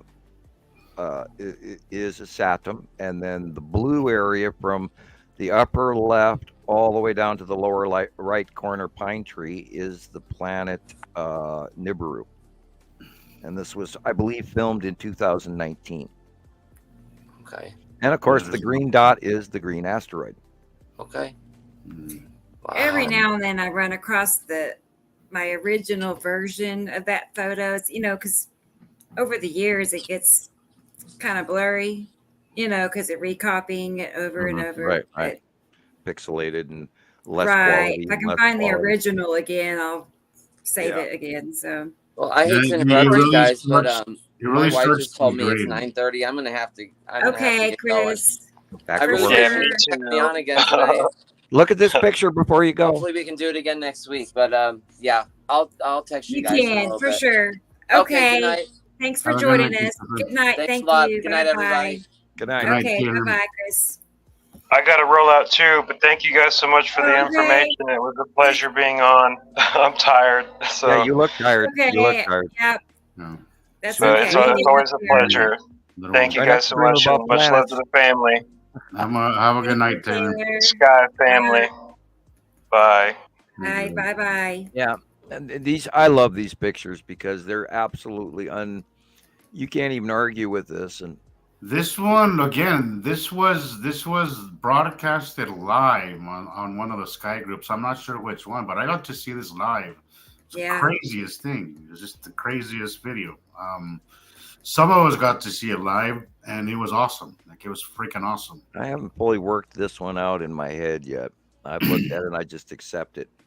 But there's some stuff that, do we have the long box cube in this shot in the dead center on the right? That warble know. square kind of looking thing there with, what looks like a side orb below it. But, and of course we know what the black dot is. We always believe that the black dot is the Empire orb because it's intermittent. Otherwise, we would always have a black dot with each camera. When they say it's a camera anomaly, the black dot started appearing and then stopped appearing and then started appearing and stopped appearing. And then we correlate it with actual sightings of orbs next to the star. We say next to, but in out view, not actually next to. Although we have seen some shots where the orb was really close to the star, which was really good. And I don't know how they live in how hot that is or what, or if they have technology that defeats that or what, like they do in Star Trek. But anyway, this one, I absolutely love this one. This is the illumination of Besatum and the Saturm's yellow moon from that side angle, which is excruciatingly rare. And it's focaling and it's also bouncing refractive light off of Earth in order to illuminate this, I'm sure, because this is the only way we wouldn't see the backside of it. And if you look over to the far right, you can see the shadowing between that and the larger planet behind it. And when we saw these, and this was done in rolling footage, and of course it's at the beginning of the show as well, where on the startup. Yeah. And it's just an absolute phenomenal capture. And there you have the illumination, guys, for you new folks who have not seen the planets yet. That's just Saturn sitting in front of Nibiru, plain as day. And we've been watching it for years. Now, granted, they move. They've changed. They move. But we know what they are because we've been watching them every day for well over 14 years. Or, excuse me, coming up on 14 years. Don't exaggerate. Isatum or Isatum's moon? I always thought Isatum's no, this is the Saturn, and the Saturn's moon is the illuminated bright just above the two pipes, where there's two pipes next to each other. It's smaller. It's about the size of a golf ball instead of the front of this major grapefruit. Okay. I'm gonna go back. Kind of purpley with a little white stripe going off the face to it, which is the ion tail coming off and around, which is why it's making a white stripe. Okay. All right. Got it. Oh, wow. That jumped out at me. This one, of course, is the bottom of Atu's moon and the object cluster My group gosh. coming in from the left-hand side, and Nepesity is behind it to the right. Yeah. And we know this because we've been watching it for years. This is the Just side those of Uri. huge curves, Okay, see those little white blips on the side in the light blue next to the blues and the purple? Okay, you see that little circle on the just off the blue line? It's halfway down. Yeah. That is the Tan asteroid on the Are side you of Uri. serious? Yep. How can you tell? Because I'm I know where the curious. Tan asteroid is. Because you know where it is. Okay. That is and if you look, that's the salamander. Yes. And this, I've got it blown up, and it says 2019, I believe. And yeah, that's the Tan. That circle right there is the currently very large, very illuminating Tan asteroid, and a whole bunch of the other stuff from the Salamander asteroid group, which is right there behind it and with it. But it's semi-partially submerged in the side of Uri. I see. Yeah. And Uri is massive. It's a blue huge area. planet. And obviously, look at the sunlight. Something's But pressing down against you go into it. the turquoise light blue, and then you see there's that purple band right next to it. But that little circle of white, that little white tiny. Of course, you're looking on a way smaller screen than I am. Speaking of which, mine just went to sleep. It's about that big. Okay, all right. Yeah. Well, there's a little white blip in the face of the bend of the edge of the viewing of Uri. And it's a little circle, and that is the Tan asteroid. Yeah. Interesting. I wonder what year that was. 2019. 2019. Okay. Yeah, I've got this blown up, so Yeah. I can read the date. It's 2019, 12/19. So it's much bigger now. We've seen, images of it where it's way, way, way big. So it's the Way big. 19th of December in 2019. And this is And Uri. this is the side. No, this is the side of Atu and Atu's moon. Okay. The reason that I can tell is how sharp the curve is. You go back to that bigger. Go back to that other picture. Which one? Just back one picture.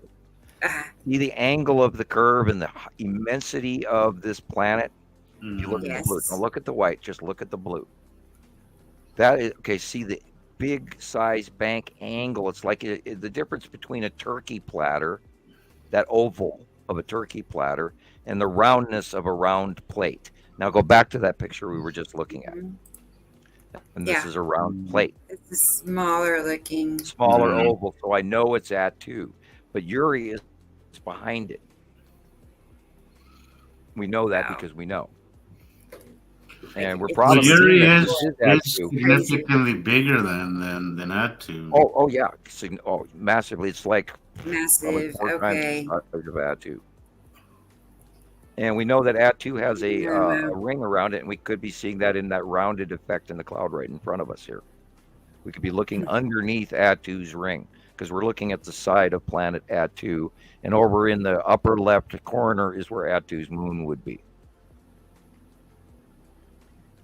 Wow, that's one of my favorites too. These are like all my favorites. This again is the side of Yuri. Look at that. Look at these little tiny buildings down here in this ginormous There is one sun. lens flare at the bottom. There's a lens flare at the bottom circle. But the rest of that is the Salamander asteroid group up where it says Fiesta Americana. All that white clouding area is the Salamander asteroid group. And this is I guess something is on the other side of the sunlight. I guess I'm having a feeling it's doing that. There's flaring. Yeah, Nepacity is probably there. Attu is probably there. This is 2020. They're all there. And that's what's causing something cutting into, which is causing the flaring, which is causing the light to be this intensely bell-shaped.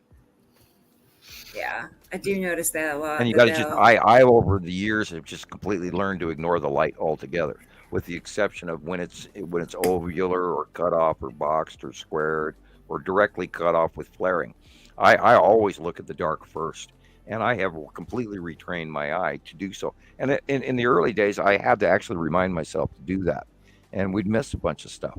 And then I went, oh, okay. And then over the first few years, it was a sort of a relearning process. And of course, here again, we look at the blue area to the right. Don't look at the sun. And you can see there's a planet right there. I'm going to say, wow.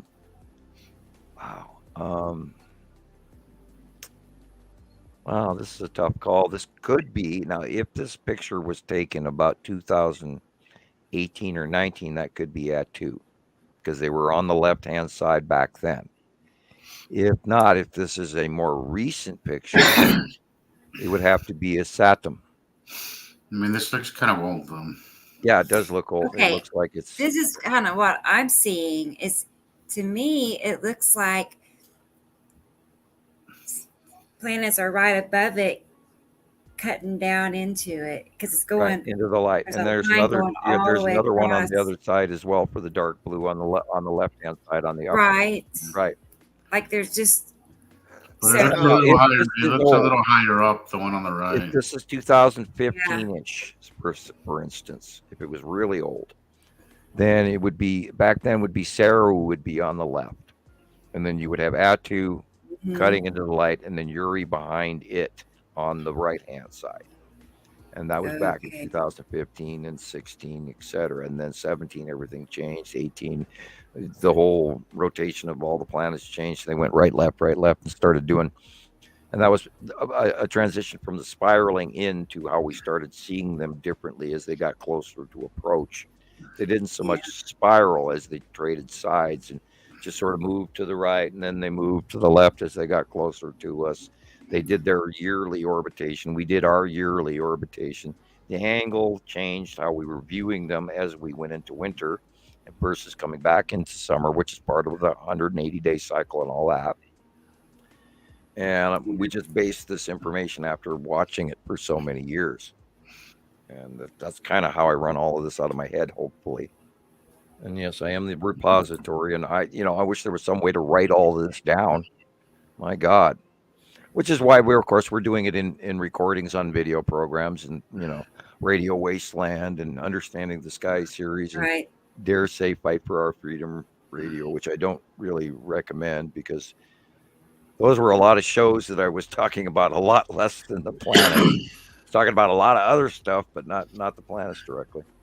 This one has always blown me away. I'm sort of seeing the side of a planet on one side and the side of a planet on the other, and my eye won't tell me which is which. and or both. And then I look at the water, and I see the definite cutoff on the right-hand side. But unfortunately, that pier is arguing with the left-hand side and the flaring. I'm tempted to say this is the light cutting into the side of Yuri, and then Nibiru's on the other side. And look, it's 2021. So yeah, that's what it was. Remember the Yuri on one side, Nibiru on the other for the longest time a few years ago. Remember right. I still see that from time to time. Yuri, you know. Oh yeah. Yeah, but now that Yuri's moving in a different way, what we're seeing is probably Saru cutting in now. And of course, that's all changing, and we haven't been able to prove it, but we know she's back there. And we also, we've been watching Saru behavior, a base cloud of Saru, for about 6 months now. But it's just been every once in a while, hello, hello, hello. This one I love. This is I'm pretty sure this is Lead Asteroid. In coming across back when Lead Asteroid used to cross the sun, and back when 2019, 2020, 2021, when Lead Asteroid was very large. And of course, the black dot again is the Empire Orb parked in front of the sun. I mean, I remember you saying that was the lead object or lead asteroid, and well, the stripes look that way. It's just so big. I mean, you would never imagine an asteroid being that big. Oh well, we've got pictures visible. Where it's massive. I know we do. I know. It's like I'm just planet-sized. But we saw that's the why facial. this is my favorites. And we saw the drag-off cloud. And we know that the planets don't move quick enough to leave drag-off clouds. And we were watching the lead asteroid guy go so close to Earth, I was sure we were going to have another Chelyabinsk. And we didn't, which is amazing. But we still have a lot of media. There was apparently something hit the moon here the last couple of days. I didn't get to watch that video. I got distracted and went right by it. But yeah, and this too is so striped, and at that time, lead asteroid was big, but Attu's moon was even bigger. And if you look, and Attu's moon is behind this object right here on the left-hand side. That is so obvious now. And you can see the little pock marks and dots on Attu's moon that you don't see on this striped object, which we know the lead asteroid has those stripes that are repetitive, including in the drawings. And it's the drag-off clouds or no drag-off clouds that make the difference, because at certain points in time, Attu's moon was that size. 2018-ish. And we got some really fantastic shots early on about Attu's moon coming in when we first discovered it had a moon. Attu, that is. And then those Japanese photos came in, and we got the close-ups of Attu's moon and found it had a flat spot on the left-hand backside and everything. And then it just, flowered from there, and we got hundreds of fantastic shots. And the rest has, been documented back. I mean, like we've said 100 times, we have way more pictures of Attu and Attu's moon than all the planets combined, almost including Yuri. I will say that lately it's been a lot more Saturn. These past few years has been more Saturn than anything. And this one again is that Yuri on the one side, Nibiru on the other.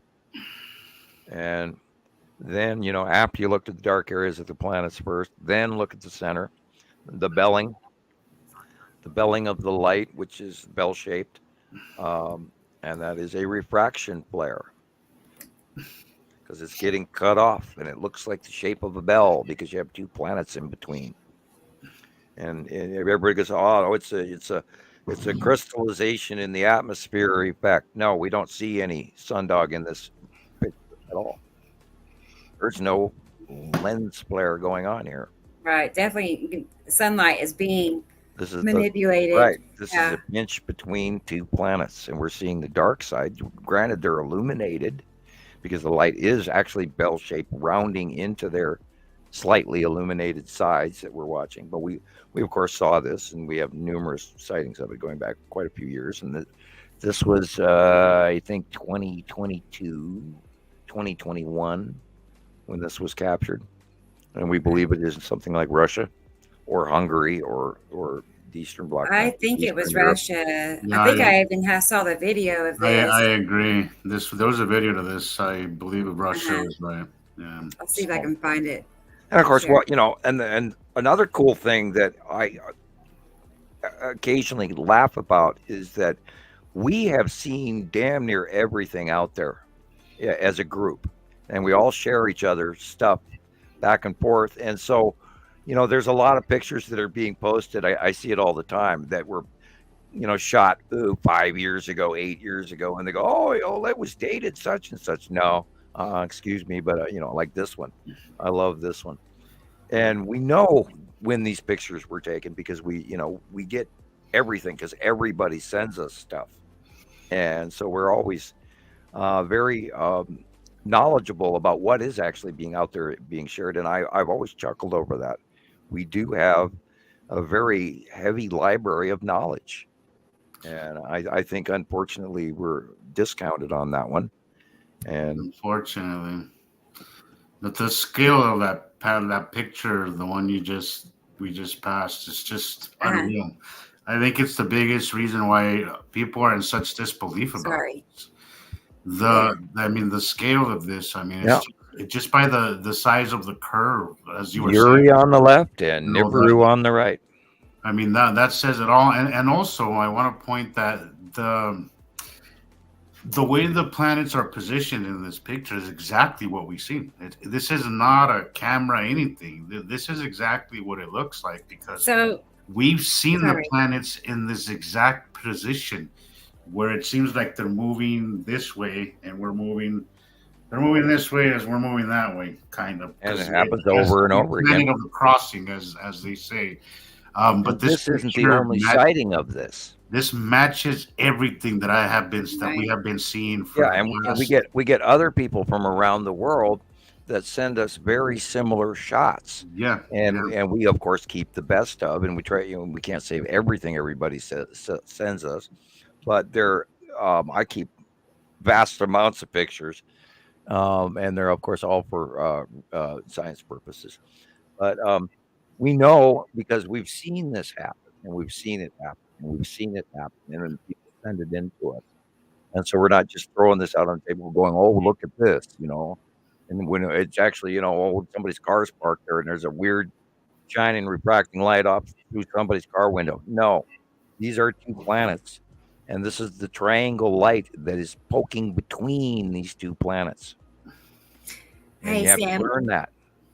I was going to say, there's I'm looking at TikTok, and right now Jessa is asking. Well, there's a couple of people just keep saying that this looks like a LED, and I felt like we should, cover Sun Simulator just to clear that up a little bit. It's important to let people know that that's let's not start what with the patent. we've been led to believe. Just because there may be a patent for a machine does not mean that there's one up there working. 2, in order to illuminate the entire planet Earth, that would take technology that we do not have. The operation that China is working on in a laboratory, and it's still in the prototype stage, hasn't even been deployed, is a small sun simulator, refractive situation to shine a small amount of light on a small area of China only, not the entire Earth. So there was this, just because people looked up that there was a patent somewhere in the patent office that's about a sun simulator. We spent 8 years trying to tell everybody that there was no such thing, including a whole bunch of the money boys who went left field on it and raked in the dollars over the conjecture, fear, and hype over it. And number 4, I believe I counted 1, 2, 3, 4. We would have seen it by now, and never in the entire 13, almost 14 years of Montana Skywatcher have we gotten anything in any capture anywhere that would prompt us to believe that it exists. Does that And cover also, there's just no need for it. If anything, we have too many suns. Yeah, We why have would two why would suns. we need a sun Why do we simulator? need an extra sun? We have two right now. We have Unless the more than we planets can that handle. are here we're blocking our sun. And then we know that has not occurred. What we know, and then I saw that the 3 days of darkness thing again, which is an excerpt from the Bible. If the Earth were to stall, and we would have 3 days of darkness, well, on the other side of the planet, there would be 3 days of light, because the sun is not going to turn off like a light switch. That reminds me of that joke. The sun's not going to turn off for 3 days and then start back up again. And it has to do with light. And you have to rethink real science, not conjecture science. There was a joke where somebody was saying, yeah, the scientists are going to study the sun and they're going to go land on the sun's surface and study it. And then the guy says, well, how are they going to do that? And the lady says to him, oh, they're going to do it at night.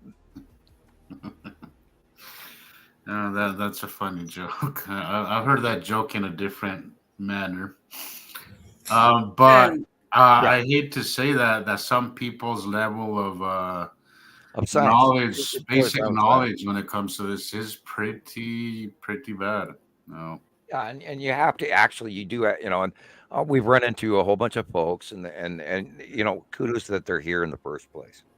And they've talked to us. Well, what about the Kachinas and then and then people learn about the sun dogs.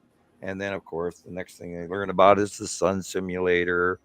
And then they go off into CERN. And then what other topics? Right. All these cover-ups and distractions to explain away what is actually holograms, forest fires caused by Jewish space Project Bluebeam.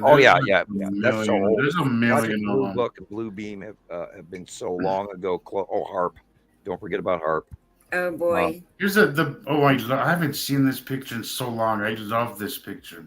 Hey Sam, Wow. there's a question. Okay, so Jessa over on TikTok, she had a couple of questions, but one of them was about how this is affecting our electrical field. Oh God, yeah. And is this why we're having so many flood issues? Well, yeah, yes, and yes. The short answer. Yeah, you should see what the magnetosphere is doing right now. It's insane. Oh my God, you wanna have me send you a picture of the most recent really screwed up magnetosphere picture? I can go to do that real fast. I know exactly where it is. Can you send me that last picture, Rebecca? And I can, yes. Would you? I really love that picture. Let's go back. This one here, right? Yeah, I haven't seen this one in years. I love this picture. This is such a good picture. 1995-97. I think I found it deep in my Google I haven't photos. seen it in years. This was like in the early days. There's Yoda with the Scottish flag. That one is awesome too. And Rush Shell on TikTok said, "Did I finally find the answers?" So it sounds like you have, yes.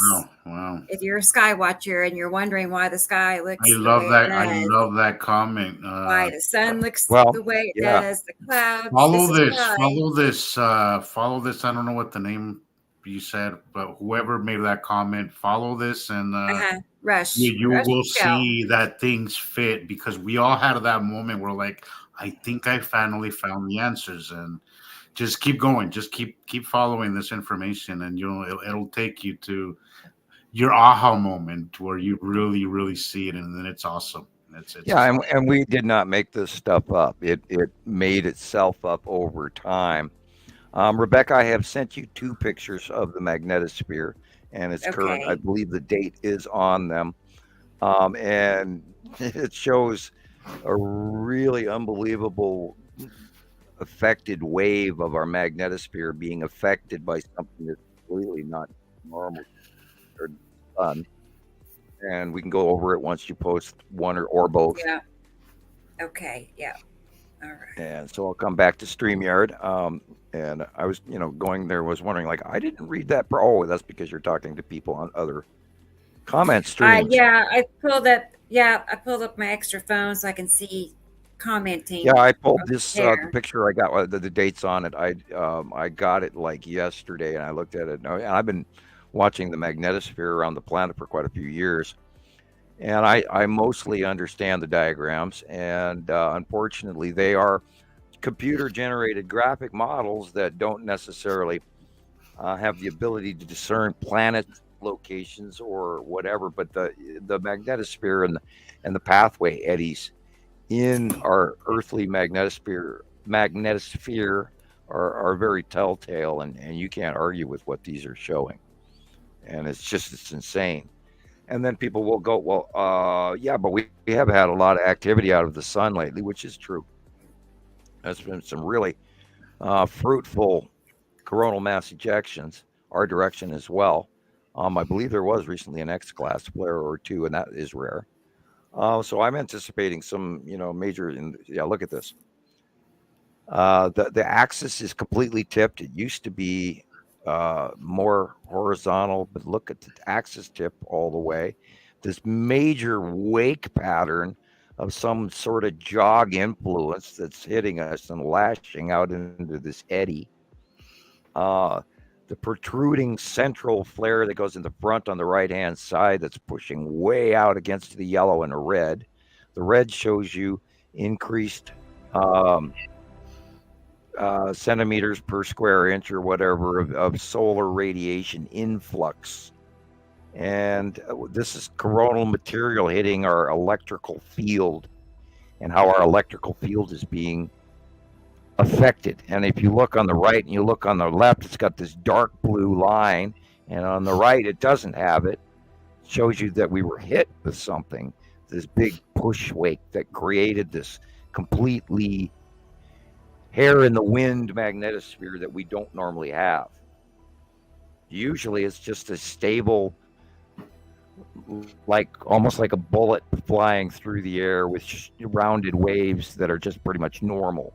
But to see this big, huge jog in the back eddy of our post-Earth private protected area, because that's what the magnetosphere is, that holds our oxygen in and radiation and coronal material and stellar winds out. That's what our electrical Earth field from our core generated north-south pole. Magnetics, it keeps that stuff out. And what is hitting us here has caused this unbelievable, I've never seen a wake pattern this distorted ever. And there's another example of it. And that red field shows you where the material has actually gone past Earth and penetrated us to a degree. And we're getting stellar material in wakes that is completely beyond anything I've ever seen. And you can see it's dated 1/14/24. So this is new. And this was the 14th of last week. This week, as a matter of fact, that was beginning of this week. So we're getting pasted with stellar material. There's something going on now. Now the planets also have a magnetosphere around them, and now, per se, if Nibiru had a very extremely large magnetosphere, got close to us, that would affect us. Right. That's because of its mass, right? Sam, its mass is compared to these gas ones that have been passing by us closer. Nibiru is huge. Nibiru's mass is just way it's like more. 7 to 10 times the size of Earth. I don't know. I don't have any. That's sort of mostly gossip. I don't have any. I would imagine even more. It's just heavier in mass than any of these. Oh yeah, with all that water, you bet. Yeah, so I would imagine this is a water research water type planet versus rock type planet. We are a rock type, tiny little rock. They are a massive water planet. They are a Titan. It's known as a Titan or a water base.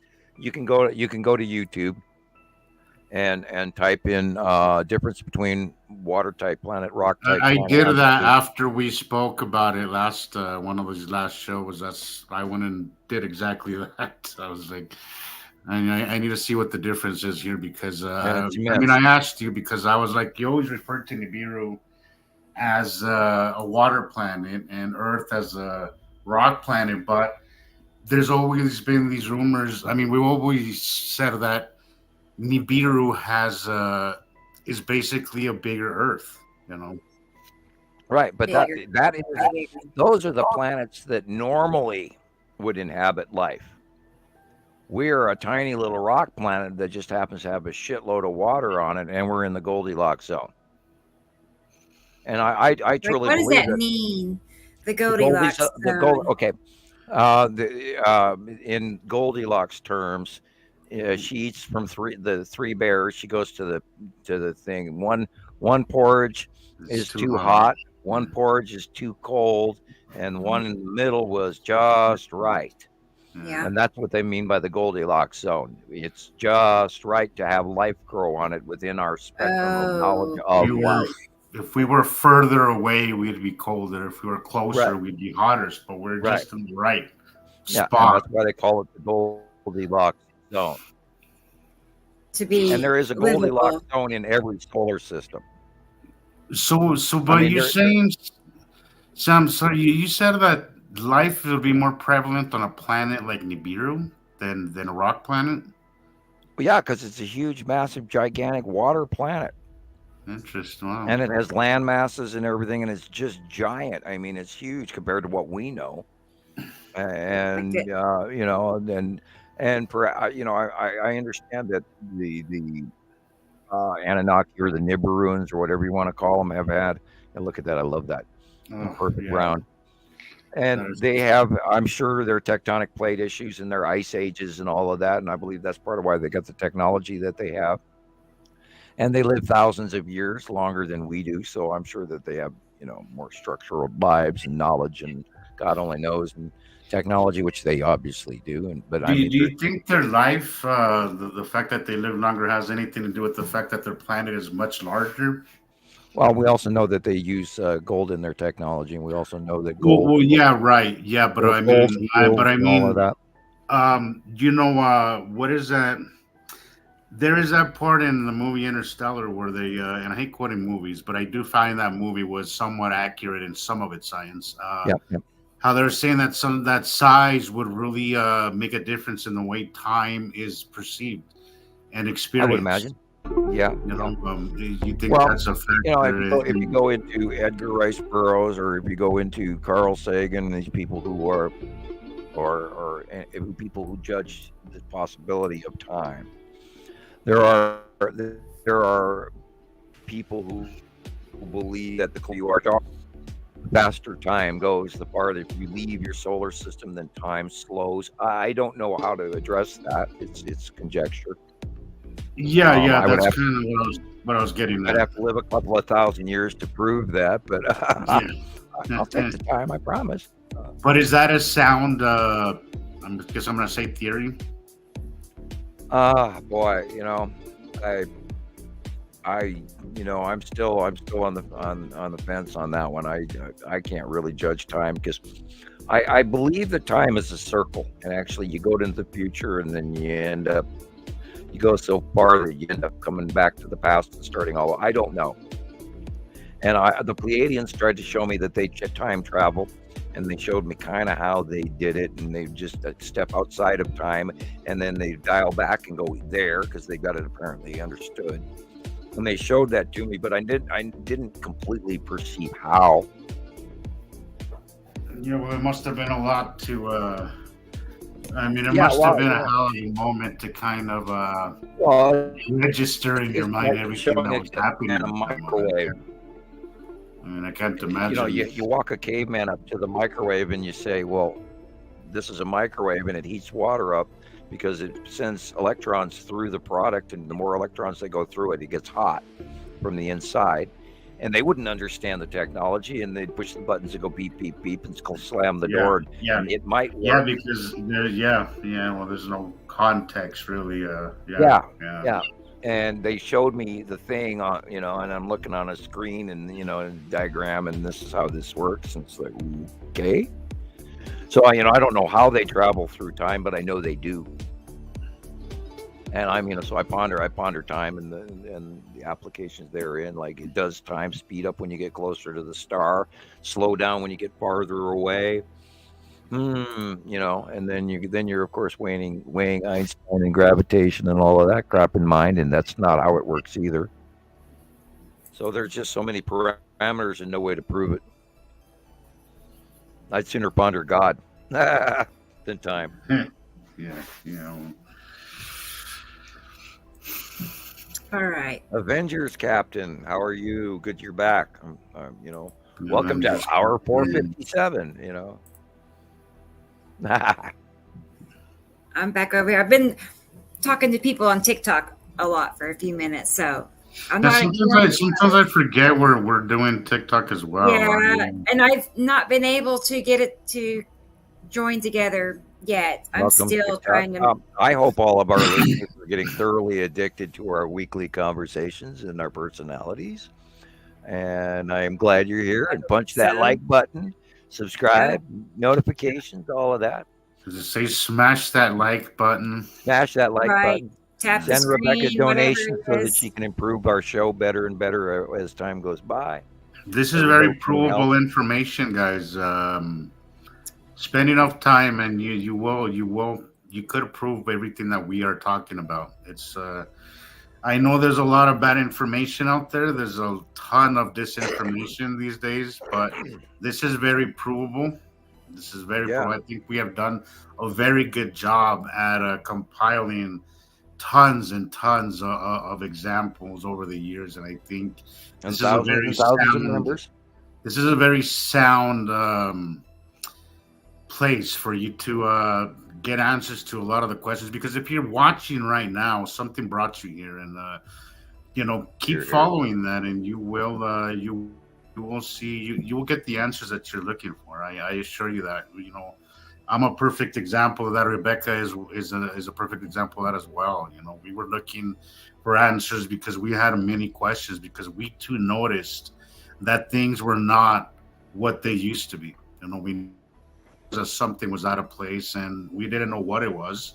We went down a bunch of rabbit holes until eventually we found what felt right, and then we explored that and spent the time exploring it, and we found the answers. And I invite you and even dare you to give this the time that it merits, and you will see it too, because you are missing one hell of a show. Oh God, Once you understand the skies, you will see an incredible, amazing show. I just thought of this, Rebecca. Imagine if you didn't know today what you know now after your 6 or so years. Right. What would your world be right now? What would you be doing right now besides bringing your neighbor to the store? Honestly, yeah, I know. Things have only gotten better for me since I have been involved in all of this. So I'd hate to think where I would be, to be honest. Yeah, I can't even imagine. I mean, I don't know what I'd be doing or anything, but I just know it's way, way, way better now since I've been a part of all of this in all kinds of ways, really. So I'm just grateful. We've had thousands of people, and I read this, and this is why the other day I talked about it on the Saturday show, where I went back and I read a bunch of the comments and stuff, and there's just so many people over the years that have said, "Oh my God, thank you for the answers. This finally fits. I knew I was looking at something, and everybody out there was so full of shit. I couldn't believe it." And and I started listening to you, and it all fell into place.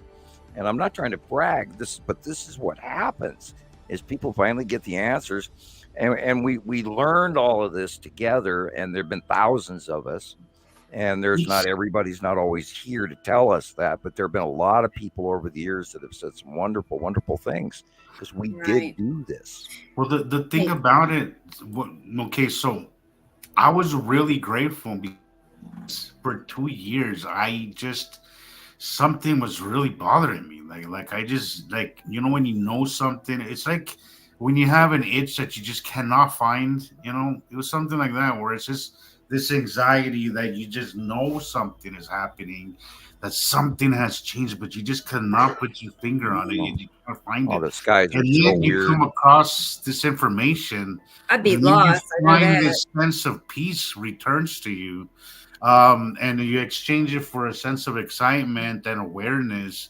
And it's not all. I'm not going to paint it all to be all pink and roses. This is concerning on a lot of levels. It's scary, yes, but it's also an event that everybody should be aware of.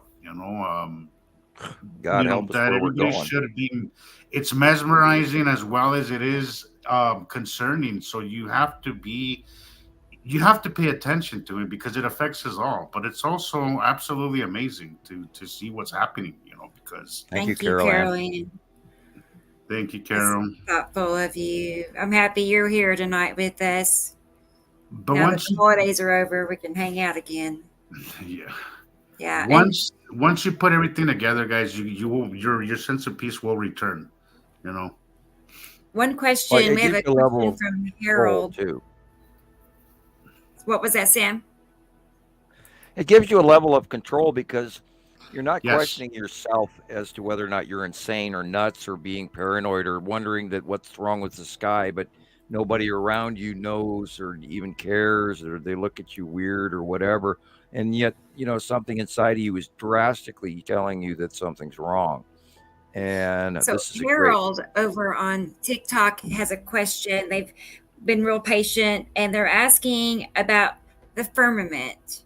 Oh boy. So I know. Oh boy.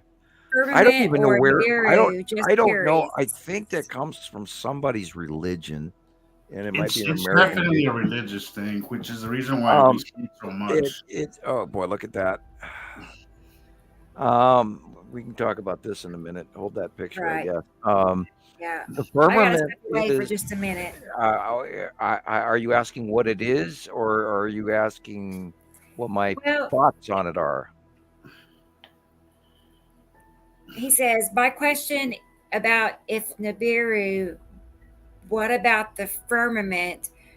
Which is true? Is it Nibiru or the firmament? No, the firmament is not true. I'm sorry.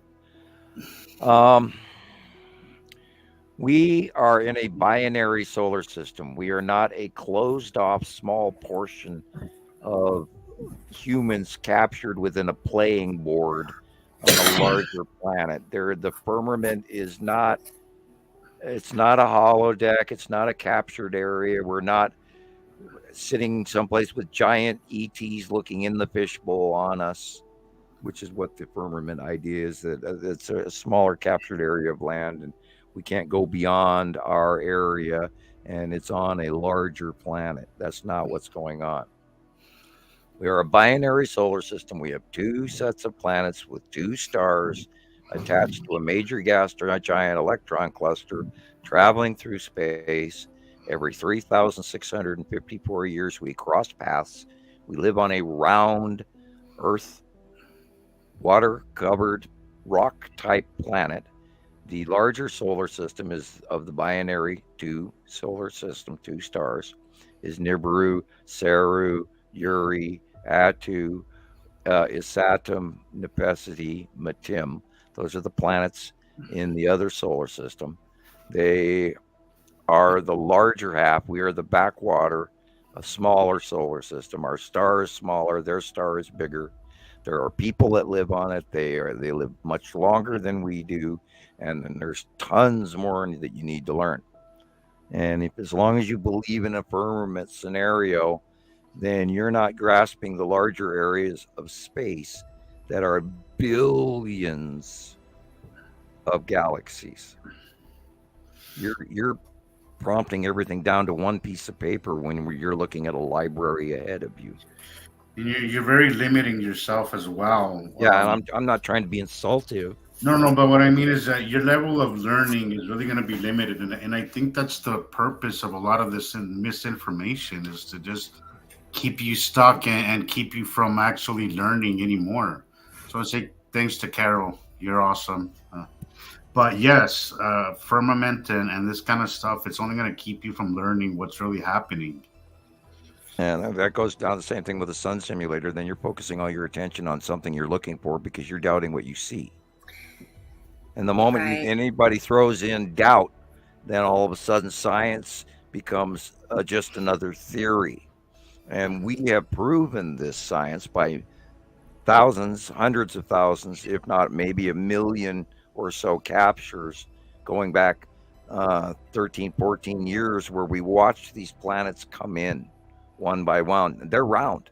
They're not flat chessboards, firmament things. We have not seen any evidence whatsoever of any sun simulator. We do see absolute documented proof of the Empire Orb. We saw documented proof of the Longbox Cube, the Texas Cube, the hundreds of offloading Star Destroyers, which are massive ships, and they're tiny compared to the cubes. I mean, they're literally ants compared to these big blocks. And even Taylor said, yeah, I saw a square cloud up in the sky, and he didn't even realize that he's actually talking about the Texas Cube, which we watched. We've watched and we watched. We documented. We've captured. Around the world, people send us every day. The last 6 months, we've been sighting the Longbox Cube every day, 5-6 times a day, from around the world, from Italy, from Petty in Hungary, from my friends in New Zealand, from my friends in Holland, from my friends in Here's a perfect example right here. People Right love there, the yeah. Longbox Cube right here. is the Hey, I perfect just want to tell Carol Ann thank you. Thank you very much, Carol Ann. Carol Ann, that's super thoughtful as always. Such a supporter of all this and a I great know. friend. We love her. She's been a long time member. Yeah, And we I can didn't never know that thank you either. enough. I mean, I knew her name, but her and I just connected over the last few months. Now, She's been a very so we wonderful chat person, often. a good friend. I know she is. I know she is. Yes, love you too, Carol Ann. I might have the opportunity to meet her and Nancy next year. That would be Really? great. Yeah, I'm hoping. I'm waiting for Idaho? my turn. I'm hoping that. Are you going up to Idaho, or are they coming to you? They're coming. They say they're planning a road trip. Hopefully, maybe we can meet somewhere. But I'm always up for a road trip, and yeah, we got to so shoot if we for have to meet Comic-Con. somewhere, I'd be happy to as well. We could find a central location where we could all, meet everybody, up. No, that would be great. Sell tickets. Uh-huh. Oh my God. Oh man, that would be so cool. We'd have to have I am a looking forward to it, Carol. We could do a podcast live, eat together. You know what I mean? Sit at on one some table top at of the some round rock or table. some mountain using Starlink. I'm joking.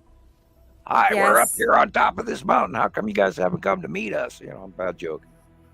Sarah Gordo in California. I'm kidding, Sarah Gordo. Can't even talk. I've been talking for 5 hours now. Okay, drink. It's gone by quick tonight. I don't know. It's It been. really has it's- flown by. It's been an interesting show. Yes. Yeah. I missed this camera that I took this shot with. I really need to upgrade my camera. That's what I'm gonna do this year is get a nice camera. Just for everybody that doesn't know, but all of these pictures right now are from Jesus. These are his pictures. Is this 2019? That is correct. That is correct. Wow. Perfect curve. Yeah. I know my pictures. You sure do. Well, I do have to occasionally rub it into everybody out there that the reason that this does exist is because we have so much practice at it. And we've been watching them get bigger and bigger for so many years. And yeah, I know, I can imagine, like I was saying earlier about 10 minutes ago, it's like, I can't even imagine not knowing this information. And I can't imagine what everybody out there who's just now stepping into it. And I mean, these things are so big and so unbelievably huge that I can't even imagine how hard it is for you to reach across and fathom that there could be objects this large directly over the top of us every day. And It they is don't. the biggest event, guys. The biggest event in human history, in our human history. Yeah. So and the thing, Harold it said he's happened. been following your work for many years, for a long time. He Who just was wanted that? me to let you know. Harold over on Well, TikTok. thank you, Harold. He said, thanks for answering. He was the person asking about the firmament, and he has been Yeah, following and I want you to for a long reiterate. I time. don't mean to insult you anyway. I'm Right. concerned for you that you would believe in something that limits your looking outward. There's so much more. And then we've got to include the other races and the other stars and the other solar systems and the other galaxies. And you also have to remember that not everything happened from the Big Bang. There are many Big Bangs.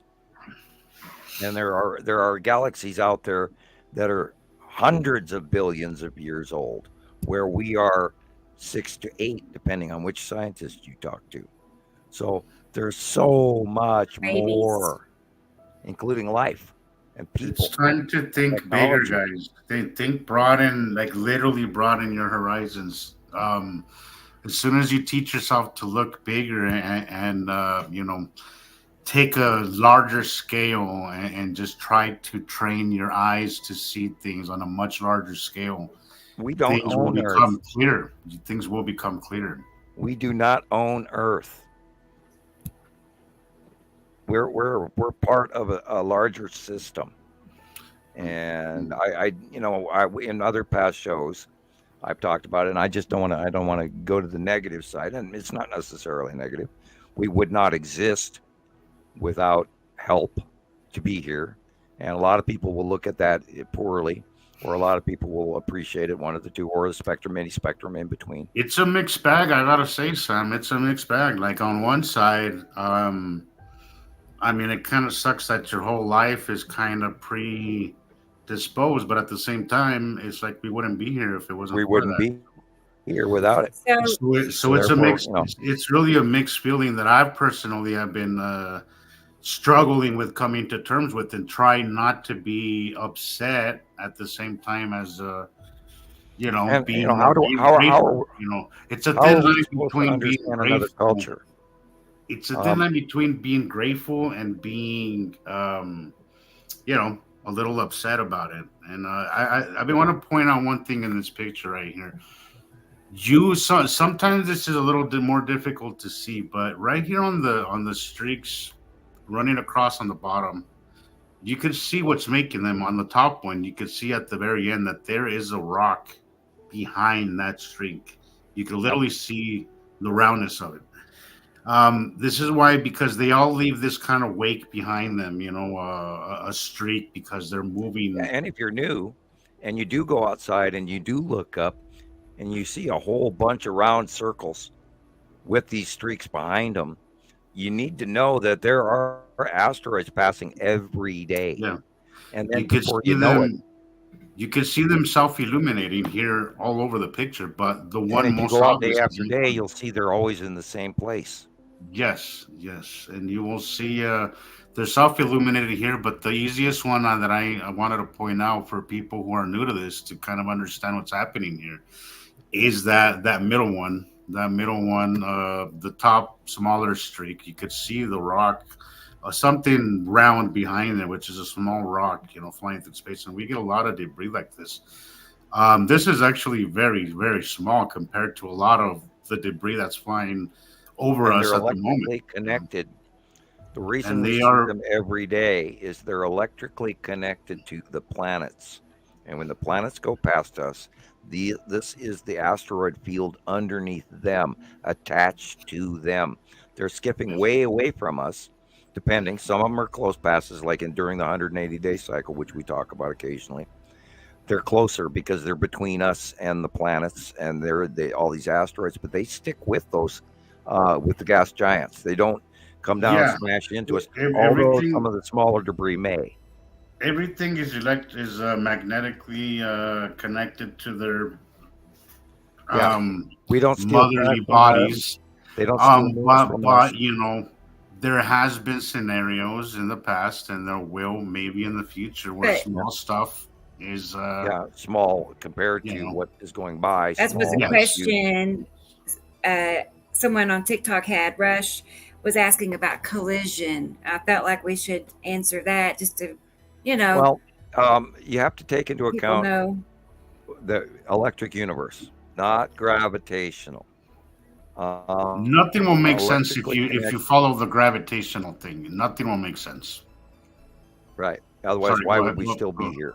Yeah, go ahead, Sam. Sorry. Electrically, they're attached to the major bodies of the object cluster group, which is why we call it that. It's asteroids, it's debris fields underneath the gas giants. And we know that gas giants have lots of moons and lots of debris and rings and all of that because it's collected because of its atomic internal mass, and it pulls all kinds of stuff into it electrically.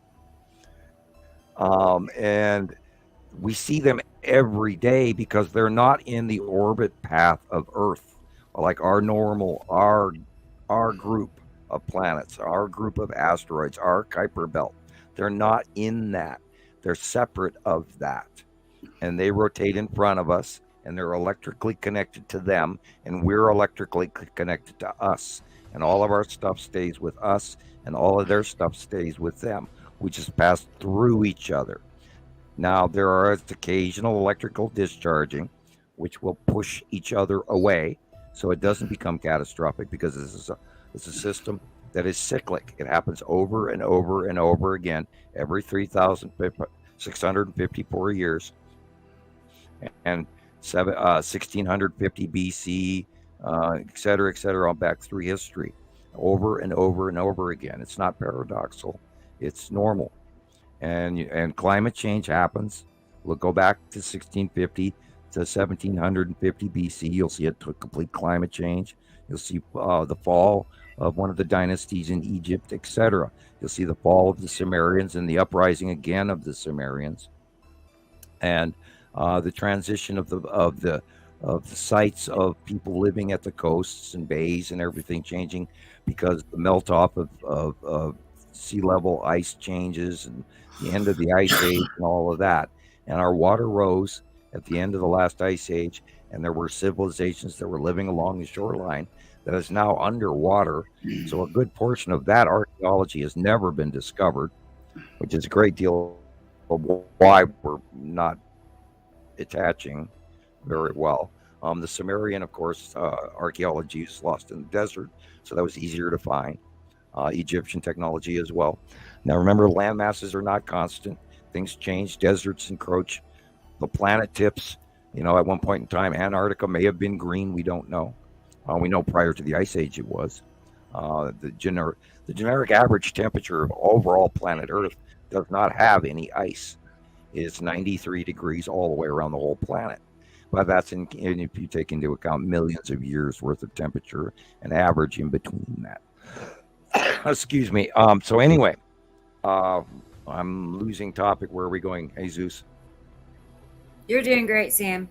I'm having a lot more activity on TikTok, so I'm just keeping. Well, that's good. We need TikTok. Yeah, it is good. It is good. So we need everybody, but and I don't want to discount anyone. And hopefully, oh wow, look at that. Hopefully we'll go viral.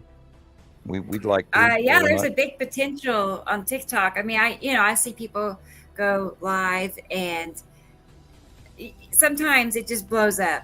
Sometimes it might happen tonight. Everybody tap the screen. You know what to do. So I'll say this 1,000 times. We have spent 13, almost 14 years now working on all this information for you folks, and we didn't pull this out of a hat. And my non-disclosure agreement ended in 2010, and they don't slap you with a non-disclosure agreement for being wrong. They don't even bother with you. That's and so I spent a lot of years waiting to talk about this. And when I first saw the planets get here, I went, oh shit, they're here.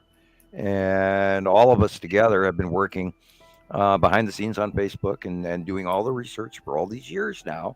So the smart thing, and I threw this out last week, it'd be dumb not to listen to us. The smart thing would be actually, get on board with this and start following with the time-proven information that hundreds of thousands of people have already gotten on board with. And I'm out of pop again, and I'm going to go get another Coke. I can't talk without a drink. And to add to that, I just want to say to what we were just talking about. Try and leave what you think that you because we've been the things that we've learned and what they've taught us, since God knows how long ago.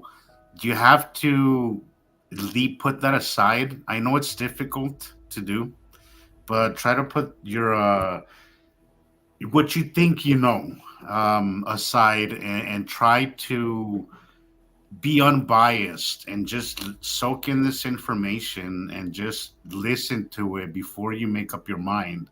Give it the time it merits. Go out there, do your own observations, make comparisons, but try and leave your biases at the door, because this is not mainstream accepted, but very provable. So try and leave those things at the door. If you're new here and you want to learn this stuff, and it rings, and it seems like it's something that you want to dig into, give it the time that it merits and leave your biases at the door, because it'll only confuse you. And just give it a real chance, guys, because this is very provable information. We've spent here, we do this literally every day. We record every day. We watch. I now, as I've learned the skies, I do it as things happen. I don't do it every day, but I do it as things happen and as I have time to record and all that stuff. But things are happening all the time. It's just we have done this for a long time, guys. A long time. We've been doing this for years, and we've proven it over and over again. And you can too, if you give it the time that it merits. Right. That's what I was telling someone on TikTok. I was like trying to explain the small orbs that people see, that they think those are planets, but they're not. Most of them are asteroids. Yeah. And the planets, you don't need special glasses, telescopes, binoculars. You're seeing them. If you look at the sky, you're seeing them. You just don't realize it because you don't understand what to look for. There's times that you can literally watch craters from moons passing by eye. Like land masses. You can see land masses. You can see the big one is you can the just micro clouds. It's just you have to learn this stuff, and because everything we know, it's mostly from Hollywood and animation, and none of it really is based on what's really happening. We have this idea. Space is pitch black. Look at that edge right there. You can definitely see the edge side of the illuminated side of this planet right there. On this, like the whole sky is a planet. See that curve right there? You can see the edge right next to the sun there. It's a planet. And look, see that red dot? Whole sky. That's not a black dot. That's not a camera illusion. Guess what that is? That's the Empire Orb arced in front of the sun. Oh, wow. Okay. You can also see red. It wasn't a black camera dot. It's a craft. You can see that curve coming closer to you and just getting bigger and bigger and bigger. Just what you would expect from something that's and distant. The light area on the left is the side face illumination of that big planet standing there, and it's a very large planet. And it is probably that's look. There's a twin ion tail right there. And there's moving. It is the 14th. Look, it is crossing over to the other side of the sun. Jesus Holy Christ! Julie oil. No, wow, that's the eye. That's the split tail. We're seeing both of them there. And see how it gets dark. That is very common as they come closer. Look at the time of day. It's not even near sunset. Yeah. And we've been seeing this odd illumination in the cutoff, and it hasn't even been bell flaring. It's been this weird little river flaring of the light. And I really think that Saru is starting to play in. I really do on the left-hand side. I really think that in the background at the horizon. I have not experienced Saru. I would love to be able to photograph it and document Saru. Oh, she is blue-green. Yeah, She's got a whole bunch of islands. There's aren't any major. Well, I can't say that. From what I saw by eye, I saw smaller islands and less deep oceans, which is why she's green-blue rather than deep blue. And then she's got this intensely huge illuminated southern pole core cloud. And originally in the first early years when we watched Saru come in, and then we've got some excellent shots of it.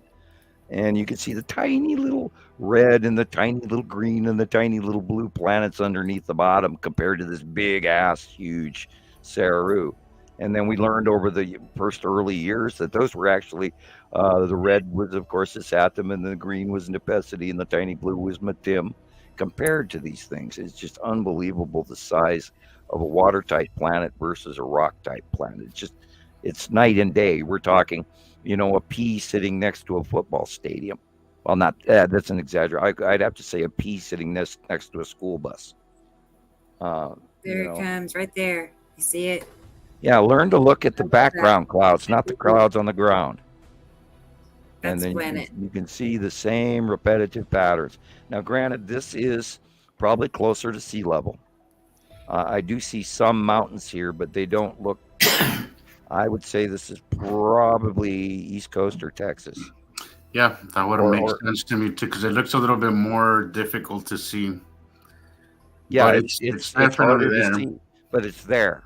And we, of course, have watched them come in, and we've learned their base cloud patterns, and we've learned the fingering of how the planets look and how their atmospheres look and their clouds look.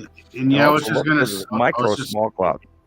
I was just going to say that a lot of times what you're seeing is atmosphere, guys. It's one of the reasons why you're not, there's times where they're close enough where you actually see their land masses and Not always, but we have pictures. Not always, but a lot of times what you'll see is just the blue of their atmosphere, because they all have their atmosphere, and they all put off a different cloud, and they all have a telltale sign.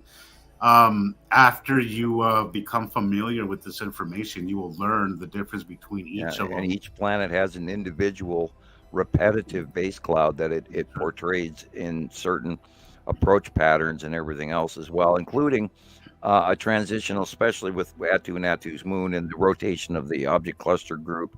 Sometimes we see them from the left, sometimes we see them headed vertically down, sometimes we see them from the right.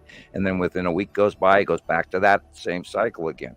And so we've documented all of these we call them base clouds, but it's an atmospheric occurrence around the planet. And you also have to remember, like Jesus mentioned earlier, it's not Hollywood. It's not like, oh, you see that big, red planet, there it is, and look, there's the land masses.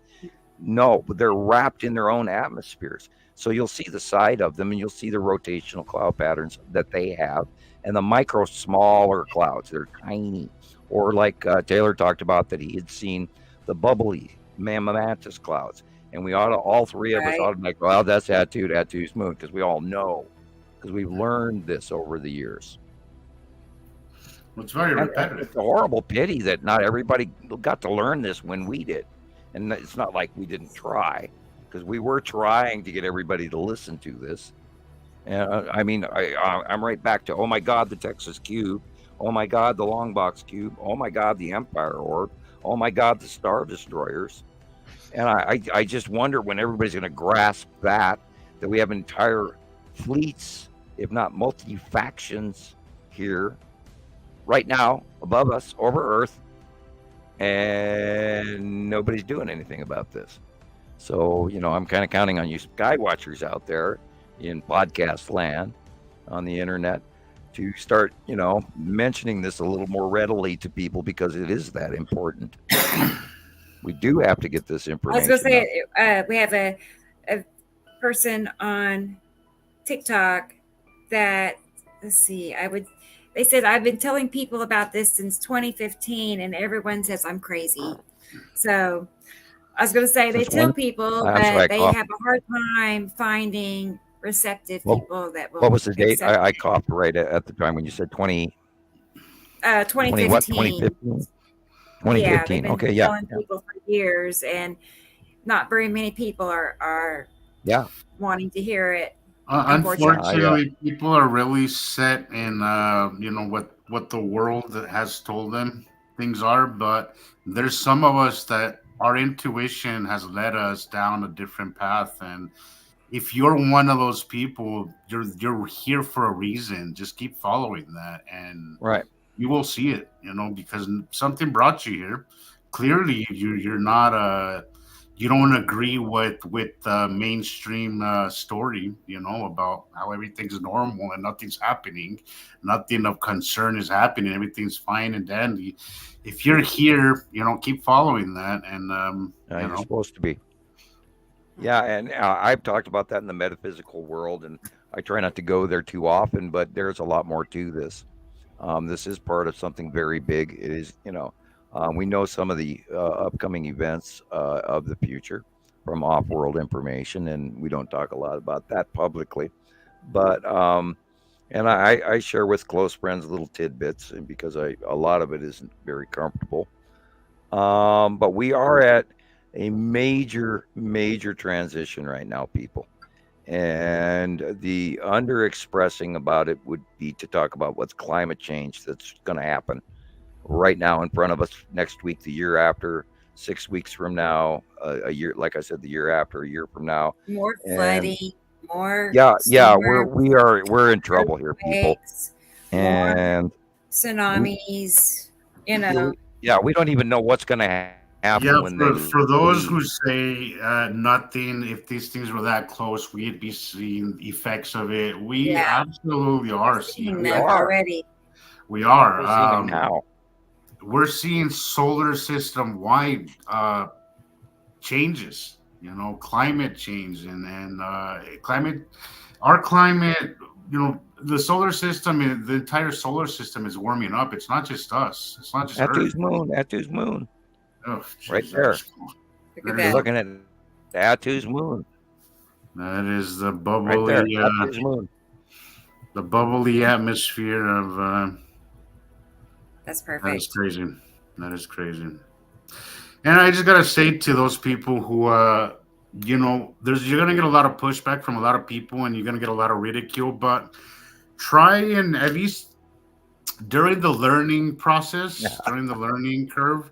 Tried to just keep I stopped talking about it, and so I can make up my own mind and not be influenced by outside opinion, because people have really loud opinions about things that go against their beliefs or what they've been following their entire lives. Maybe just kind of do your own thing and then make up your opinion about it, because a lot of times I've seen this a lot. People will come here and they'll be very open-minded about it, and then shortly after you'll see them disappear. And I always gotta say, maybe they told the wrong person, and they talked them out of it, maybe ridiculed them. But give this a chance, and don't let somebody else tell you what's happening. You came here for a reason. Follow that intuition. Don't let anybody take that away from you. Look where the sun is. This is sunset. Yeah, it's down there, right? Do you see what's illuminated above it? Yeah, a lot of places. Whole area. We're looking at the side face of Attu's moon, directly above the sun, all the way up to the top of the page, and over to the left, there's this orangish multiple illumination, and that is the object cluster group. That's the Texas cube and all the other stuff that is rounding the lower side of Attu's moon. And we've got drawings of this going back many, many years. That is above Earth, which is why it's illuminated that brightly by the sun, which is at the horizon at sunset. You're seeing the illumination of overhead passing planets. They're there. I've got a drawing that matches this exactly, going back years. Do you want me to send you that one, or do you have that one of the Which one? Attu and the self-illuminating object? Keep it right there. Okay. Oh shoot! Sorry. Yeah. Mom. Back up a little bit. Back. if you right there, you can see the illuminated asteroids. I'll send you a copy of that picture if you want me to. Yeah, fast. maybe you should, just so Okay. Just go to my that camera roll here and grab that. Yeah, there it is right there. All right, sending it to you now on the Facebook link. Okay. And you take this picture right here. Uh-huh. Just leave it right where it is, and then grab that other Okay. picture I just sent you. And it's the drawing. Yeah. And it shows you exactly what's happening in space over the top of Earth as the sun is setting way off in the distance. Lisa said that she received a telepathic message 8 to 10 years ago that there were planets on the edge of our atmosphere. She didn't know about you or these other planets, but Well, she had a message. She was right then. I told her that. I said, apparently you were right. Yeah. That's what I mean about your intuition, guys. It's not an accident. Whatever led you down this path, Yeah, keep it's for a following it. reason. It's for a reason, and you're in the right place. Keep following that, and don't let anybody deter you. Again, don't let anybody take this away from you, because if you're here, it's for a reason, not an accident. And it's because you feel that something is different. Your intuition is not wrong. And I'm a former insider. I don't try to brag about that often, but I mean, I was recruited because of my science skills and my psychic abilities and far-seeing skills, which is part of how we do what we do. But yet there's a lot of science and collected from members as well. But yes, this is why these people are having the visions. This is why these people are coming to find us. Because if you found us, then you're already a free thinker, because we're on the cusp of the real science of what's really happening. We've proven this. We have absolutely no doubt about this. So, and yeah, now if you look at this picture, what we were seeing is the illumination of the Attu's moon white base, and then the asteroids rounding into the light below it on that same picture that we were looking at, while the sun set way off in the distance. So if you're going to flip back to that, now that they've got this in their eyes, and there it is. Shoot. There it Yeah, was. shoot. There it is. There it is. There it is. Oh my gosh. I keep doing that. Sorry, Sam. And you see there's There it the is. rounded Attu and Attu's moon Same. above this, and then in the corner and The the sun is left way corner, down there. those are those illuminated asteroids that are on the lower left, underneath, coming into the light from behind, and you can see the same pattern as that drawing. And that's what's happening. And now we're at sundown, and everything is still highly illuminated above. And a couple of this years ago, blue. everybody kept going, well, God, it's illuminated at night almost till midnight. And that was because the planets were so directly, in that time, I believe that was when Uri was directly over the top of us for the first time. And Uri puts off such a heavy white. Now, this is a close pass of Attu's moon. And we know that because we can see the refractive bubbly pattern. And we've seen it so many times. And we know also Nepesites behind this, by the way. And that's the base cause next to the sunset. That's where the green hue That's where the green's coming from. But this is still a very close pass of Attu's moon. Okay, see. All right, that's too much. My left knee decided to yell at me for no reason. Okay, hello, thank you. Thank you. I have another. Your knees. Oh no. Yeah, I just moved in my Sometimes chair. My left knee goes. it's my left knee "Whoa." that hurts too. That's weird, Sam, because sometimes it'll just, I'll just be sitting here and it just aches for random reasons. Well, you'll all be happy to know that it's 1 degree here. Oh my God. Let's see My where. computer just notified me that the temperature has dropped to 1 degree. What is it in Tulsa tonight? Wow, look at that. 16 degrees. Oh, excuse me, it's -1. Uh-oh. -1.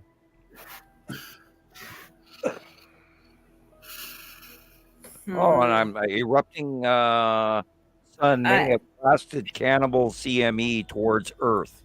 Wow, I wonder what that means. I clicked on it. It's on MSN. I think I've seen that. I think I've seen that. I always check the date and the X-Class. You seen this? Player or what? No, it was what Sam was talking about. I think it sounds like one of those clickbait videos. There's a lot of those. Yeah. Yeah. Some of them is probably. All right. They're teasing me. Okay, I'm back to reality. I come back. I'm sorry. Look at the rolling cloud. Yeah, that's a wake cloud.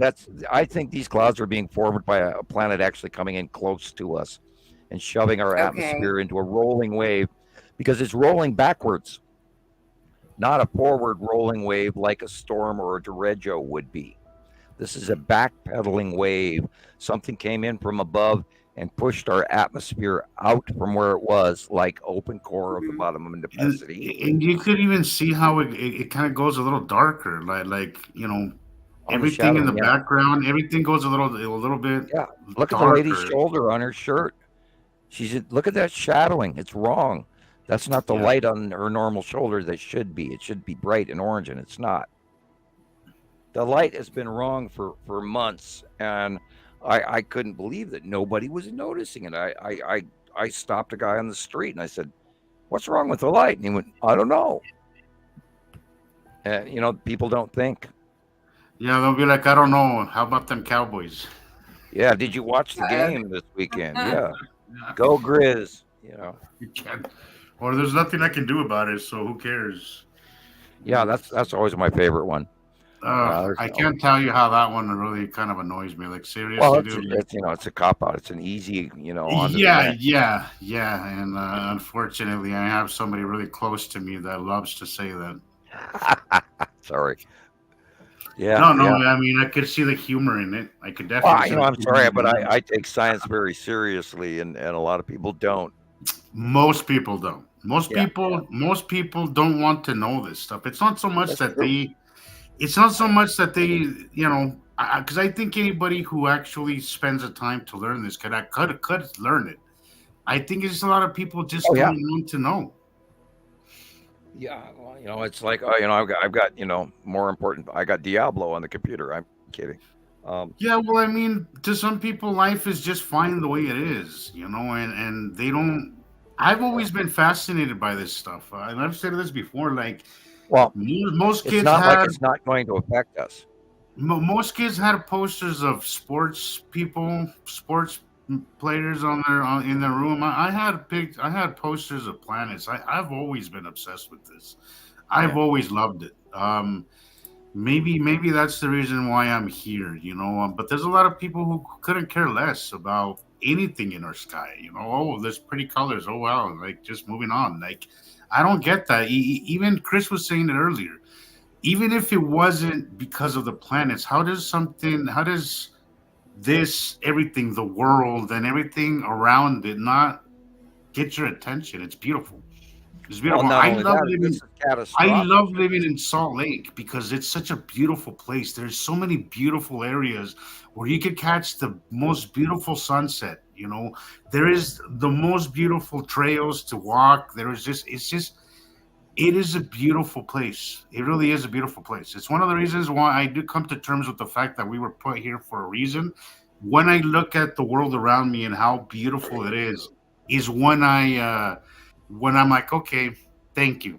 Even though we are here for a purpose, whatever. I am here and I'm grateful for that because. Well, but it's really important too because. We're talking the loss of people's homes, and we're talking their destruction of property, and members of the family possibly dying. And yes, how do you approach your family members with that? And do you not, hopefully, not go overboard and charge up your credit card and buy all kinds of Don't do that. Don't go out and buy survival supplies. But actually, we do need to ponder, and we've talked about this in previous shows. The existence of what's going to happen when they leave. And the people were digging underground and living in cities because of climate change. And we're seeing that right now. And mark my word, watch what happens this summer. And if you go back through my Radio Wasteland 21, 2022, and I believe a 2020 even prediction of the weather events that I foresaw coming. I was absolutely accurate, and members know that. And so the importance of this is people do need to listen. I'm not some opinionated crackpot just sitting up here in Montana trying to carry on a conversation and make a buck off of people. That's not why we're doing this. We're doing this because I'm drastically concerned for people. Because you guys, I mean, we have to reconsider how we live. We have to reconsider about our lawn furniture in our front yard, or where we park our car compared to the tree down the street or the neighbor's tree hanging over our house. I've already twice had my roof damaged. And this is coming for everybody. Look what's going on in China. Look what's going on in France. Look what's going on in Ireland and Scotland. Look what's going on the East Coast. Look what's going on in Oklahoma. Look what's going on in Texas. They hit -3 this week. And the last time they did that was 2021. And of course, they're having to change how they live too. Do you know that they bought snow plows in Texas for the first time here recently? So if that doesn't tell you that, everything is normal, is no longer normal.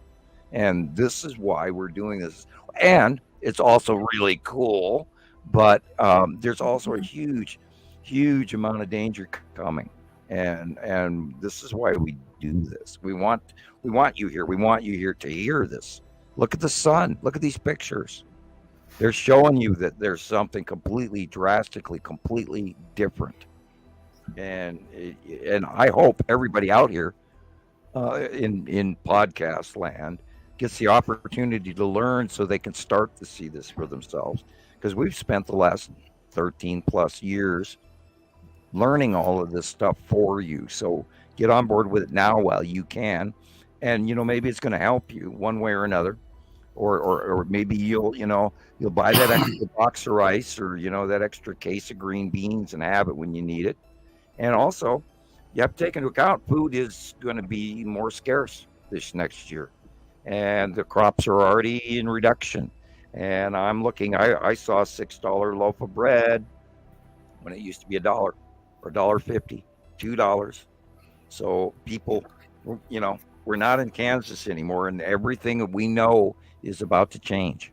And I'm not trying a lot of what's happening right now with the price of everything is not completely inflation. Just inflation. I think it's inflation, but I think a lot of it is because our crops and everything has been affected by climate change and everything that we're experiencing. Look at the Panama Canal. The price of food has been skyrocketing.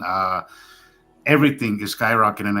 I think most of that has a lot to do with what's happening. Everything that's really happening. Couple of years, the barges from Minnesota all the way to Louisiana haven't been able to freely flow. Transferring of grain. There's a grain shortage going on with Ukraine and the Russian war. Look at the Suez Canal. The Panama Canal has not enough water to move the ships through regularly. There's stocked up ships that are waiting to go through the Panama Canal, and they can't. So this is all part of it's a system of change, which is breaking the circle of normal, and we're everything we know. We have a very delicate system, guys. This is why it's concerning and why we have to pay attention, because we really think that we are the pinnacle of everything, and that's true to some extent. But everything that we have, our grid, our food supply, everything is very. It could be disrupted really easily. We're very vulnerable to change. I mean, the economy in China is currently starting crashing. to see it now, and things will only get worse. And it's good. Somebody mentioned the other day that we're to those of us that are awake to this are spaced out strategically, and I kind of find that some truth in that. Maybe you're not the person that's going to wake everybody up until the time comes. When something happens, people are going to be confused, and people are going to be, and those who have their heads will stand above those who are cowards. Yes. And they will look to, and they will be those of us who know exactly what's happening, and we will we will fulfill that need. You know, Avoid, so even minute guidance will help somebody who's in panic. Yeah. So and maybe and we've talked about bug out supplies, and centralize your camping gear in one place where you know where it is. That way, in case you do have to pack up and get out for whatever numerous reasons, hopefully you have the opportunity. And in some cases, people lose their house in 5 minutes. Or wildfire. We had a wildfire go past my house this year, or actually, I should say last year. Last summer, we had a wildfire go by here, and two of my neighbors across the street lost their houses. And I didn't, because I was bugged out. The sheriff department made us leave, but I came right back, and I'm glad I did. Granted, the Forest Service was parked in my yard, so they weren't going to let their trucks burn up. But the fire went right past my house, and my neighbors across my dirt road, that far away, kitty corner from me here, 50 yards, 100 yards, both lost their houses. So you have to pay attention that a lot of stuff can come and go really fast. So you need to, be aware and start, thinking of some of these scenarios and what would you do in a windstorm, and are your trees in your yard safely cut back? And if you do have a forest, is it far enough away so it's not going to burn? Oh, by the way, I've been watching some geological study. They are warning that we're going to have a huge wildfire summer next year. So be prepared for that if you live in a forest or in the Northwest or Pacific Northwest, or hell, in the Pacific half of the country. So be ready for wildfires. And Oklahoma, didn't you have a bunch this year, Rebecca? Grassland fire? There were a few, right. There were a few over the summer. I remember. And they were pretty catastrophic, where they didn't even have equipment to it. Right. Region farm after farm after farm after farm burned up. And they didn't have any way to deal with it because of the wind and all of that. So very windy. You have to think about, your house is your house, clear of brush. What's your roofing material made up? Is your vinyl siding going to melt from the bush next to you and burn your house down? All of that. Or are you going to lose your roof, like I kind of almost did twice? And so these the whole fires point is you have to refocus from what's coming. These fires are from close passing planets that are. I was just reading that comment. There's a lot of electrical exchange, guys. We're electrical bodies, and as these planets pass close to us, they have electrical discharges, and a lot of the wildfires that we are seeing have something to do with that, as well as we're heating up.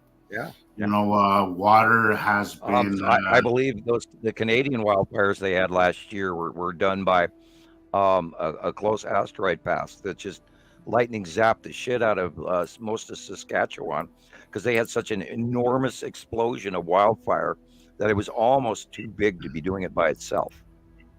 And I immediately thought of, okay, close asteroid pass. I mean, it lit up a whole unbelievable section of middle of Canada, lit on fire all at once. And I believe it was a close pass. We've seen storm events from the object cluster group where these lightning storms go through, like we always call it God, now I can't even think what we call it. Red Sonja, the Red Sonja talisman effect, where which is a movie from Hollywood.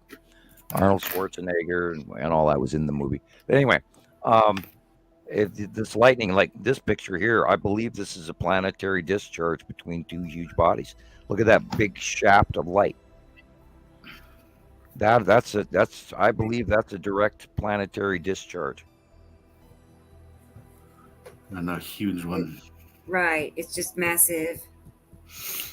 And close looking. It looks really fat and close. That green tells me Nepenthe. The size of it tells me Nepenthe, and the fact that there's a lot of and we know Nepenthe storm weather there, and that green all points at Nepenthe to me. And we know that Nepenthe does discharge in a very massive, large single strike, whereas this one is Attu's moon discharging. So that. And yeah, it's really hard to imagine that that's not just a storm cloud. Right. It's and I often wonder, like, we know they're 30,000 miles or whatever, 100,000 miles or 500,000 miles above Earth. How could they possibly be that big of a lightning bolt touching Earth? Well, when you have purple lightning, it is absolutely upper atmospheric lightning. So this is not close. This comes from extreme high altitude. Different color, different proximity to land. So, you know, and I look at this and I argue with it and I say, well, how can that be Attu's moon that close? But we have no way of proving it, but yet we've repetitively seen it year after year after year. And also, I wanna point out too, to the new people watching this, is that we have this out view. You know, we have to discuss out view to the new people watching this stuff. Is that a lot of what we see isn't exactly as close as it looks, because we're seeing out of a cone, and we have also that fishbowl effect too, you know, because we have it's like we have our atmosphere and it's like looking out. Our atmosphere is kind of like looking you know, like through water basically. So a lot of there's a lot of factors in what we see, and it could be deceiving sometimes. Sometimes it could look a lot closer than it really is, you know, and sometimes it is very close, but you know, it's hard to tell. You know, we get that question, how far or how close are they? It's really hard to tell because our out view is just there's so many factors in our out view. Yeah, we see really far out and not far out enough, and it's always arguing with my brain and my mind, going, how can that thing that's supposed to be so far away actually send a lightning bolt all the way down to us here, and yet it looks so short, like it's here, but and you know, this could even be a normal storm, but the illumination on the base of the bottom of the thing that's up above it, that's dark, always leads me to try and see more. Now look at the color of the lightning too. Yeah. This is the yellow and stuff is lower atmosphere. So, you know, you have to weigh it. It's a hard call. And I remember when the planets were first coming in, and I'd seen them and they were smaller. And then we watched them discharge off each other in space as well, that they weren't connecting to Earth. And then I saw the first really close passes in 2012. And then you were looking at the planet, and then you watched it come in, and then it discharged, and and then it looked like they were going to possibly be that close. And what am I looking at? You know, and then my mind had to say, oh, it's got to be so way. It's unbelievable. We haven't played this in a few shows. I was like, it's mind-boggling. Yeah. Christopher was asking about the Oort cloud and everything. The Oort cloud is so far away from us; it's unbelievable. And I believe that the planets came up from under us, so I don't think they were part of the Oort cloud or even dealt with it in any way. I don't think they got anywhere near it. What is the Oort cloud? Oh, the Oort cloud is the asteroid group beyond Mars, between Mars and then the gas giants Jupiter and Saturn and all that. There's there's a debris group that everybody always refers to as something that broke up in our atmosphere, and that's where it ended up over time. And there's a possibility that's correct or whatever, but that's what the Oort cloud is our asteroid field in the middle of our solar system. And this is what this is. This is an asteroid field. And this was taken by the ISS, International Space Station.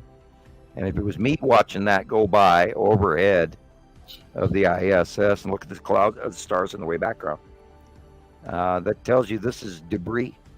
And some of this is bigger and smaller. And then look at all the minutia that's flying around up there in different directions as well. That one right there is always gets me. That's got to be a huge object right there. No worries, you didn't have to pause, but that one always stands out to me. Is like that's got to be a biggie. See, I would have thought this is a planet going by. No, I don't know why. This is the onset of the asteroid group underneath Uri. There it is. I see right here. You see it right there. That little patch. It looks like a big, huge ass circle to me. And that's just a big asteroid. Yeah, and that would literally account for the view of the Tan asteroid as well. Same angle and everything. Yeah. Dang it. It's, you know, I mean, I can't absolutely attribute it to that, but I mean, it literally, you know. Right. I don't think I've ever seen anything like this on any of the ISS cams I ever watched. It's such an anomalous amount of debris, and it's not like it's filming the Earth, because we're still seeing the stars behind it, so it can't be the Earth. I can't believe they released that video to public either. I was a little surprised as well. Uh-huh. It was either by accident or deliberate. I think they do leave deliberate stuff here and there just to kind of Or somebody didn't think it was important enough to worry about. Yeah, that Look, it's just clouds in space. How do you see clouds in space? Unless it's debris, and it looks like sand on the beach. I've seen him comment before that clouds are not exclusive to Earth. Right. You know, there are space clouds. There are clouds that belong to other planets. You know, look at the pictures of nebulas and fingers of God producing solar systems. You know, taken from the Hubble space telescope and all of that. And now they got the new one up there, and it's taking even better pictures and in multiple galaxies. You know. And the thing is, people don't even think that that's light that started out 8 billion years ago and got here. And that's why we're seeing it now. And everything we see out there is long ago changed. I mean, you know, some of the exploding. They're all worried about Betelgeuse and all of these exploding stars and stuff. And some of this shit happened before we were ever even out of the cave. You know, before we even had creatures on this planet that existed billions of years ago, and then we're just now seeing it. So there's a lot more going on and you know, you get out there with your brain and then you'll give yourself a headache thinking about what we see now happened 1 billion years ago.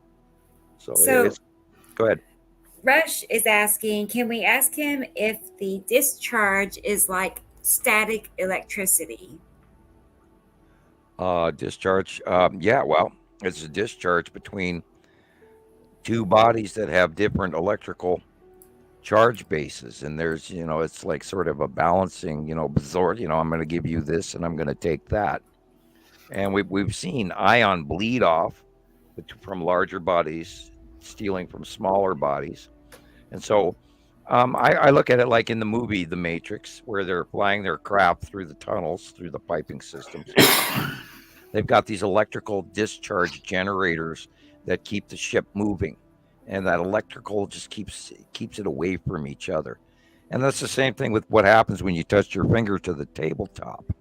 My finger doesn't actually touch the tabletop. There's an electrical discharge between my body matter, my electrical charge, and the negative charge in the table, because the table doesn't have life. It's dead now, so it's negatively charged. And my finger can't go into that tabletop. My cell structure can't, even though there's distance between each one of the cells atomically. And there's a little lightning storm that stops me from putting my finger into that tabletop. And that is the unification model that Einstein could never find. As above, so below. It's the same thing. And those planets can't crash into us because they discharge and repel and push and or pull or attract, a little bit of both. So asteroid impact is unlikely. Yeah, and the electrical connected static charged asteroids, which we have actually seen self-illuminate, which tell us that their electron base is accelerated. So therefore they're charged, and that's why they don't smack us. They discharge and skiff off our atmosphere and continue on their way, connected to the bodies passing us. But there is a discharge of electricity, yes, and that's the difference in voltage or whatever between that planet and this planet. Larger planet, smaller planet, etc. They're going to carry a different charge. Also, why we see some of the question. Also, why we see some of the volcanic activity. You know, Right. I think Earth is, here's an example. That's bleed off. And this is accelerated electrons that are going up to a larger body because it's got a super highway because there's a connection. And that's why we're seeing it go up like that because it's rising up out of us, probably from a larger body above us. So from the top of those pillars to the top of the picture is planet. Right, and I call that ion bleed off. We've seen that in space. Going by. Right before the planets got here, you would see this big circle of illumination, sort of aurora borealis, with a dark body behind it. And then there was this big half circle of purple, and then a central shaft, and robbing from a smaller dark body that was partially illuminated by this aurora borealis in a perfect circle. And we saw pictures of that right in 2010 and 2011 in space. I can see so I knew that it was bleeding off from one planet to another, and it was creating the accelerated illuminating aurora between the two of them as the larger body took away from the smaller body. It looks like these streaks is a trail, like from the lead object, maybe. You can see a circle, and those streaks are streaking along behind it. Yeah, the bottoms of the planets illuminate, and we know that the normal planets, our poles and Jupiter and Mars are all glowing now, and there's hexagons on the top of Jupiter or Saturn. I can't remember which one it was, but we've seen evidence of heightened electrical behavior, including this. And this is just our accelerated light ions are being pulled up on these little electrical connections, thread connections to the other body, and they continue on up. So it's an electron superhighway. Right. Which I would imagine is probably part of teleporting technology or something like that, using the electron superhighway, dividing your atoms into a precursor pattern, sending it anyway. Right. Who knows? Maybe they'll invent several people teleporter before you know it. And there's even technology where people have gone through to put items through those towers, and they've thought that they've teleported things.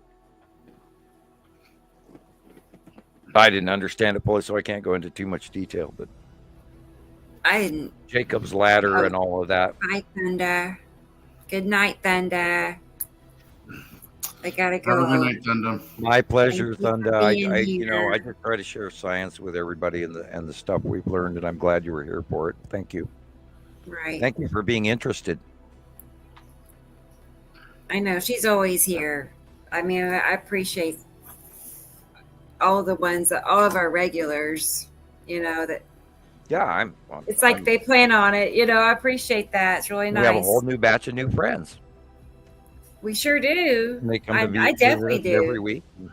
And I've met people because of this show I had not known before. A lot of them. So it's nice. Well, I talk to locals and I turn them on to your show and get them going. And hopefully I go to it. We do a show every Tuesday and every Saturday. And subscribe, and hit I gotta get some cards made so I can pass them out. Because it's happened. Yeah, I'm a few about times. due for a whole new batch. I've got only maybe about 200 cards left. And, and it seems like we have a consistent show time. We've stayed consistent. So. Oh, and that's the idea. That way people can always come back and expect and know when you're here. Right. And this is the only way. Yeah, as I said before, consistency is very good when it comes to these things. Well, if you ever do want to get and if we ever want to become a larger group of citizen scientists and keep going on our show, then we do need to move up. And only through YouTube and TikTok funding will we ever get large enough. And everybody's always hoping, well, I hope I get TikTok famous or whatever the term is nowadays. An influencer or whatever you want to call it. I don't try to be that. Although our topic and we could be the next Art Bell show. That's fine. I'll volunteer for that. And I said that last time I said that I felt guilty for being arrogant about that. But I mean, we hope we get people. I often thought about going to a radio station network and actually pitching a show like this or an Art Bell like show, because I personally know about anything from ghosts to aliens. So yeah, I've often thought about it. But then how do you broach that, and where do you draw the line? And then you have to worry about sponsors or no sponsors or whatever. This way, I don't have to go to the radio station. I can stay home. Oh, that's true. But I mean, we talked about this before about how if we got our show onto a radio broadcast, but then we could be limited on what we could talk about. Right. And that what we. I was just gonna say that we would have to. We need to be able to just say we have to do things the way our way. And then we'd have to suffer sponsorship. Because it's important, and I think anybody who would want to be a part of this, in any way, should probably be okay with that, because it is a very important part of the show of anything, is to stay true to what made the show. What makes the show. And personally, we wouldn't want to change. I wouldn't want to give that up. Well, not that we would turn a sponsorship here down, even if we could, if someone actually approached us correctly. But we will not sell out on the science. Yeah. Nor will we limit our content, because we can't. We have to. We follow what we see weekly through membership submissions, and that's just how Rebecca runs. This is how I run. This is how you run off your captures and what people say to you, and we have to share the current events, and we can't be stifled by that. Yeah, my ever since the beginning of all this, my way has been, I only post things that I take, I only post videos that I take. I only post pictures that I take, because you're so lucky. First of all, I love it. And second, it's just the way I have to do things.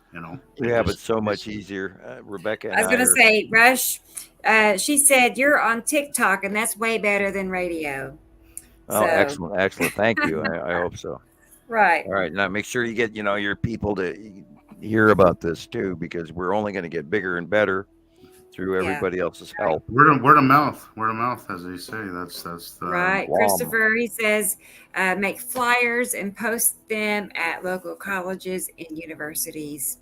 I've thought about that, but I didn't personally want to have my door kicked in by the men in black. If you guys want to do that, that's okay. I have to limit it a little bit. I like the card thing. That's a very subtle way, and not too intrusive. You pass the cards around, and then either people look into it or they don't. You know what I mean? Right. And I left it not very wordy on the card, and I spent more for the card than for the print. And I got fancy cards. Right. And I apparently people like them. I'd like to improve. I'd like to move up. I would love to go back to the thinking cap, but I don't personally have the money to do that. And and I'm thinking about designing an actual Montana Skywatcher logo by hand that I draw. But and then people have also asked me for paintings. And I would love that. I would go and make. Well, the question is, do I do a T-shirt and a hat? I could at least make one for myself. The question is, do I do planet paintings, or do I do my landscapes? Which I love doing landscapes, but I don't know. You could do. And I'm not trying to make a buck off this, but I'm trying to add to. I would love to make me one of those and make me a banner for my wall behind me. Right. That would be great. I would. You already have customers, Sam. Yeah, I would love to make this big banner behind me with that. I would love that. They want your work. I know they do. Yeah, there's a whole disc with Deb did this. What's that? Deb did a whole bunch of tennis shirts for all. and we made. Oh, that's right. It was for donations too, and we made which really helped. We needed the money at the time really bad, and You're it right. helped us through one of our many catastrophes here because I'm a pole person. I can't afford an R. And yeah, but I would love for all of us to turn this into an actual job, where we could actually make a I living know. off this. Would be nice. Jesus and I have talked about that before. It's just, wouldn't that be a dream come true? That would be a dream come true. Absolutely. Right. I would have gone nuts with the camera gear. That Well, would be my. That I would don't know. probably spend most I don't of know my if money. everybody else out there knows this, but I walk around in a hat, and it's black. It's a baseball cap in the low brim. It's not the tall farmer type. It's the low brim baseball hat, and it says thinking cap. And you'd be amazed at how many people actually go, nice hat, and that's what we do at Montana Skywatchers is we put on our thinking caps. And someone mailed that to me a long time ago, and I wore it until it died, and then I ordered a whole bunch more, and I sold like 2 of them, and the rest I gave away, and I only made I think 10 or 15 of them, but and they weren't as quality as I wanted them when I first ordered them. I ended up paying far more, and of course they soaked me for an additional fee they didn't mention, which I thought was humorous. But yeah, I'd love to do it again, but the only way we can ever do that is to go bigger. Right. Crash. Uh-oh. Clang. Ow. Uh-oh, that doesn't sound good. Are you okay? Is that a couple pencils? Oh, Okay, I'm boy. back. Okay. I was digging for my my thinking cap. There you Hey, go. there Yeah, it you need to is. bend that brim or a little rounder. Yeah, well, I don't wear it. I just keep it in my room next go. to my the drawing you sent. Yeah, me. you got one of the original thinking caps. Yep. That's awesome. Because that's what we do at Montana love it. Skywatcher. We put on our thinking caps. And I used to be a hat guy. I don't really wear hats anymore, but I just keep it in my Oh, room. I don't. I have a. I really wanted a souvenir, and you were I graceful have male enough to send pattern it. baldness at age 60. Yeah. If I walk outside And, in the sun, there's and a Montana Skywatcher logo. There you go. Carol Ann says you made her day. So, Yeah. It's one of my this along with my the drawing. Yeah, you're the only one that ever got a drawing, by the way. I know. He's got the one and only drawing outside of your. Yeah, and it's collection, original. And basically. I haven't parted with any of them except that one damn. And Yeah. people have asked me, I thought about Prince and that sort of thing, but I'm not trying to make money off this. I'm just trying to further the science.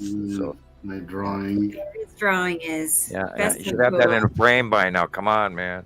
I'm You're gonna beat it gonna up. make Care all of the it. other members jealous. Yeah. I'm gonna put this stuff away. I know. And if you write me a letter, I'll write you one back, and you'll get one of the Montana Skywatcher gold cards.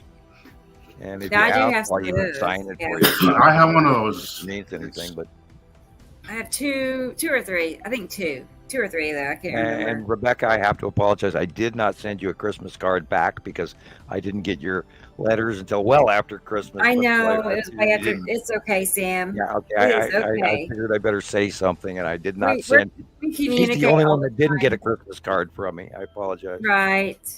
Don't worry. So And, we do write to people, and I used to get a lot of mail, and it's way dropped off. And I don't think people mail like they used to. I that's don't. true. Yeah. Well, yeah. I really it's don't. gone wayside.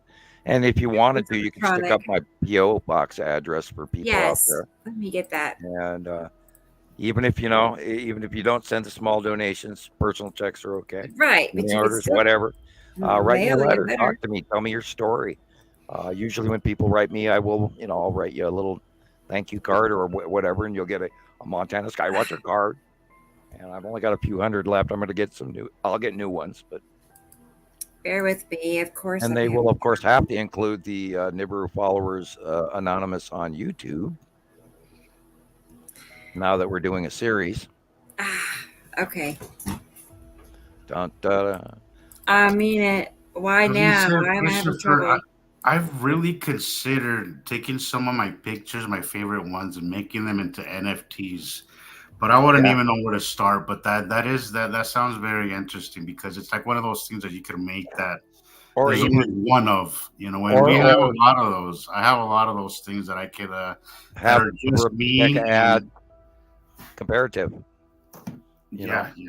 Get Rebecca to put them together. You know, you pick out your picture and then she'll glue them together and then send them back to you, and then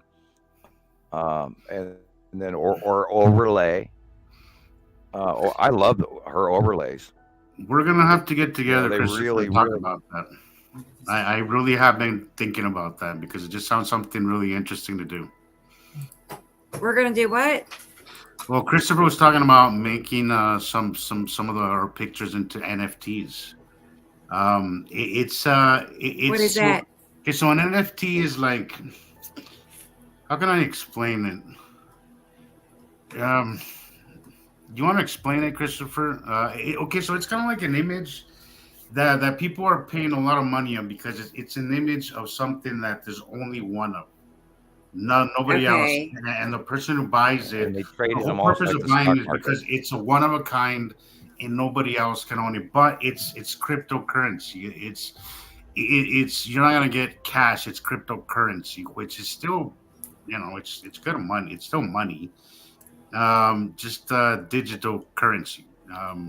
I'm a little, again, I'm not 100% educated on this topic. It's something that I kind of followed for a little bit and then I kind of stopped. But Christopher might know a little bit more than I do, so I'm gonna get with them and talk about it and see what we come up with because it is a interesting idea I've been thinking about for a while. You know, I'll have to look it up and see so I can get a better idea.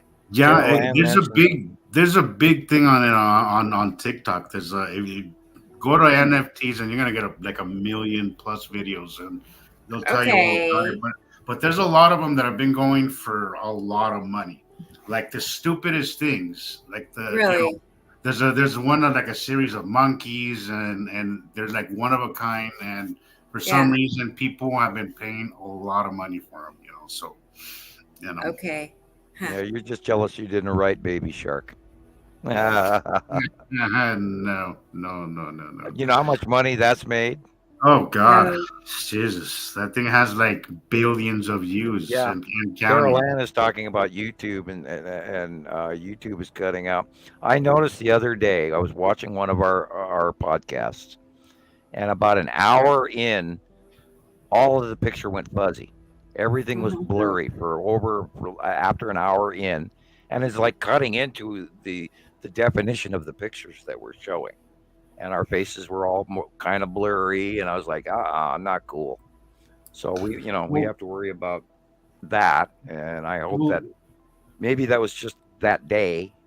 Maybe it was my feed. But no, it happens a lot of the times that if you upload something while the signal or there's a huge band, I don't know what it is, but there's times where I've uploaded something and the quality is so degrading that I've deleted it and waited a day or two to post it later. And I get a better result. It just sometimes it depends. I don't know if it could be I don't know if it could be my internet that maybe is having a bad day. I don't know if it's your upload or Facebook download thing or what it is, but there has been times where I will delete it because it's the quality, limited definition quality. Yeah, and also what Caroline was saying, TikTok is too small for my eyes. The other day I had I'm not going to say an argument, but I had a really rude lady tell me why did I post my video sideways on my reel. But I don't know if I saw that. The reels is just like a fraction of the screen, and sometimes I'll post them sideways, so because most people are watching on their phones and they could just turn it sideways, and you could see a bigger picture, because sometimes it's basically a little thumbnail what you get on a reel, on those reels on Facebook. And sometimes I do that. This last one I did it the original way, and it kind of bugged me, but I think she got to me. I think she got to me. Yeah. Well, we get those naysayers, and every once in a while, it's amazing the one little thing that they say. Yeah. That shouldn't really affect you, but it actually, and then all day long you're driving around through town going, and she said that. Yeah, I try not to let it bother me, but sometimes it just hits a nerve, and I'm like, oh my God. And as much as I try not to let it bug me, I'll just be thinking about it throughout the day, and it just drives me nuts. And I think that was the case because I was going to do it sideways because you could always I think you could even do it on your computer, just flip it sideways. Yeah, you can. That's the price of fame. But I mean, it's just when you're posting stuff on a phone and on like Facebook, the Facebook Reels are very limited.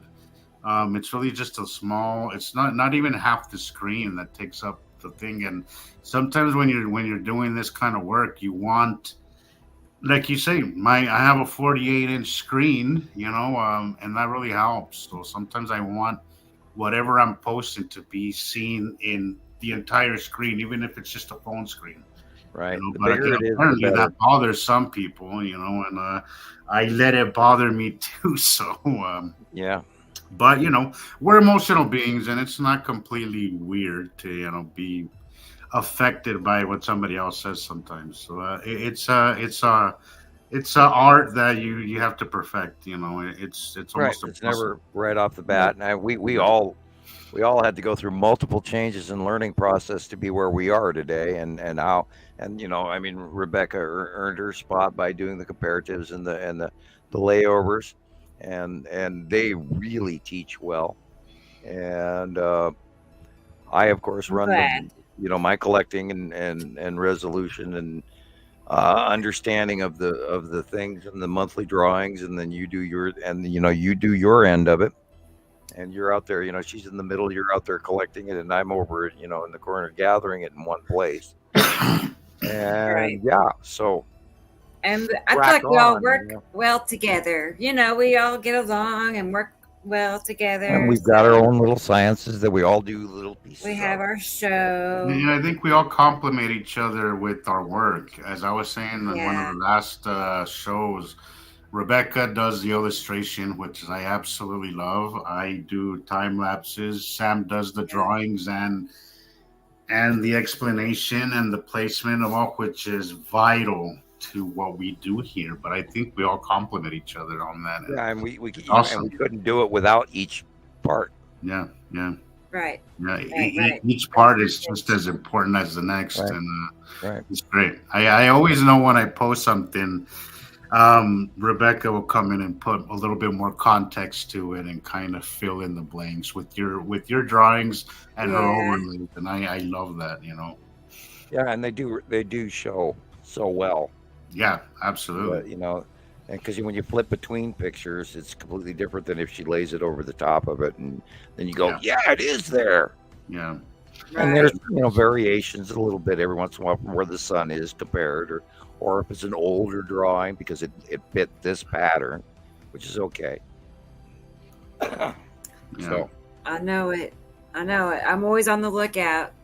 For the not only that, you've gotten to the point where the pattern calls you and screams at you, and you go, "Oh, I remember that picture." And then, because we've been doing this for so long, and that's what happens to me all the time, I'll look at somebody's picture down, Skywatcher 1 or 2, or on Nibber Followers Anonymous, or Anonymous 2, or Skywatcher Anonymous, and somebody will post a picture, and I go, "I know one that happened exactly like that way back in 2015, and then I zoom over, fly through the files, go, "Well, there it is," and then I'll hand it to them, and before you know it, I've handed them 12, and that's how we do it, And yes, every time that somebody posts something, I'll look at it and I'll be like, okay, I have something that matches exactly that. I know, I remember that. I took a picture a few years ago or last week or a few days ago that matches exactly this, and I could dig through it and I'll find it, and I'll believe this is an exact match, because again, this is very repetitive, guys, and again, very learnable because it's so repetitive. Yeah. Right. Single, little details will differ because we are rotating as well as orbiting, and they are too. So sometimes things might be, but overall, it's a match, and you'll learn to catch up on that. As you learn and evolve, your understanding of this information. Here's two really good examples of the comparatives. And Rebecca started doing these comparatives to help her learn. And then she would post them, and before you know it, everybody was going, "Oh, I love it!" And can I have a copy? And here we are today. The little pointy fingers do a really good job. I love the pointy hand because there's a lot of small stuff. Like I love the one on the long box cube in your video. How you put okay, right. Cube, and then you have a little. I love that because a lot of times there's a lot of things that people miss unless you point it out, And if you look at the picture on the right, and even there's times where I miss some stuff because this one with the school asteroid, I would have totally missed it. Even the location. But it's absolutely a match to the school asteroid. Absolutely a match, and I know the blue asteroid as well. Even the two eyes and everything. Yeah. I do consider the angle of how I'm drawing the skull in its travels, whether the jaw's pointing this way or jaw's pointing that way. And I remember, and maybe I have a little bit of far seeing attached to it as well. But I know in my head the direction of the jaw, which direction it's facing, and all of that. And if you see, they exactly match. And that's part of what really blows me away all the time as well. Is exactly how accurate my drawings become, because I draw them ahead of time, and then within anywhere from 2 hours to 2 weeks, we get exact copies of it, which is weird, and I love it. I can't tell you how many times I've sat there like this freaking guy, this freaking guy is just. There's so many times where the drawing will come out, and then I'll be sitting there taking pictures, just shaking my head, and I'm like, how does he do it? How the hell does he do it? Because as well as I see it, I just can't see it as well. Yeah, and well as you or ahead of time at all. So every time that it happens, and it happens a lot of times, all the time. So it happens all the time. I do have it does work, and it has proven itself that these far seeing or remote viewing skills, they're not just something we're talking about as a fantasy here. And we've had hundreds, if not thousands, of people see this and understand that yes, I do draw these drawings ahead of time, and yes, I know things they shouldn't know. And I'm going to, a little bit of bragging, but that's that one where God, can we attribute that? Because we never did see anything else like that. It makes me wonder. Yeah, but also we haven't Saturn's Yellow Moon was very close, and I think it reached its peak. Like I don't think it got this any closer anymore. It has to be, but yet we've only seen that one event. Yeah, but I mean, this is as close as we've ever seen it, and it ain't getting any closer. And we've never ever seen a base cloud like that. Yeah, and we just haven't seen. I mean, the Yellow Moon has gotten a little. I'm not going to say smaller, but this is as big as it. It's higher up. Yeah, it's higher up. Exactly. So. Right. So maybe it didn't have the opportunity to do. Yeah, that's kind of what I was trying to say. We may see that at the beginning of the 180-day cycle, which is February, March. It starts in 2 months, so it's going to be an interesting one. Right? Did it ever end this year? Yeah. I mean, I don't think we can actually say it did end because I don't think so. Even in January we're having issues that are extraplanetary normal year round. So it's 300. I was so excited to see this base cloud because we'd never seen anything like it, with all the multiple bottom little weird, almost like it looks almost like a drill bit for for oil drilling or water drilling a well, like the little drill bits on the bottom there. It's just amazing cloud, And I was so excited to see that occur because we'd never, ever seen a base cloud like this or any storm pattern or anything ever in the sky in almost 14 years. Nothing close to this. Nothing. No. And I was waiting to see more, and we didn't. So I'll tell you what, I'll let you attribute that, and that way I'm not guilty for being. Okay.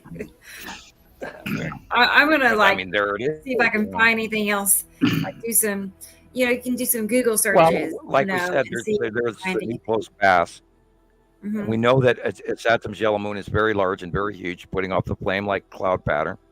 Earlier in the podcast, we showed that one red thing that both myself and Jesus also said that looks a little bit farther over to the left than normal. So maybe we're going to see more of stuff that we've never seen before. So of course it's always new and cool and wonderful and awesome, and let's keep doing it. But I'm ready to see more. I'm sure there's a bunch of stuff we don't know. So. Well, yeah, this is a constant learning thing, I was just going to say we have a new person asking how close Nibiru is. I thought I'd just show a real quick picture. I know I showed this earlier. Yeah, we don't actually know how close it is. I mean, we can't give numbers, but this is Nibiru, this entire blue area. I love that picture. Like that entire blue Nibiru area. is quite large, and this in this picture, Saturn is in front of Nibiru. Uh-huh. That picture. That's Nibiru, not that orb to the behind our sun somewhere. That's wrong information. We hear it's coming. No, it's been here for over. It's already here. People. It's right here. It is. It was actually here in 210, 211, and it was arriving in 210, 11, and 12. Got here, did a semi-close pass. We saw visible land masses on it. We watched it in our south sky for a while, and then it went away. And it rose up and went back away from us, and the other planets came in visible view, and we got to watch them all these years, and then it came back around on the other side of the sun back in 2018, 19, 20, 21, 22, and then it's been huge on the right-hand side of the sun ever since, again, because it started out on the right-hand side of the sun way back in 2012. Yeah. And we didn't get to see it for a couple of years. We knew it was there. When we knew the other planets were there, and then over time the crop circles matched the star chart patterns, and then I attributed the crop circle was an easy tag, and all of that fit, and then the planet names fit, and the colors of the planets and the sizes and the behaviors and all this other stuff, including Saturn's yellow moon and the two moons of concentric moons of Nibiru, and all of this information came to culminate, and then it stayed true, and it stayed true, and it stayed. Yeah, look at the date on this one. This is 2012, I believe, and this is Nibiru's huge, and the Saru is on the other side over to the left, green. It's a blue-green. I was just gonna say I love how you can see Nibiru and the depth. And the color changes from one side where the Nibiru is, and then behind it, Saru with that light green. I love this picture. You could just tell how Nibiru is closer, and then right behind it. Yeah, and we saw pictures of Saru, and Saru was really small too. That's just an awesome picture. That's an awesome picture. Yeah. And that, of course, is in Antarctica at Neumayer Station. And that one, I love that one. This is in Budapest from Petty. Thank you, Petty. He That gives us reminds such me- wonderful pictures. There's one picture that I came across recently that I really wanted Sam's opinion on, because I don't know what to make of it. I mean, kind of, but I got about 400 of those, but no, it's a lot of pictures I still question. You'll probably know what it is or who it is, because it's definitely a planet. It's just let me find it real quick and I'll send it, Rebecca. See Okay.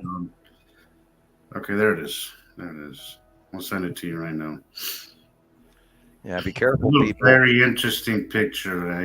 It's very cool.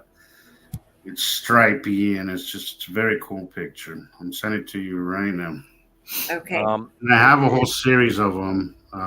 This is just one of them, but Christopher's asking about the distinctive markings of Saru. Saru has an unbelievably large illuminated base cloud, and I will weird, something just touched my chair. What the hell? Okay, I'm going to ignore that. Yeah. Anyway, Saru, I will grab an early picture of Saru and send it to you as well, Rebecca.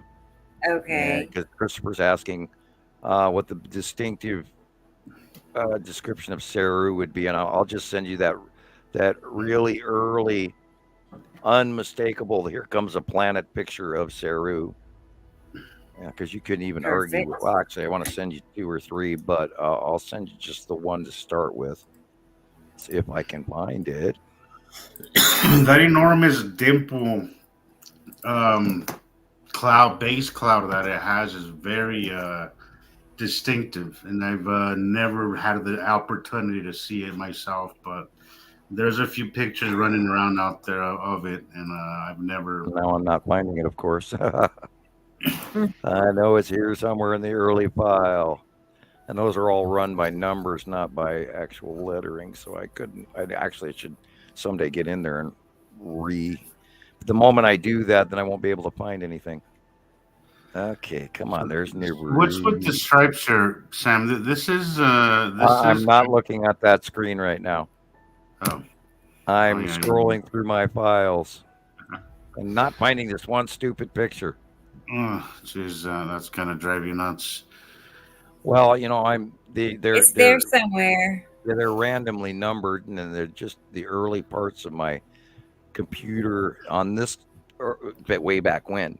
I always put a like or a favorite to my pictures. That way I could, if I can, because I have thousands, over 10, 15, God knows how. I have almost 200 gigabytes worth of pictures. So what I do is I put a favorite, it gives you like a star or a heart, and I out of those, that way I can narrow it down and have just them all in my favorites, and I just know, okay, well, this picture, that's one of my favorite ones, is probably in this folder, and it narrows it down to maybe 500. Okay, I just sent it to you. Thousands of other pictures. I will grab another one while I'm at it. Or I could actually hand you 2 more very easily that are important. You should have gotten it by now because it does have your face icon on it. Yeah. And that's the earliest Saru approach. See, I think I have a Saru folder. Let me look. There is another bigger one, and where it got bigger.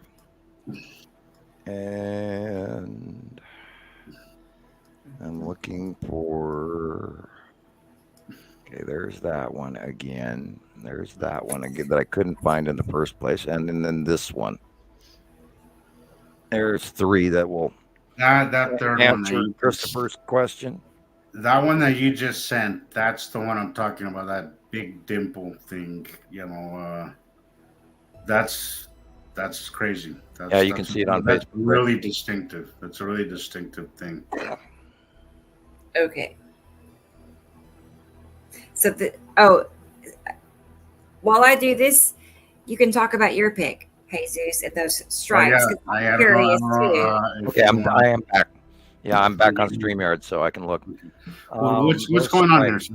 This was midday, probably 2018. Yeah, it was 2018. This is where I found it in my 2018 folder. Let me blow this up. Wow.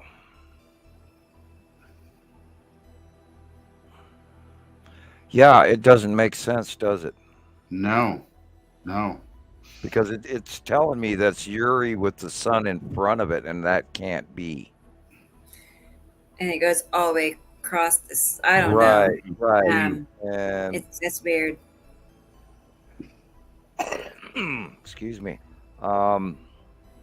It felt like it felt like it really made that day was excruciatingly hot, unusually hot. There was just something about when this happened that it just felt like your skin was burning. Asteroids from underneath Uri, as in like Uri onset, which would account for the white lines, because Uri does put off these long trailing bottom base cloud wandering asteroids on the bottom of her. But yeah, this is confusing. This isn't I don't think this is a planet shot, although there are dark blue things in the left corner. Well, this is the reason why I never posted this picture, because I discussed this one with our old pal Jamie, and he was like, "Oh, it's just sea trails," and I'm like, "I don't know, like I wasn't comfortable with it because something was the five lines here on the left. Yeah, are sea trails 6. Yeah, but he was saying the other ones that go, You might have Uri onset with Atu in the corner, because if this is 2018, you say? 2018, maybe. Yeah, it was in my 2018 folder. So, yeah. But he told me it was just sea trails that were layered, and I'm like, I don't know about that. That doesn't even look like chemtrails. But I never posted it because it was really. I wasn't sure what I was looking at, and Jamie I cannot answer this for you because it's confusing. This is a very confusing picture. Jamie was a little dismissive of it, and he kind of annoyed me when we discussed this picture because he was kind of a dick sometimes. Well, he was generally rude. He's my French. Sometimes he was really dismissive, and but this was one of them. I was like, yeah, I'm not gonna post this, but. Yeah, he was not one of the most patient people I've ever met. No, and he was not really whatsoever. He's just a total downer sometimes. Yeah, well, I tried to be his friend, and he didn't make that easy. Yeah. I think some of us tried, but he really made it hard sometimes. Well, that's what happened when he had his days where he was really cool. Hey, if mom gives you $10,000 a month to live. He had his days. He had his days where he was cool, and then it was kind of short-lived, though. I can't even imagine somebody giving me $10,000. We would FaceTime, and it would go good for a while, but by the end of the conversation, he would annoy me, and I would be like, okay, I gotta go. It was always like that. But if I find some more pictures related to that one, I'll send them to you. See if maybe I find one that's maybe a little clearer or something. Maybe you could kind of. You have a rather interesting halo behind you. I've been known to attract some rather interesting. A couple of minutes ago, somebody walked up and tapped my chair. No, wow. And there was nobody there. And I mean, so it's like somebody walked up and actually put their hand and went on my chair, tap, boom. Maybe they're making the rounds, Yeah, well, maybe they're a little restless, or maybe we piqued their interest. I don't know. Well, at least this time I wasn't slammed face first into the keyboard. Yeah. And that did happen, and I ended up bleeding all the way across the house. The weird drawing of Saru. This is one of the first drawings. I can't even remember when I drew these. But there, Christopher, there is the bottom illuminated. I got to make it this smaller because it looks too big to me right now. I need to go and draw it in. You can see the big rounded ball, and you can see the open core, and that little dot in the front is planet Nepesity. Little green dot on the underneath of Saru. That's crazy. And Nibiru at that time was over to the right. And I can't even remember what's on the lower left there. That was probably an asteroid or something. This was really, really early, and when we started noticing, and they used to be smaller, and then they come in close to us and get bigger. And now they just pretty much start out big, and we watch them pass. But back then, Years ago, they would start out as smaller and then get bigger and bigger and bigger and bigger and bigger, come in our face, and then trail away into the darkness. And after repeatedly seeing there's the bottom base cloud of Saru. That is a cool shot. I love this picture. And it has a very thick, very distinctive base core cloud that illuminates. And in this, of course, it doesn't because the sun is behind it. And we had all of these older pictures, and back then you could definitely tell the difference. Like look at that big ball in the sky, and sometimes it would be a ball with some clouds, and other times we saw absolute perfect circles, which includes going back to those early Atu shots where we actually fully saw a basketball size Atu. Reminds me of that time that me and my neighbors watched Purple Planet go over the top of us and fly by from middle of the west sky to above us, and then went off into the east sky and then faded away. And then they saw it and went, wow, oh, wow. And I went, yeah, that's Planet Atu. And then 30 seconds later, they were talking about beer they were going to buy later. And I to this day, remember I often remember you talking about that, and I can't stop laughing. Like the other day, we just watched I was driving in my car the other day, and I think I was listening to that podcast when you. No, I wasn't. I was listening to one of the podcasts, and then that just came into my mind when you said that. I'm like, that's just. All you gotta do is just shake your head, like this is the reason why sometimes, like people like Chris who are genuinely interested, like I love that, but sometimes there's those people that just does not matter what you say, and I'm just like, God, you'd think that you just told them, the price of cotton yarding at the sewing store, Yeah. It's sewing machine on sale right now, and they go, okay, great, I'm just like, there's other worlds passing above us. How is that not interesting to you? Jeez, it drives me absolutely insane. How is a football game more interesting than other worlds passing over us with other people? And it drives me nuts. It really does drive me nuts. But that is not correct. I think it's their loss. Rebecca, that drawing isn't correct. Okay, I thought it was that. No, Sarah was much smaller. You're looking at a tennis ball. Okay, so what is that? You see the dark blue swooping down. Yeah, that's other stuff. The Saru in this, in the upper picture, it's the size of a tennis ball. It's not the size of a.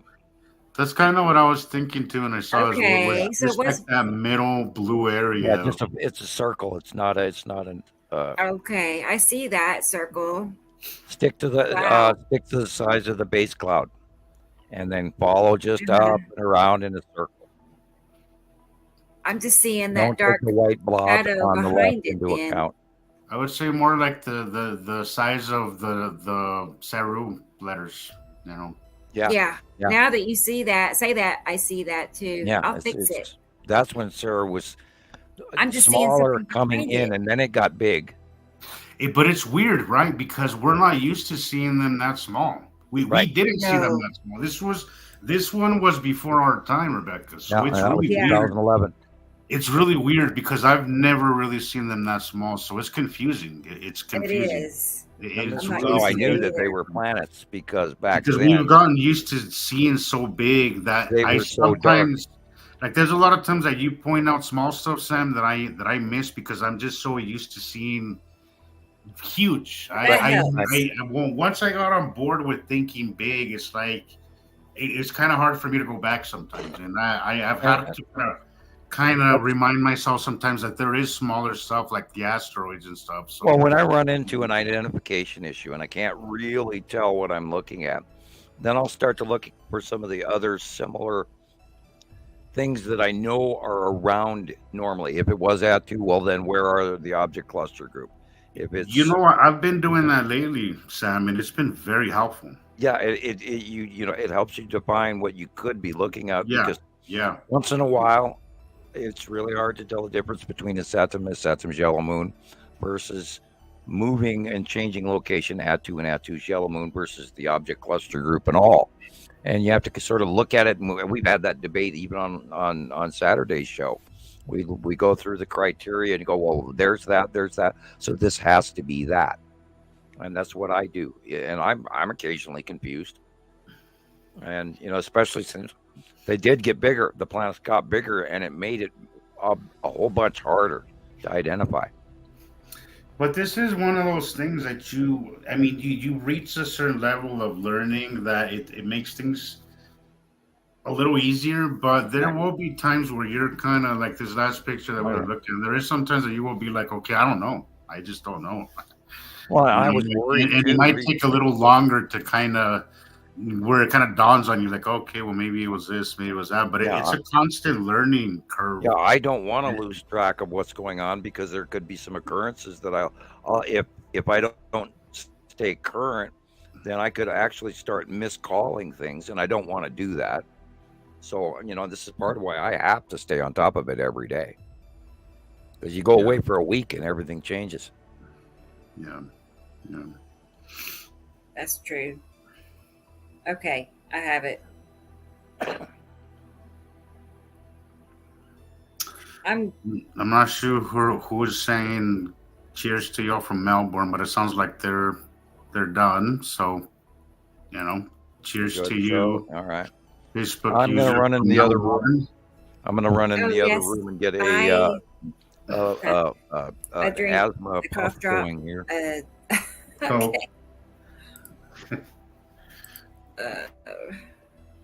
let's see.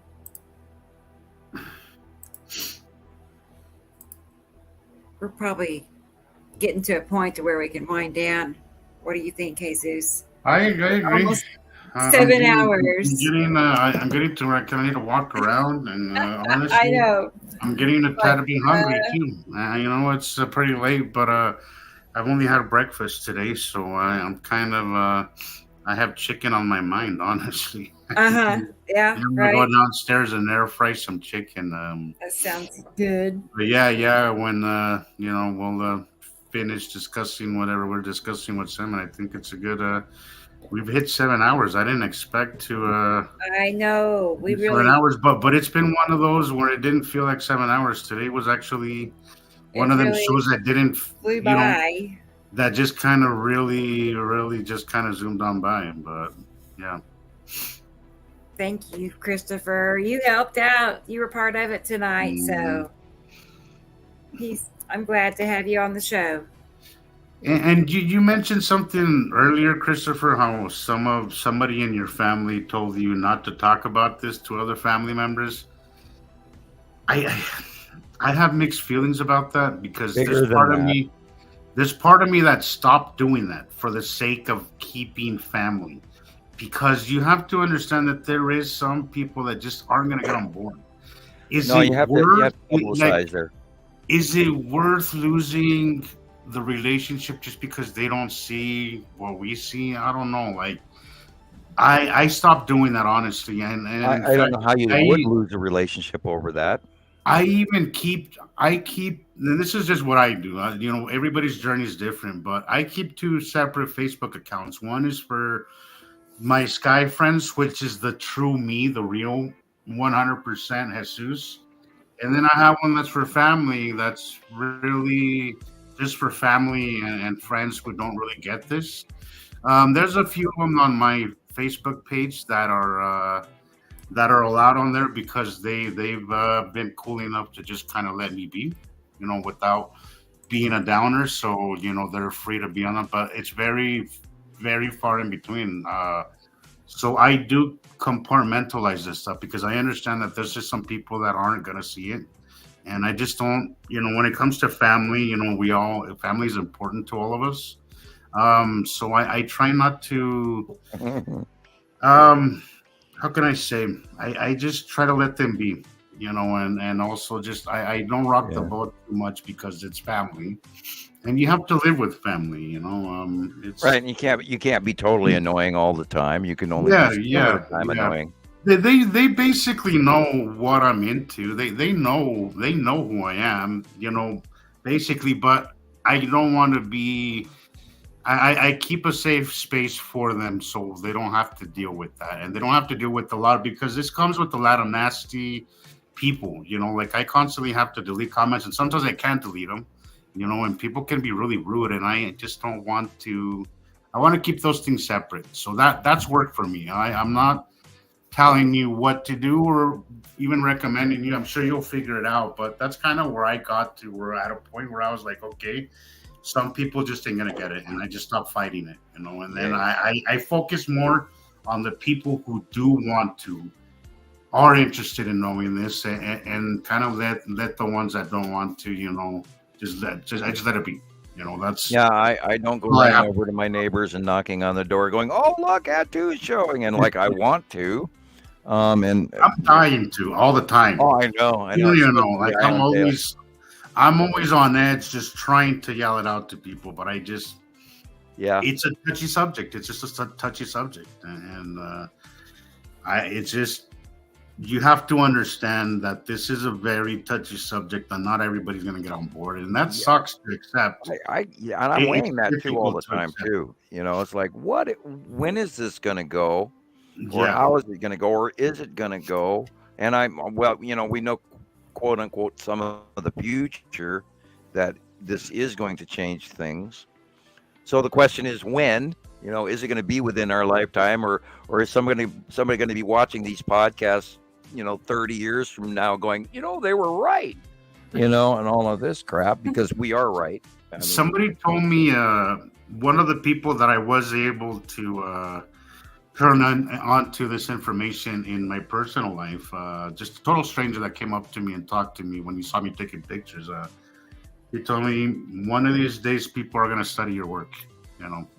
In future, and we know that's happening. We know you know what? I truly believe that in the future, not too far from now, people will look back at this and be like, "Oh man, they had something to say. You know, there was something there." You know, and I guarantee you that is going to happen, because I was told by the Pleiadian, who is from the future, and yet this sounds as crazy as, you know, a nut basket here.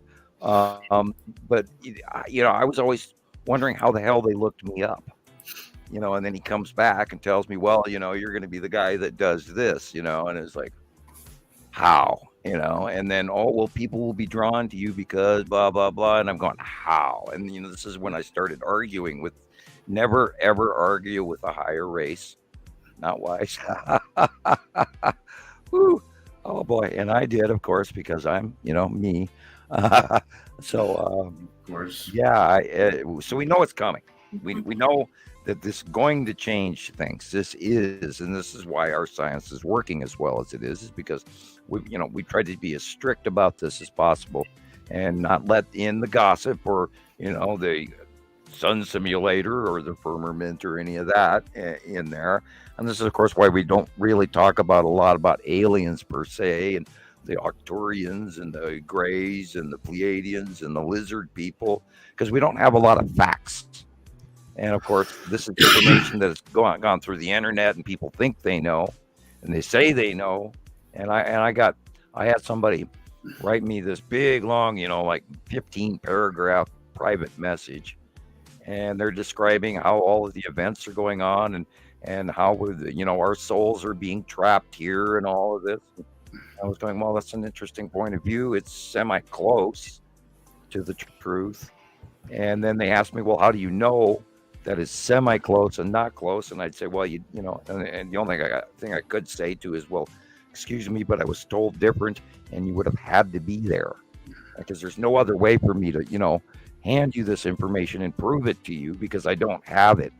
And that's why I try to avoid doing that, because I don't have the information. I have a lot of information, but I don't have all the information.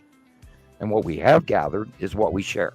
What we have proven is what we share, including the Longbox Cube and the Texas Cube and the Empire Orb and the smaller ships This is all information that we actually have and we can prove. And we strictly stay to that. And I strongly encourage that, to stick to proven information instead of supposition. And that's why we do what we do. And follow that little voice of reasoning. You know, it's sometimes confusing, but if something feels off and something feels right, just follow that intuition. You know, this is what brought me here, is my intuition. And because I've listened to that intuition, I've learned so much, and I've seen so many great things, and I'm aware of a lot of things that I would have never been aware of.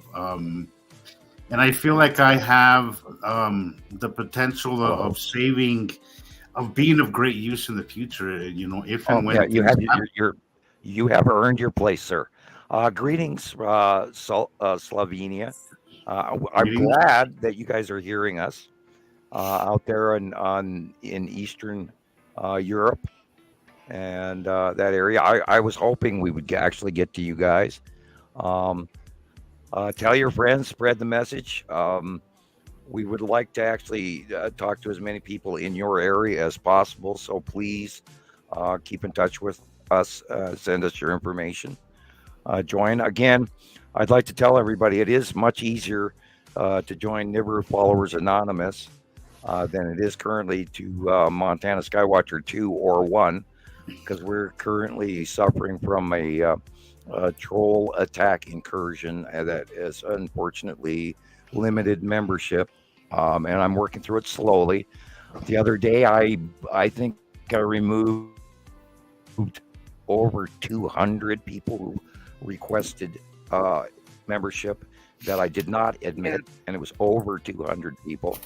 I had to refuse them. I'm getting bombed from hackers in India and everything else, and so right now it's currently impossible, almost impossible to become a member. But I am trying to answer as many people out there as I possibly can, you guys included. And I'm so happy that you're actually over there and listening. Thank you, Facebook user. Big hug back. We want to include everybody. You know, I have no enemies. I have no enemies in Russia. I have no enemies in China. Only politics and bad rulers in that direction, as far as I'm concerned. And everybody's our brother. And every scientist and every skywatcher out there is important to me. And I'm glad you're here. Thank you. You've actually expanded my appreciation for folks in your area, because unfortunately recently we've lost a lot of folks in Eastern Europe, and I haven't spoken to my friend in South Korea even in a long time, and I'm surprised. So everybody out there, contact us. You know, this is for all of us, and we all need to keep getting together and working on all this information and sharing the information. Worldwide sightings, that's how we work. And that it proves so much more when we get the opportunity to see that, yes, like Petty in Hungary, especially, we'll use him as an example, or you know, Dave Donuts in the UK, or you know, Andy, hi Andy Pohl in the UK. We haven't seen you in a while. I hope you're listening to the show. And of course, Maria, she's now got COVID. And, are you going back to Alaska, or are you still vacationing? I don't know what she's up to. She's back in Alaska. Me and her text and even visit on the phone sometimes. So that's good. That's good.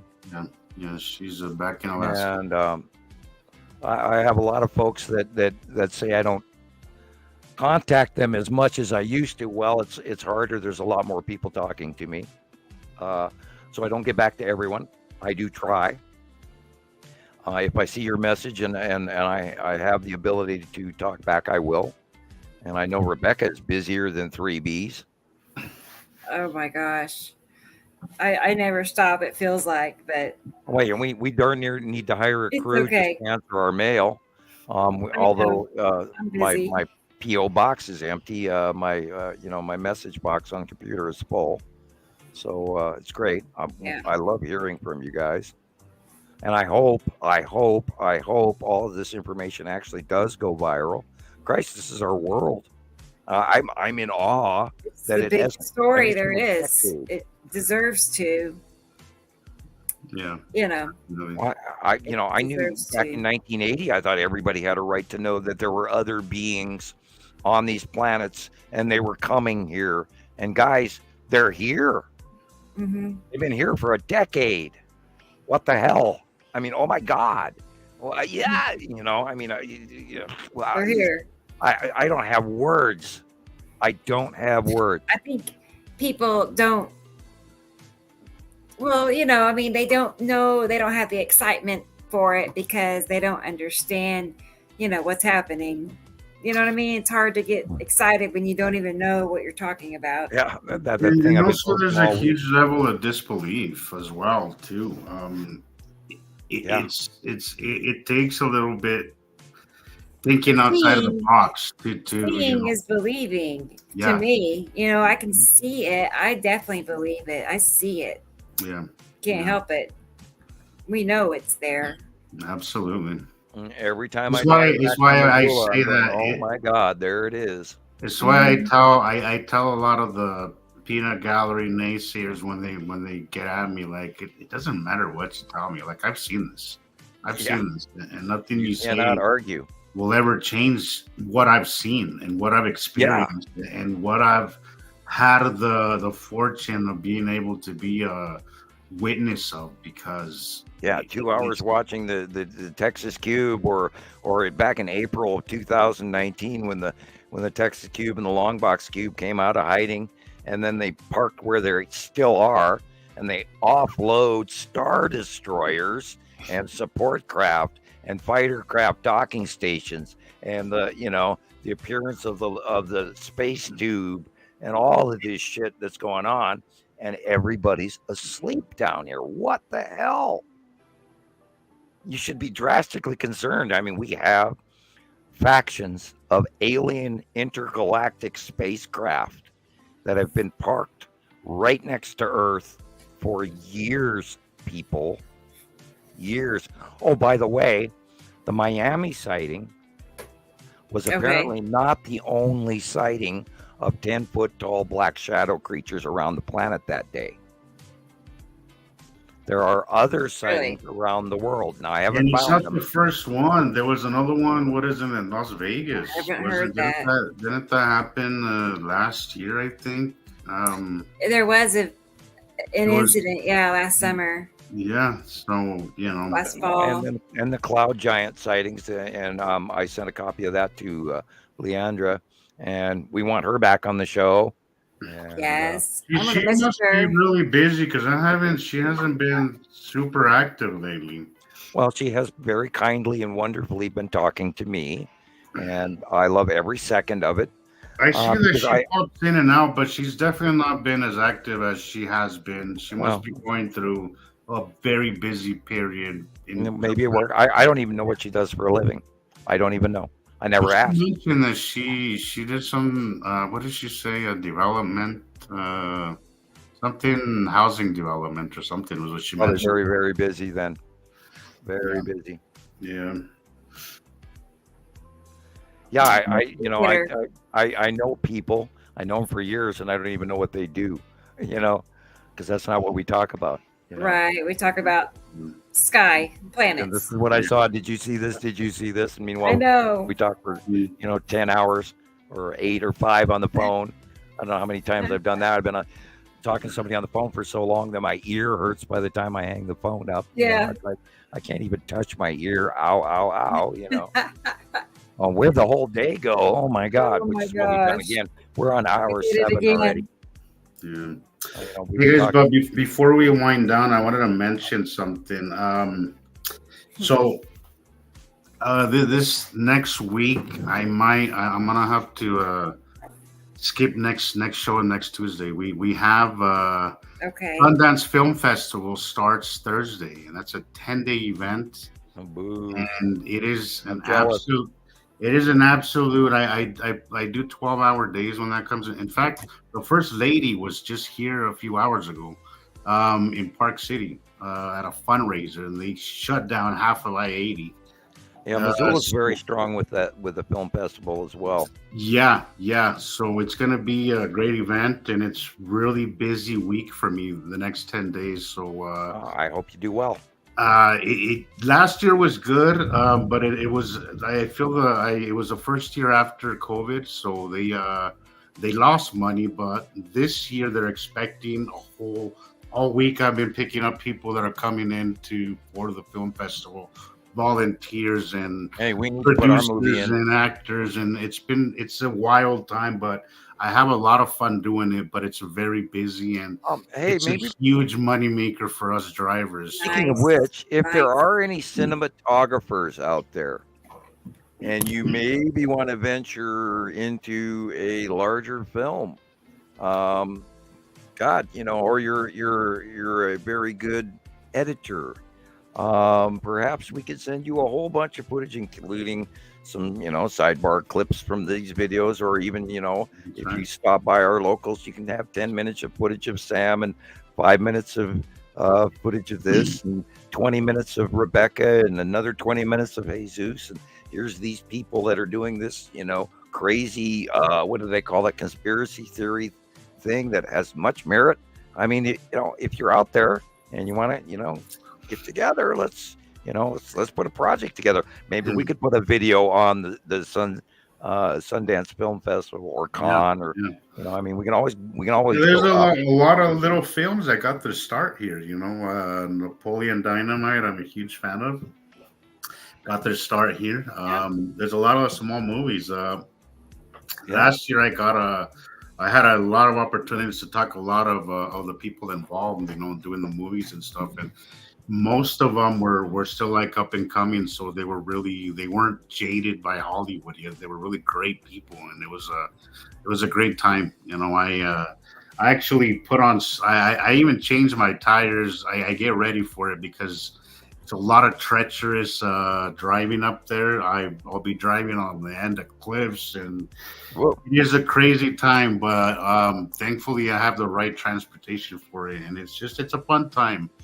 But I'll tell you guys all about it next show, not this next. Yeah, next. So when does that start? It starts Thursday, and it's a 10-day event, so it'll be going on for 10 days. Wow! But it should be fun. There's got to be a way where we can all put larger videos together. I wish we could go right around with you. Yeah. I'll try and take as much pictures and any chance. Yeah, you still need to do man on the street. Hi, have you noticed the two suns today? I could just love that one. You never know. Maybe the conversation won't be good enough. Will merit a conversation like that. Well, have you seen Jimmy Kimmel where he does the man on the street routines? That's hilarious. Yeah, I love when he did one like last week. Like, all right, we're going to outside the studio here, and we're going to find out who is high. I laughed, and I knew. Believe it or not, I was probably exactly most right. of them. I mean, it's California. It's legal. Yeah, well, I was actually right immediately, and I was like patting myself on the back because I took, a 20-second look, and I went, oh, her. And then they went through the interviews, and I was right. And it was like, we can always mention Jimmy Kimmel, maybe put us on there. But anyway, meanwhile, because he's now doing that startup where he's actually putting video clips from YouTube on the beginning of his show. And go ahead, chalk us up as nut jobs. All press is good press. And who's the real crazy one is what I say. Yeah, the real crazy one. I think that's a perspective at very best, so. And thank you, Karen. I definitely will enjoy myself. Hey, we are absolutely nuts for coming out on our little soapbox here and talking about this crap when everybody's ready to immediately chalk us up as conspiracy nut jobs. This comes at a cost, guys. Just want to know that thankfully we developed thick skin because if we didn't, we'd probably have a mental breakdown. But this does come at a cost. I get a lot of crap, and even more so since we've been doing the lives than usual. It doesn't bother me as much as it should, but every so often I'll have that one comment that I just kind of hang on to, like we were talking about earlier. Oddly, knock on wood, my peanut gallery has gone down. Weird. You know, when I first came to Montana Skywatchers, I felt it was worse than it was now, and I think that goes for even Nibiru Followers Anonymous. But there's a couple of groups that I've considered leaving, because God, there's one that I'm in that's called Nibiru. Nibiru was here, and I like the administrator, but God, is it filled with trolls? It's just people that are just waiting for somebody to post something so they could put the laughing emojis, which really annoys me. I find really, and also just to talk crap. And I just, I don't. Yeah, there's no need for that. I don't see why anybody would join a group just to kind of troll it. It's just, if you don't agree, just move on. Don't ruin somebody's day. Don't really be cruel. Can't have that boring of a life that this is what you do for fun. Like, but yeah. So. Yeah, thanks all for being here. I won't be here next week, as I said, but we'll see you, the next Tuesday for sure. For sure. So that would be, let's see, the 30th. Yeah, and I'll tell you all about it, how it went and stuff. So. What do you mean the 30th? No, I was going to say that can't. Is it? Yes, it will be. No, next Tuesday is the 23rd. Right, and then the next one is the 30th. That's when he'll be back. And then the next one's the 30th. Yeah, I'm looking at the calendar. Under yeah, Yoda. I can't believe so it'll be the 20. It'll be over. So it'll be the 23rd that I miss, right? And then we'll be back on the 30th. Back on the 30th, right? And of course, our shows are going to be the Saturdays and Tuesdays.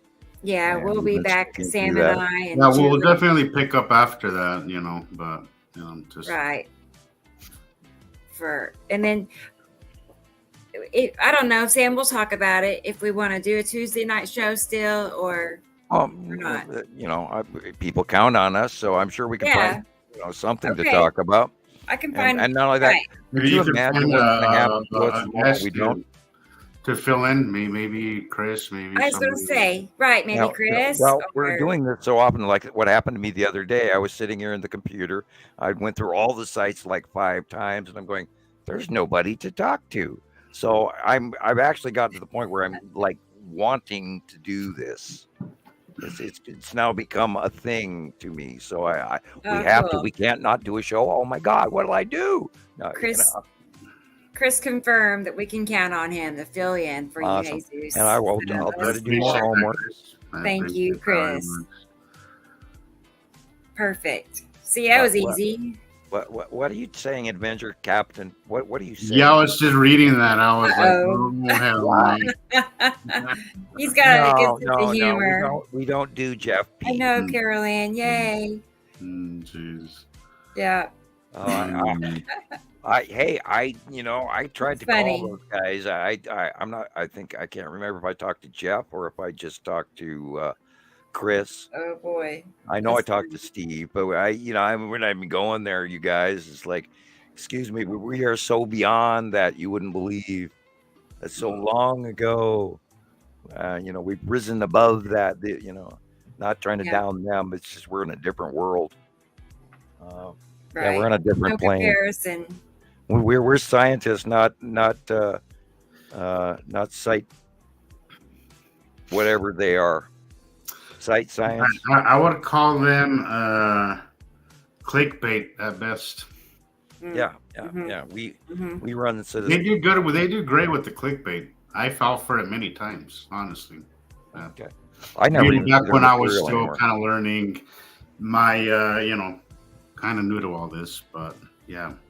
Well, I'm hoping, I'm truly hoping that we don't just, coast for another 5 years with a small gathering of, 10 or 20 or 30,000. Although we have that now, we have, upward of a couple of 100,000 together, lumped together. But I'm hoping this actually goes to the millions, because that's why we're doing it, is because this is, that important. And including the presence of intergalactic spacecraft over the top of us right now. And I don't know how everyone would react to that. I would hope that it wouldn't go negative. I would hope that it would move positive, but then there's no accounting for taste, and we know that there's both sides of the coin. So, wow. Well, this is what somebody was saying on a podcast I was seeing when I sent you, Sam, how this was an analogy. They said an example is look at during Katrina, what happened. You had one side that rose up to the occasion and banded together and saved so many people and organized, because the government didn't show up till 5 days later. And in those 5 days, people organized. But there was also another side that went nuts, that went completely nuts and started looting and raping and just completely went off the rails. So yeah, that's true. There is both sides. Unfortunately, we have the yin and yang situation, and that's just no way around that. It's why it's important to get this information out there, and for those good people who will do the right thing. That way, we do not have the ability. They have the ability to do so and the knowledge to do so, and we do not absolutely do not have any way to fight the alien presence that is occurring above our heads right now. Yeah, all we could do is band together when that time comes and just do and at least save each other and at least be comforting and be a leader to those that are going to need it at that time, who have no idea what's happening. Yeah, I'm planning, and I think the more we have, the more time we have to think about it, I think the reaction will be better. Yes, I agree.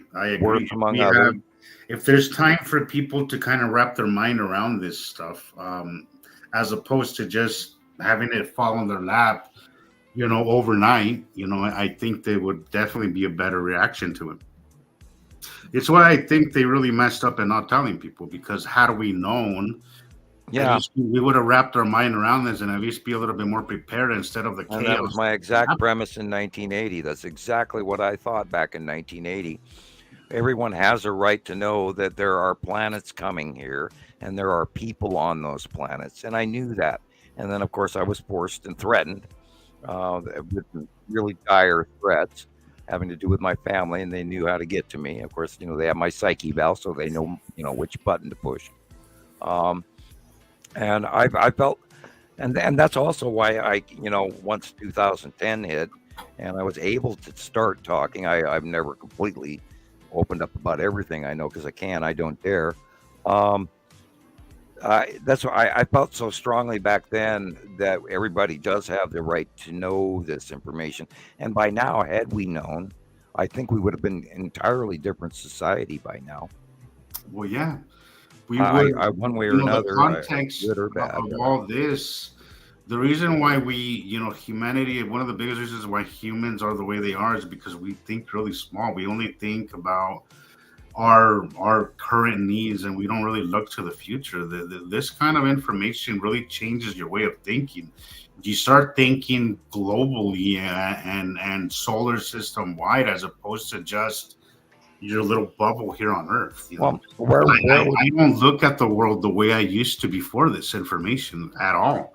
I look at the world as one big rock, and we're all here together, and we're all gonna go through this together.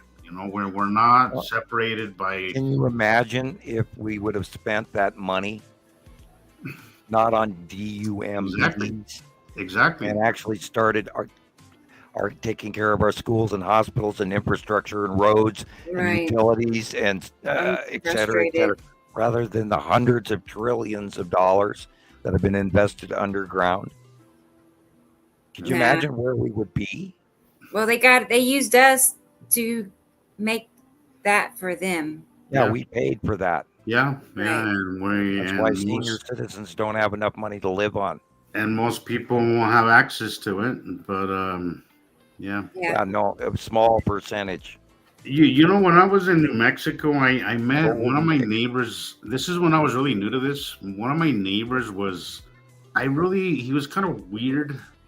I don't want to use the word weird, but he was just a little unorthodox. Just put it that way. He was, and we would talk sometimes, and sometimes I would go to his apartment, and he would be watching a lot of this Nibiru stuff on the History Channel, and then he told me, and he even gave me the instructions, and I didn't pay attention to him because I thought he was nuts.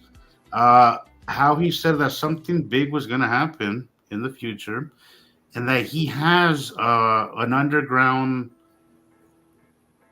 facility where he has all kinds of things stashed, and right, and you don't share that information. And water, and he says, I'm going to tell you because you seem to be open about this, and we never talk about it again because I was like, okay, this guy's nuts. But this was right at the beginning, I would say, right at the beginning of my awakening. I don't know if I just came across this guy because he maybe just planted a seed in me that just was to open me up. Maybe he was nuts, I don't know, but maybe I just came across him because I needed that seed planted in. Yeah, once you are aware of information, I'll give you an example of me.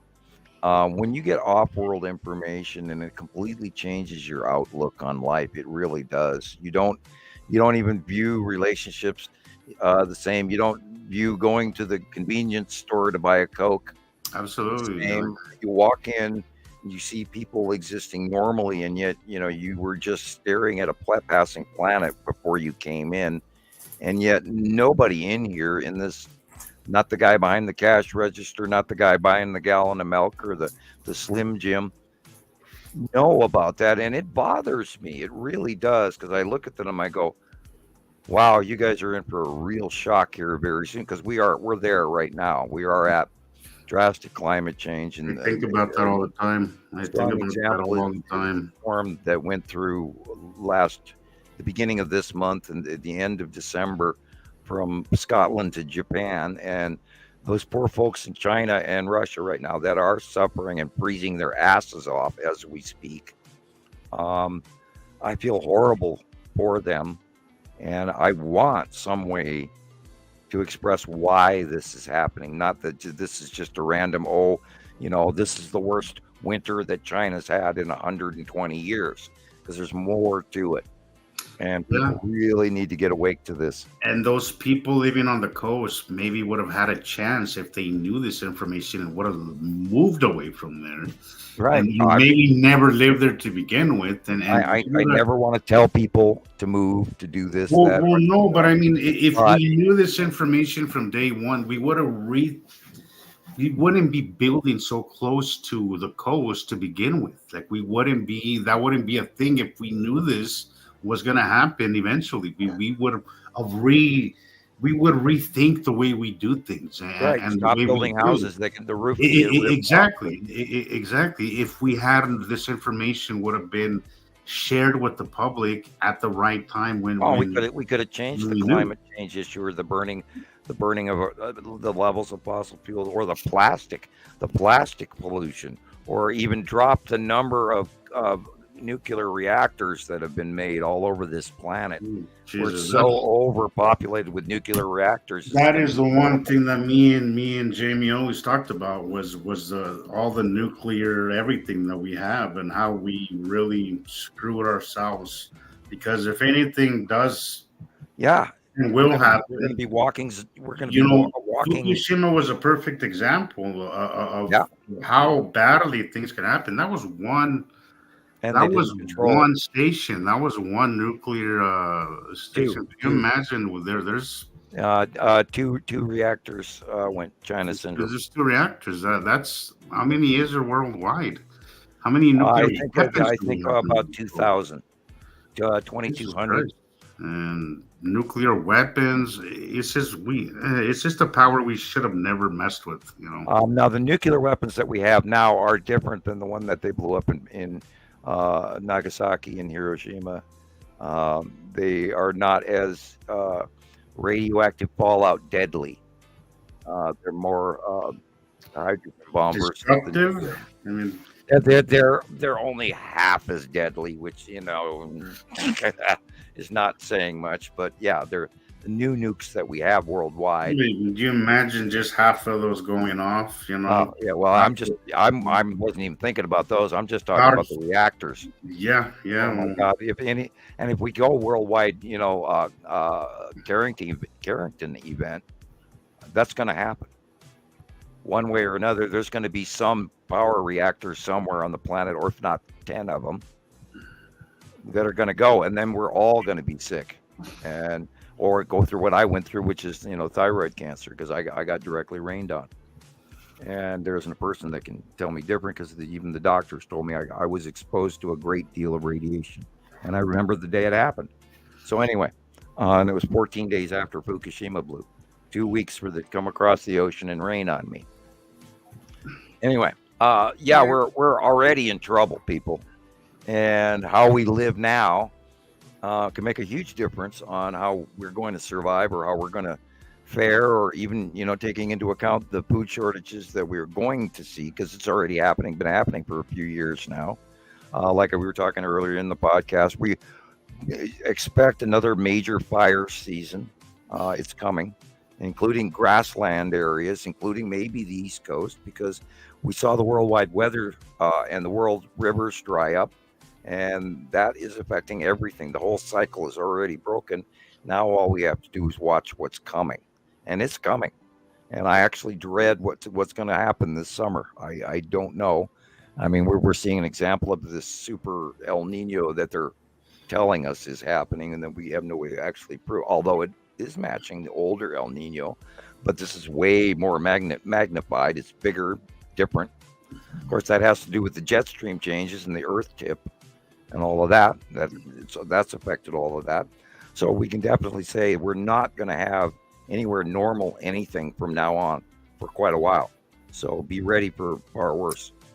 Good night, Carol. Plan for the worst and pray for the best. Good night, Carol. We're winding down here. It's 3:30 in the morning. I'm almost hoarse here, so anytime you guys. And Avengers just asked real quickly if your thyroid was removed, and you said they wanted to take out the whole thyroid, but I did not let them. I let them remove the part that has the bigger lump on it, the one that was like it turned into the size of a walnut in my throat. Is it walnut? Almost call it ball size. It was big, couldn't swallow. And then I have another one, but we're watching that, and it's microscopically painful from time to time, but I'm not going to get the rest removed if I can help it. I plan on personally healing. Yes. I believe it's possible. And I don't want to be on medication for the rest of my life. In my last test, it told me that my chemistry levels were my thyroid was functioning correctly. And with half a thyroid, I guess I'm doing okay. Oh, that's pretty good then. Well, I have issues, and you can hear my. I was told right before they put me under surgery that there was a 50%, and he said 50-50. He said, this may be the last time you get to speak to anybody, because I'm taking out half your thyroid. The voice box nerve is going right through then, and I now do have trouble talking. I'm gruff voiced from it. Right. I can tell. You do well though, but sometimes you get strained. I get after talking for a while, I get strained, and then we've been going almost 8 hours. I start sounding like some old guy. Guess what? I got older, and it sort of happened. I don't like this. I don't either. Anyway. Well, you guys want to wind it down here then? Yeah, I get to go play Star Wars. Time for Star Wars and chicken, air fryer chicken, and a hot bath, and okay. It was a great show, guys. It was a great show. It didn't even feel like 8 hours, but it was. No, it doesn't. No, I feel like it was great to have you, Chris, when on the show, and it'll be nice to have you fill in for me next week. Actually, it felt about like 3 hours. Right. Yeah, I know it really did, and we had more compliments tonight on this show. People here and on TikTok were really enjoying tonight's show. So TikTok, YouTube, Facebook, thank y'all for being here. Yeah, we really hope that this information resonates. And be sure to like, because we will be more noticed if you hit the like button, and we've only been getting 50 or 60 likes out of 500. So, and we want to up our show views. We're running 500-600 to 1,000 on YouTube, and I don't know what TikTok's doing, and I know that I'm reposting again on Facebook, and so there will be a copy of this hitting the desks tomorrow on Facebook, and share it with your friends if they can tolerate it, and tell us, hey, if you can't watch 7 hours, play it in pieces, and then come back to it. That's what I do. I was just going to say that Jesus does it in his car, and I watch it in pieces myself, and I'll probably watch a little bit of it tonight and check the levels. And you can also go to YouTube and comment on YouTube, because those have been also empty lately, and we want to hear from you. And if there's any way we can do this better, please do tell us. If you like certain things, great. If you don't like certain things, or if there are certain things that we lose your attention span on, let us know. If you're listening to it while you're cooking in the kitchen or baking a pie, great. Whatever. We'd like to know this. Questions, comments, suggestions, all are welcome. Sure. More background music, in my opinion. I didn't hardly hear any of it tonight. Have you been playing it? Yeah, you can barely hear it. I can hear it. I can hear it. I don't want to make it turn too up my loud. volume. I've been hearing it the whole show. It's there. It's not. Yeah, just I hear it way in the back in sorry. the distance. I don't really get to find out what song it is. I just hear. I added a few different songs today, just to have as options. Yeah, there's always good sitar techno. Yeah. This is like some outro music. We're winding down music. It's been a great show, y'all. We need some German techno in there Yeah, there you go. Okay. To get the blood I'll flowing. work on that. Yeah, we want to be adventurous and keep people awake. That way they can ride through a 7-hour show. Yeah. I'll keep adding music.